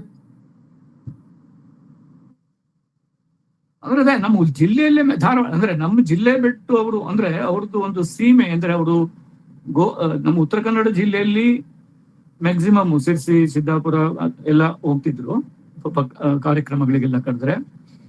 ಆಮೇಲೆ ಧಾರವಾಡಕ್ಕೆ ಅವರು ಈ ವಾಸ್ ವೆರಿ ವೆಲ್ ನೋನ್. ಆಮೇಲೆ ದಕ್ಷಿಣ ಕನ್ನಡಕ್ಕೆ ಈ ವಾಸ್ ಗೋಯಿಂಗ್. ಯಾಕಂದ್ರೆ ಅಲ್ಲಿ ಅವರಿಗೆ ಈ ಶಿವರಾಮ್ ಕಾರಂತರು, ಖುಷಿ ಹರದಾಸ್ ಭಟ್ರು, ಆಮೇಲೆ ಉದಯವಾಣಿ ಅದು ಇದು ಯಾವುದು ನಮ್ಮ ಹೇಳಿದ್ನಲ್ಲ ಜನಸೇವಕಕ್ಕೆ ಅವ್ರು ಬರೀತಾ ಇದ್ರಲ್ಲ, ಆ ಜನಸೇವಕ ಪತ್ರಿಕೆ 18 ವರ್ಷ ಆದ್ಮೇಲೆ ನಿಂತು. ಆ ಜನಸೇವಕ ಪತ್ರಿಕೆಯನ್ನ ನಿಲ್ಲಿಸ್ಬೇಕಾಯ್ತು ಯಾರು? ದಿನಕರ್ ದೇಸಾಯಿ ಅವರು. Because it was not working. ಅಂದ್ರೆ it was not affordable anymore. ಅದು ನಿಂತಾಗ ಅದರ ಕೊನೆಯ ಸಂಚಿಕೆಯಲ್ಲಿ ಕೊನೆಯ ವಂದನೆ ಅಂತ ಗೌರೀಶರು ಒಂದು ಸಣ್ಣ ಟಿಪ್ಪಣಿ ಬರೆದ್ರು. ಅದರ ಒಂದು ಪ್ಯಾರಾಗ್ರಾಫ್ ನಾನು ಓದ್ಬೇಕು ಅಂತ ಅನ್ಕೊಂಡೆ. ಅದೆಷ್ಟು ಚೆನ್ನಾಗಿದೆ ಅಂತಿಂತ ಅದೊಂದು it talks about so many things. ಅಂದ್ರೆ ತಾನು ಅದು ಯಾಕೆ ನಿಂತು ಅಂತೆಲ್ಲ ಬರ್ದಿದ್ದಾರೆ ಅವರು.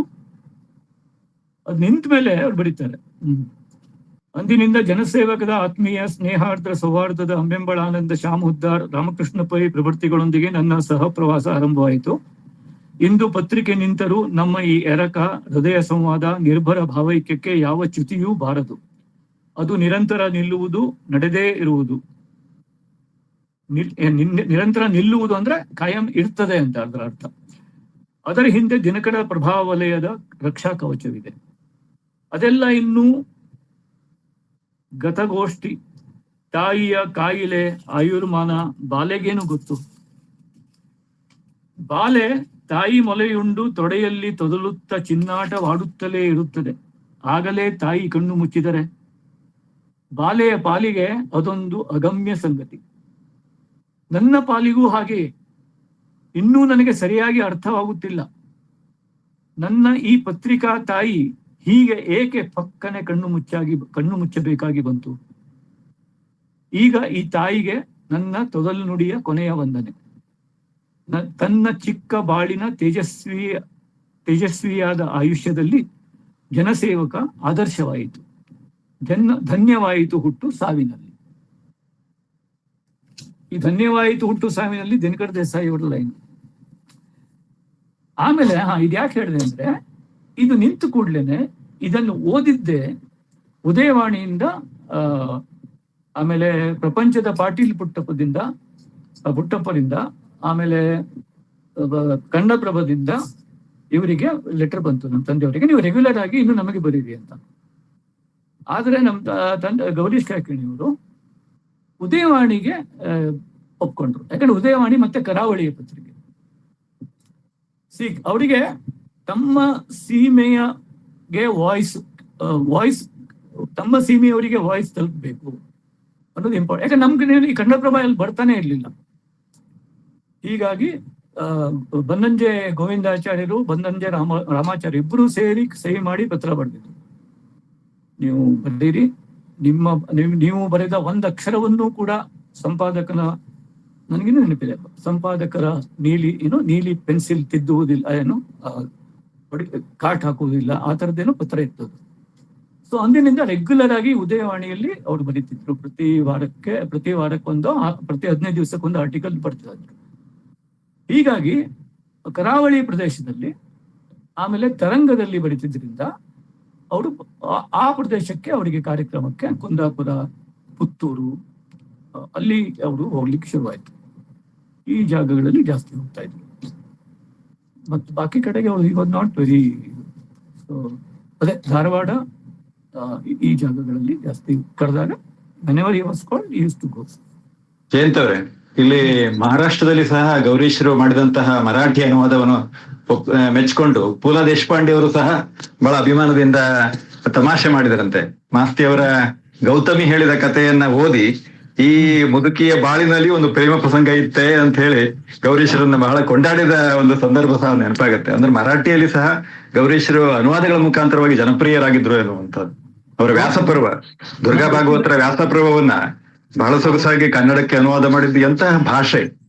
ಸಾಹಿತ್ಯದ ವಿದ್ಯಾರ್ಥಿಗಳು ಯಾಕೆ ಇವತ್ತು ಗೌರೀಶ್ವರನ್ನ ಓದ್ಬೇಕು ಅಂದ್ರೆ ಬಹುಶಃ ಅವರ ಭಾಷೆಯನ್ನ ನೋಡಿ ನಾವು ಕಲೀಬೇಕಾದ್ದು ಬಹಳಷ್ಟಿದೆ ಅಂತ ಅನ್ಕೊಂಡು. ಬಹಳ ಅರ್ಥಪೂರ್ಣವಾದಂತಹ, ಹೃದಯವಾದಂತಹ ಉಪನ್ಯಾಸ. ನಮೋ ನಮಃ. Thank you. ಆಮೇಲೆ ಭಾಷೆ ಬಗ್ಗೆ ಹೇಳಿದ್ರಿ. ಅವರ ಭಾಷೆ ಬಗ್ಗೆ ತುಂಬಾ ಒಂದು ಅಂದ್ರೆ ಅವ್ರದ್ದು ಬೇಂದ್ರೆ ಅವರ ಗದ್ಯದಂತೆ ಕಾವ್ಯದ ಸಾರವನ್ನು ಹೀರಿಕೊಂಡ ಲಲಿತವಾದ ಗದ್ಯ ಅಂತ ಬಹುಶಃ ಇವರು ರಾಮಚಂದ್ರನೇನೋ ಹೇಳಿದ್ದಾರೆ.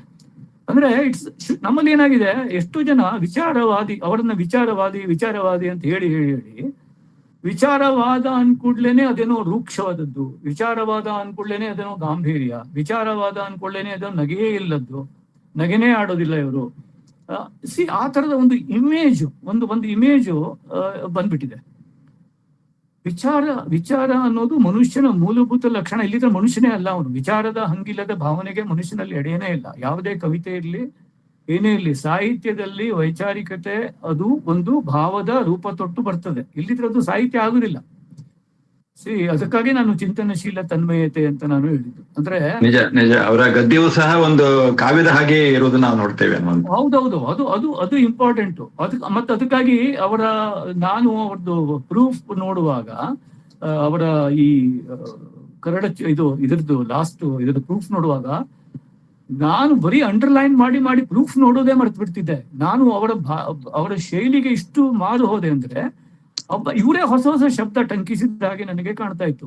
ಆಮೇಲೆ ಜಯಾ ಪ್ರಾಣೇಶ್ ಅಂತ, ಅವರು ಕನ್ನಡದ ತುಂಬಾ ಓದುಗಿ, ಅವರು ತುಂಬಾ ಪ್ರೂಫ್ ರೀಡ್ ಮಾಡೋದ್ರಲ್ಲಿ ನಮ್ಗೆ, ಚಿತ್ರದುರ್ಗದವರು, ಅವರು ಪ್ರೂಫ್ ರೀಡ್ ಮಾಡೋದ್ರಲ್ಲಿ ತುಂಬಾ ಹೆಲ್ಪ್ ಮಾಡಿದ್ದಾರೆ ಅವರಿಗೆ ನಮ್ಗೆ. ಅವರು ಕೂಡ ತುಂಬಾ ಅಂಡರ್ಲೈನ್ ಮಾಡಿದ್ರು. ನಾನು ಅದಕ್ಕೆ ಒಂದಿಷ್ಟು ಪದಗಳನ್ನ, ಈಗ ನೀವು ಅದು ಟಾಪಿಕ್ ತೆಗೆದಿದ್ದಕ್ಕೆ ನಾನು ಎರಡು ಮೂರು ಪದಗಳನ್ನ ಒಂದಿಷ್ಟು ಆವಾಗಲೇ ನಾನು ಅಂಡರ್ಲೈನ್ ಮಾಡಿದ್ದನ್ನ ಬರ್ದಿಟ್ಕೊಂಡಿದ್ದೀನಿ. ಅಂದ್ರೆ ಇವರೇ ಏನೇನೋ ಬರೀತಾರೆ, ಅವರು ಬರೆಯೋ ರೀತಿಯಲ್ಲಿ ಅದು ಎಷ್ಟು ಇದಾಯ್ತು. ಈಗ ಅವಂತ್ ಗ್ರೇಡ್ ಅಂತ ಒಂದು ಶಬ್ದ ಇದೆ, ಅದಕ್ಕೆ ಇವರು ಶಿಷ್ಟ ವಿಶೇಷ ಅಂತ ಹೇಳ್ತಾರೆ. ಆಮೇಲೆ ಅಂದ್ರೆ ಜೋಡಿ ಶಬ್ದಗಳನ್ನು ಬಳಸುವಾಗಲೂ ಕೂಡ ಅದಕ್ಕೆ ಒಂದು ಧ್ವನಿ ರಮ್ಯತೆ ಇರ್ತದೆ, ಅದು ಮನಸ್ಸಲ್ಲಿ ಉಳಿತದೆ. ಸರ್ವಜ್ಞ ಮರ್ಮಜ್ಞ ಅಂತಾರೆ ಒಟ್ಟಿಗೆ, ಅದು ನೆನಪಲ್ಲಿ ಉಳಿತದೆ, ಆಯ್ತಾ. ಆಮೇಲೆ ತನ್ಮಯತೆ ತಾಟಸ್ಥ್ಯ ಅಂತಾರೆ ನೋಡಿ. ಈಗ ತನ್ಮಯತೆ ಇದ್ರೆ ಸಾಲದು, ತಾಟಸ್ಥ್ಯನೂ ಬೇಕು ಅಂತಾರೆ. ನಾವು ಓದಿದ ಮೇಲೆ ಎರಡೂ ಒಟ್ಟಿಗೆ ನೆನಪಲ್ಲಿರ್ಲಿಕ್ಕೆ ಸಾಧ್ಯ. ವಿ ರಿಮೆಂಬರ್, ಇವೆಲ್ಲ ಕಾವ್ಯದ ಗುಣಗಳು. ಧ್ವನಿ ಅಂದ್ರೆ ಇದನ್ನೇ, ಇಲ್ಲಿಂದ ಧ್ವನಿ ಹುಟ್ಟುತ್ತದೆ. ಚಾತುರ್ಯ, ಚಾರಿತ್ರ್ಯ, ಚಾರುತ್ವ.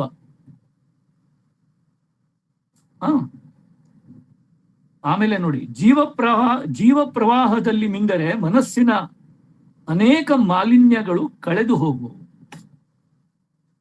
ಜೀವ ಪ್ರವಾಹ ಅಂದ್ರೆ ಎಂಥದ್ದು, ಎಲ್ಲಿ ಸಿಗ್ತದೆ? ಜೀವ ಪ್ರವಾಹ ಅಂದ್ರೆ ಹ್ಯೂಮನ್ ವರ್ಲ್ಡ್. ಗೋಕರ್ಣದಲ್ಲಿ ಅವಳು ಮಿಂದೋಗ್ತಾರೆ. ಮನುಷ್ಯ ಲೋಕನೇ ಜೀವ ಪ್ರವಾಹ. ಅದರಲ್ಲಿ ಮಿಂದರೆ ಮನಸ್ಸಿನ ಅನೇಕ ಮಾಲಿನ್ಯಗಳು ಕಳೆದು ಹೋಗ್ತವೆ. ವ್ಯಕ್ತವೆಲ್ಲವೂ ಅವ್ಯಕ್ತದ ಆವಿಷ್ಕಾರ. ಅದು ಇಂಪಾರ್ಟೆಂಟು. ವ್ಯಕ್ತವೂ ಅವ್ಯಕ್ತದ ಆವಿಷ್ಕಾರ, ಅದೇ ಸಾಹಿತ್ಯ. ಅವ್ಯಕ್ತದ ಆವಿಷ್ಕಾರ ವ್ಯಕ್ತ ಆಗ್ಬೇಕು. ಅದಕ್ಕೊಂದು ಬೇರೆ ಹದ ಬೇಕದು ಅದಕ್ಕೆ. ಆಮೇಲೆ ಇದು ನೋಡಿ, ಹರ್ಷದಲ್ಲಿ ಹಿಗ್ಗಿನಲ್ಲಿ ಜನ ಬೇರೆ ಬೇರೆ ಆದರೂ, ದುಃಖದಲ್ಲಿ ಕಣ್ಣೀರಲ್ಲಿ ಮನುಜರೆಲ್ಲರೂ ಒಂದೇ. ಇದು ಅರ್ಥ ಆಗ್ಬೇಕಲ್ಲ. ಆಸ್ವಾದನೆಗೆ ಮೊದಲೇ ಆಪಾದನೆಗೆ ಹೊರಟವನು ರಸಿಕನೋ ರಕ್ಕಸನೋ? ರಸಿಕ ಮತ್ತು ರಕ್ಕಸ.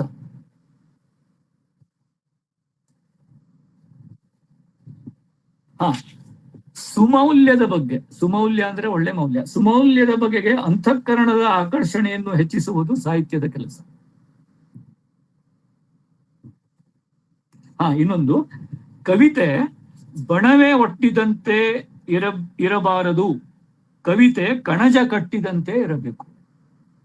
ಆಮೇಲೆ ಅವರು ಟಂಕಿಸಿದ ಒಂದೆರಡು ಶಬ್ದ, storm in the tea cup ಅಂತೀವಿ ಇಂಗ್ಲಿಷಲ್ಲಿ, ಅದಕ್ಕೆ ಬಟ್ಟಲ ಬಿರುಗಾಳಿ.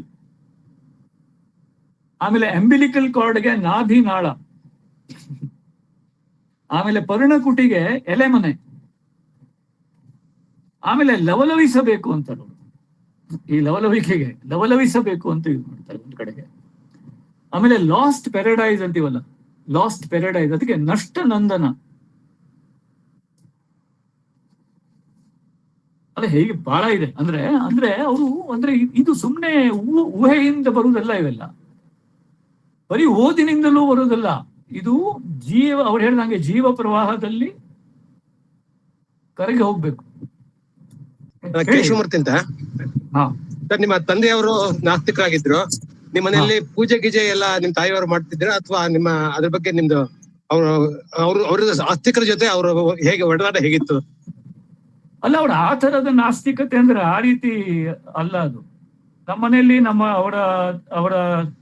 ಅವರ ತಾಯಿ ಅಂದ್ರೆ ಅವ್ರ ಪಾಪ ಅವ್ರ ತಾಯಿ ಸಣ್ಣಿರ್ಬೇಕಾದ್ರೆ ತೀರ್ಕೊಂಡ್ರು. ಅವರ ದೊಡ್ಡತ್ತೇನೋ ದೊಡ್ಡಮ್ಮನೋ ಚಿಕ್ಕಮ್ಮನೋ ಯಾರೋ ಇದ್ರು, ಅವರು ಅವರನ್ನ ಸಾಕು ಬೆಳೆಸಿದ್ರು. ಸೊ ಅವರು ಪೂಜೆ ಮಾಡ್ತಿದ್ದಂತ ದೇವ್ರ ಮನೇಲಿತ್ತು.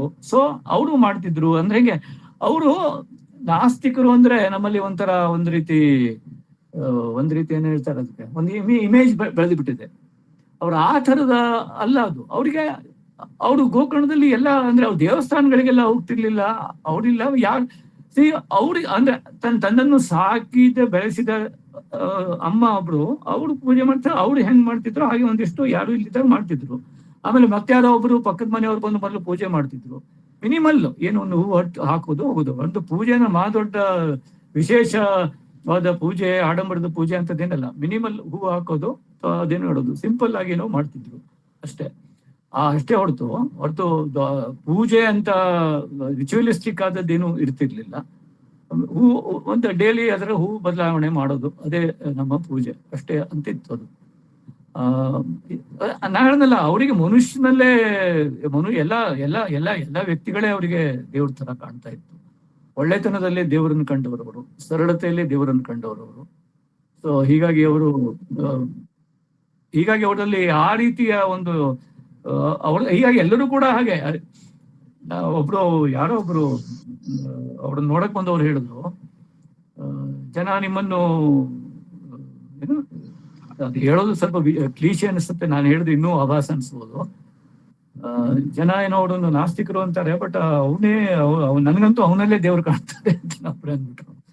ಒಂದ್ಸಲ ಯಾರೊಬ್ರು ಬಂದು ಅವ್ರಿಗೆ, ಆಮೇಲೆ ಯಾರೋ ಹೇಳಿದಾಗ ಅವ್ರಿಗೆ ಒಂಥರ ಅವರು ಸಿಕ್ಕಾಪಟ್ಟೆ ಬಿದ್ದು ಹಾಕ್ಬಿಟ್ರು. ಈ ತರನೂ ಆಗೋಯ್ತು. ಅಂದ್ರೆ ಪಾಯಿಂಟ್ ಅಂದ್ರೆ ಅದು ಒಂದ್ ರೀತಿ ಎಲ್ಲ ಭಾಷೆಗೆ ಸಂಬಂಧಪಟ್ಟ ವಿಚಾರಗಳು. ಅದು how you slot people, how you slot and how you use that concepts in slotting people and dividing people, ಅಲ್ಲಿಗೆ ಬರುತ್ತೆ ಅಲ್ಟಿಮೇಟ್ಲಿ. ಬಟ್ ಅವರು ಏನು ಅಂದ್ರೆ ಅವರು ಜನರನ್ನು ಪ್ರೀತಿಸಿದವರು, ಎಲ್ಲರನ್ನು ಪ್ರೀತಿಸಿದವರು, ಇಡೀ ಊರು ಅವರನ್ನು ಪ್ರೀತಿಸ್ತಿತ್ತು. ಅದು ಪಾಯಿಂಟ್. ಅದು ನಿಮ್ಮ ಮೇಲೆ ಪ್ರಭಾವ ಬೀರಿದೆ ಸರ್? ಅಂದ್ರೆ ಪ್ರಭಾವ ಅಂತ ನಾನು ಎಲ್ಲರನ್ನೂ ಪ್ರೀತಿಸ್ತೇನೆ. ನಾನು ಯಾವ ಇದರಲ್ಲಿ ನಾನು ಎಲ್ಲರನ್ನೂ ಪ್ರೀತಿಸ್ತೇನೆ. ನನಗೆಲ್ಲರೂ ಬೇಕು. ಧನ್ಯವಾದಗಳು ಸರ್. ಹೇಳ್ತಾ ಇದ್ರಿ ಅವರ ಹ್ಯೂಮರ್ ಬಗ್ಗೆ ಹೇಳ್ತೀನಿ ಅಂತ ಹೇಳ್ಬಿಟ್ಟು, ನಾನು ಪದ್ಮಾ ಶ್ರೀಧರ್ ಅಂತ ಅಂದ್ಬಿಟ್ಟು ಅರುಂಧತಿ ರಮೇಶ್ ಅವರ ಸ್ನೇಹಿತೆ. ನಿಮ್ ಬಗ್ಗೆ, ನಿಮ್ಮ ಕುಟುಂಬದ ಬಗ್ಗೆ ತುಂಬಾ ಹೇಳೋರು ಅವರು. ನಿಮ್ಮ ತಂದೆಯ ಹಾಸ್ಯ ಪ್ರಜ್ಞೆ ಬಗ್ಗೆ ಹೇಳ್ತೀನಿ ಅಂತಂದ್ರಿ, ಒಂದೆರಡು ಮಾತುಗಳು. ಇಲ್ಲ, ಅವರಿಗೆ ಸಿಕ್ಕಾಪಟ್ಟೆ ಹಾಸ್ಯ ಪ್ರಜ್ಞೆ. ಅವರಿಗೆ ಅಂದ್ರೆ ಹಾಸ್ಯ ಪ್ರಜ್ಞೆ ಅಂದ್ರೆ ಅದು ಬಿಟ್ಟು ಅವ್ರದ್ದು ತುಂಬಾ ಇತ್ತು. ಯಾವಾಗ್ಲೂ ಅವರು ಒಂಥರ, ನಮ್ಮನೇಲಿ ನಾನು ಮತ್ತು ನನ್ನ ಅಮ್ಮ ಅಂದ್ರೆ ನಾವು ಫಿಶ್ ತಿನ್ನೋರು, ಫಿಶ್ ತಿಂತೀವಿ, ಫಿಶ್ ಇಷ್ಟ. ನಮ್ಮ ತಾಯಿ ಫಿಶ್ ಯಾಕಂದ್ರೆ ನಾವು ತದಡಿಯಲ್ಲಿ ಫಿಶಿಂಗ್ ಬಿಲಿ ನದಿ ತೀರದ ಅಲ್ಲಿ ಫಿಶ್ ಬಹಳ ಫ್ರೆಶ್ ಸಿಗುತ್ತೆ. ಸೊ ನಾನು ಫಿಶ್ ತುಂಬಾ ಇಷ್ಟಪಡ್ತೀನಿ. ಸೊ ನಮ್ಮ ತಂದೆಯವರಿಗೆ ಫಿಶ್ ಇಷ್ಟ ಆಗಲ್ಲ, ಅವ್ರು ತಿನ್ನಲ್ಲ. ಸೊ ಅದಕ್ಕಾಗಿ ಯಾವಾಗ್ಲೂ ನಮ್ಮ ತಂದೆ ನಮ್ಮಿಬ್ರನ್ನ ಮೀನ್ ಮೈಂಡೆಡ್ ಅಂತ ಕರೀತಿದ್ರು. ನಮ್ಮ ಮನೇಲಿ ಇವರಿಬ್ಬರು ಮಾತ್ರ ಮೀನ್ ಮೈಂಡೆಡ್ ಅಂತ ಹೇಳ್ತಿದ್ರು. ಅದೊಂದು ಅವ್ರದ್ದು ಟಿಪಿಕಲ್ ಜೋಕು. ಇನ್ನೊಂದು, ಒಂದ್ ದಿವಸ ನಮ್ಮ ಮನೆಗೆ ಒಬ್ರು ಹಿರಿಯರನ್ನ ಕರ್ಕೊಂಡ್ಬಂದು ಅವ್ರನ್ನ ನಮ್ಮ ತಂದೆಯವರಿಗೆ ಪರಿಚಯ ಮಾಡ್ಕೊಟ್ಟು, ಸಾರ್ ಇವರು ಮತ್ತೊಬ್ಬರನ್ನು ತೋರಿಸ್ಕೊಂಡು, ಹಿರಿಯರನ್ನು ತೋರಿಸ್ಕೊಂಡು, ಸಾರ್ ಇವರು ಸ್ವಾತಂತ್ರ್ಯ ಯೋಧರು, ಫ್ರೀಡಮ್ ಫೈಟರ್ ಸರ್ ಇವರು ಅಂತಂದ್ರು. ಹೌದಾ, ನಮಸ್ಕಾರ ಅಂದ್ರು. ಆಮೇಲೆ ನಮ್ಮ ತಂದೆಯವರು, ಹೌದಾ ಸರ್, ನಾನು ಕೂಡ ಸ್ವಾತಂತ್ರ್ಯ ಯೋಧ, ನಂದು ಮದುವೆ ಆಗಿದೆ ಅಂತ ಹೇಳಿದ್ರು. ನಾನು ಸ್ವಾತಂತ್ರ್ಯಕ್ಕಾಗಿ ಹೋರಾಡ್ತಾ ಇದ್ದೀನಿ ಅಂತ ಕೂಡ ಹೇಳಿದ್ರು. ಈ ತರ ಇನ್ನೊಂದು, ಇದೊಂಥರ ಇದು ಕೊಂಕಣಿ ಮಾತಾಡೋರಿಗೆ ಗೊತ್ತಾಗುತ್ತೆ, ಅಥವಾ ಹಿಂದಿಯಲ್ಲಿದ್ರೂ ಪರವಾಗಿಲ್ಲ. ಒಂದ್ಸಲ ಅವರಿಗೆ ಇದಾಗಿತ್ತಂತೆ, ಏನು ಮಂಪ್ಸ್ ಅಂತಾರಲ್ಲ, ಮಂಪ್ಸ್ ಇಲ್ಲಿ ಎರಡು ಕಡೆಗೆ ಏನೋ ಊದ್ಕೊಂಡ್ಬಿಡುತ್ತೆ. ಹಿಂದೆ ಬಹಳ ಆಗ್ತಿತ್ತದು, ಈಗೆಲ್ಲ ಆಗಲ್ಲ ಜನಕ್ಕೆ. ಅವ್ರಿಗೇನೋ ಮಂಪ್ಸ್ ಆಗಿತ್ತು, ಗದಗಟ್ಟು ಅಂತನಾ? ಅದೇನೋ ನಮ್ ಕಡೆಗೆ ಕೆಪ್ಪಟ್ಟು ಅಂತಾರೆ ಅಂತಾರೆ. ಹೌದು. ಸೊ ಅದಾಗಿತ್ತು. ಯಾರೋ ಒಬ್ರು ಹೇಳಿದಂತೆ ರಸ್ತೆಯಲ್ಲಿ ಬಂದಾಗ ಒಬ್ರು, ನಿಮ್ಗೆ ಇದಾಗಿದ್ಯಾ, ನೀವು ಆ ದಾಸಾಳದ ಹೂ ತಕೊಂಡು, ದಾಸಾಳ ಅದು ಕೊಂಕಣಿಯಲ್ಲಿ ಫೂಲ್ ಅಂತಾರೆ ಅದಕ್ಕೆ, ಹಿಂದಿಲಿ. ದಾಸಾಳ ಫೂಲ್ ಘೇವ್ನ ಹಂಗ ಲಾವ್ಕ ತುಂಬಿ ದಾಸಾಳದ ಫೂಲ್ ಘೇವ್ನು ಇಲ್ಲಿ ಹಚ್ಚಬೇಕು, ಅದಕ್ಕೆ ಹಿಂಗೆ ಮಾಡುದು. ಫೂಲ್ ಅಂದ್ರೆ ಹೂ ಕೊಂಕಣಿಯಲ್ಲಿ, ದಾಸಾಳ ಫೂಲ್ ಘೇವ್ನ ಹಂಗೆ ಇಲ್ಲಿ ಹಚ್ಚಬೇಕು, ಹಂಗೆ ಹೇಗೆ ಅಂತ. ಮತ್ತೊಬ್ಬ ಏನಂತೆ ತಲೆ ತಿನ್ಬಿಟ್ಟೆ. ಮತ್ತೊಬ್ಬವನ್ನು, ನೀವು ಆ ಕರ್ವೀರ ಫೂಲ್ ಘೇವ್ನು ಹಂಗಲ್ಲ ಫೂಲ್. ಸೊ ಇವ್ರಿಗೆ ಸುಸ್ತಾಗಿ, I was stuck between two fools ಅಂತ ಹೇಳಿದ್ರಂತೆ ಅವ್ರು ಮತ್ತೊಬ್ಬನ ಹತ್ರ. ಈ ತರ ಅವ್ರಿಗೆ ಎಲ್ಲಿ ಹೋದ್ರು, ಏನ್ ಹೇಳಿದ್ರು, ಆ ಶಬ್ದಗಳ ಜೊತೆಗೆ ಒಂದು ಆಟ ಆಡುವಂತದ್ದು ಒಂದು ಇತ್ತು. ಮತ್ತೇನೋ ನಾನು ಹೇಳ್ಬೇಕು ಅನ್ಕೊಂಡಿದ್ದೆ, ಇಲ್ಲ ಇಷ್ಟು ಸಾಕು ಅಂತ ಅನ್ಸುತ್ತೆ ನನಗೆ. ಆಮೇಲೆ ಮತ್ತೊಮ್ಮೆ ನಿಮ್ಗೆಲ್ರಿಗೂ ಧನ್ಯವಾದ. ಯಾಕಂದ್ರೆ ಎಲ್ಲ ಈ ಹಿರಿಯ ಲೇಖಕರು, ಅದು ಇವರೇ ಇರ್ಲಿ, ಶಾಂತಿ ನಮ್ಮ ಕಾರಂತರೇ ಇರ್ಲಿ, ಎನಿ ಹಳೆಯ ಲೇಖಕರನ್ನ ಸುಮ್ಮನೆ ಅವ್ರು ಒಂದೊಂದು ಪುಸ್ತಕ ತಗೊಂಡು ಓದಿದ್ರೆ ಅಲ್ಲಿ ಒಂದು ಅಕ್ಷಯವಾದಂತಹ ಒಂದು ಒಂದು ಅದ್ಭುತವಾದ ಸರೋವರ ಇದೆ ಅಲ್ಲಿ. ನಾವು ಒಂದೊಂದು ನಮ್ಗೆ ಬೇಕಾದ್ದೆಲ್ಲ ಅಲ್ಲಿದೆ, ನಾವು ಮತ್ತೇನು ಹುಡುಕ್ಬೇಕಾಗಿಲ್ಲ. ನಮ್ಗೆ ಅದು ಓದ್ತಾನೆ ನಮ್ಗೆ ಗೊತ್ತಾಗತ್ತೆ ಅದು. ಮತ್ತೆ ಅಲ್ಲಿ ಇರೋದೇನಿದೆಯಲ್ಲ ಅದು ನಮ್ಮ ಒಳಗಿರುವಂತದ್ದೇ ಅಲ್ಲಿ ಇರುತ್ತೆ. ಅದು ನಮಗೆ ಕೊಡ್ತಾ ಇರುತ್ತೆ.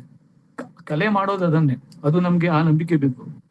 ಕಲೆ ಮಾಡೋದೇನು ಅಂದ್ರೆ ನಮ್ಮ ಒಳಗಿನ ಸಾಧ್ಯತೆಗಳನ್ನೇ ನಮಗೆ ಕೊಡುತ್ತೆ. ಅದು ನಮ್ಗೆ ಇಲ್ದಿದ್ದನ್ನು ತಂದು ತೋರಿಸೋದಿಲ್ಲ. ಅದು ಕಲೆ ಮಾಡೋದೇನು ಅಂದ್ರೆ ನಮ್ಮ ಸಾಧ್ಯತೆಗಳನ್ನ ನಮಗೆ ತೋರಿಸುತ್ತದೆ. ನಮ್ಮೊಳಗಿರೋದನ್ನೇ, ನಮ್ಮ ಪಾಸಿಬಿಲಿಟೀಸ್ ಅನ್ನೇ ನಮಗೆ ತೋರಿಸುತ್ತದೆ, ನಮ್ಮ ಮುಖನೇ ನಮ್ಗೆ ತೋರಿಸುತ್ತದೆ.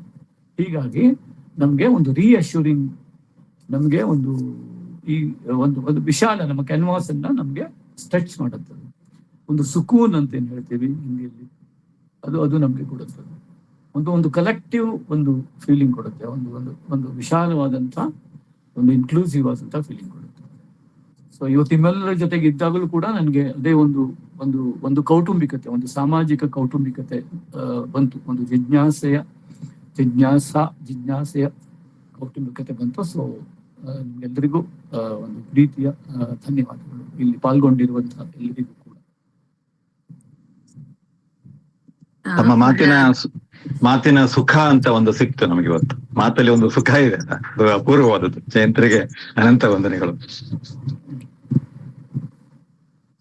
ಉಮಾ, ಧನ್ಯವಾದಗಳು ಸರ್. ಎಲ್ಲರಿಗೂ ಒಂದ್ ಮಾತು ಹೇಳ್ಬೇಕು, ಜಯಂತರಿಗೆ ಇವತ್ತು ತುಂಬಾ ಮುಖ್ಯವಾದ ಒಂದು ಕಾರ್ಯಕ್ರಮ ಇತ್ತು. ನಾವು ಸುಮ್ನೆ ಹೇಳ್ತೀವಿ, ಕ್ಲೀಶೆ ಆಗ್ಬಿಟ್ಟಿದೆ, ತಮ್ಮ ಎಲ್ಲ ಕಾರ್ಯಕ್ರಮಗಳನ್ನು ಬದಿಗೊತ್ತಿ ನಮ್ಮ ಕರೆಗೆ ಹೋಗೊಟ್ಟು ಆ ತರ ಎಲ್ಲ. ಆದ್ರೆ ಅದು ನಿಜವಾಗ್ಲೂ ಆಗಿದೆ ಜಯಂತರ ವಿಷಯದಲ್ಲಿ. ಸರ್ ನಿಮಗೆ ತುಂಬಾ ಧನ್ಯವಾದಗಳು ಸರ್. ಬಹಳ ಅಪೂರ್ವವಾದ ಒಂದು ರಸದೌತಣ ಉಣಬಡಿಸಿದ್ರಿ. ಮುಗಿಸ್ಬೇಕು ಅಂತಾನು ಅನ್ನಿಸ್ತಾ ಇಲ್ಲ, ಆದ್ರೆ ಕಾಲದ ಮಿತಿ ನೋಡಿ ನಾವು ಮುಗಿಸ್ಬೇಕಾಗಿದೆ. ಆತ್ಮೀಯವಾಗಿ ಕಟ್ಟಿಕೊಟ್ರಿ ನಿಮ್ಮ ತಂದೆಯವರನ್ನ. ತುಂಬಾ ಧನ್ಯವಾದಗಳು ಸರ್. Thank you. ನಮಸ್ಕಾರ ಸರ್. ನಮಸ್ಕಾರ ಸರ್. ಸೊ ಇವತ್ತಿನ ಕಾರ್ಯಕ್ರಮವನ್ನ ನಾವು ಮುಕ್ತಾಯಗೊಳಿಸ್ತಾ ಇದ್ದೀವಿ. ಯಾರಿಗೂ ಮನಸ್ಸಿಲ್ಲ, ಆದ್ರೆ ತಮ್ಗೆ ಹೃತ್ಪೂರ್ವಕವಾದ ಧನ್ಯವಾದಗಳು. ಜಿಜ್ಞಾಸ ಮತ್ತು ಕನ್ನಡ ವಿಭಾಗ, ಮುಂಬೈ ವಿಶ್ವವಿದ್ಯಾಲಯ ಎರಡೂ ಕಡೆಯಿಂದನೂ ಆತ್ಮೀಯವಾದ ಧನ್ಯವಾದಗಳು sir. Thank you so much. ಎಲ್ಲರಿಗೂ ಭಾಗವಹಿಸಿದ ಎಲ್ಲರಿಗೂ ಸಹ ಹೃತ್ಪೂರ್ವಕವಾದ ಧನ್ಯವಾದಗಳು. ಧನ್ಯವಾದ.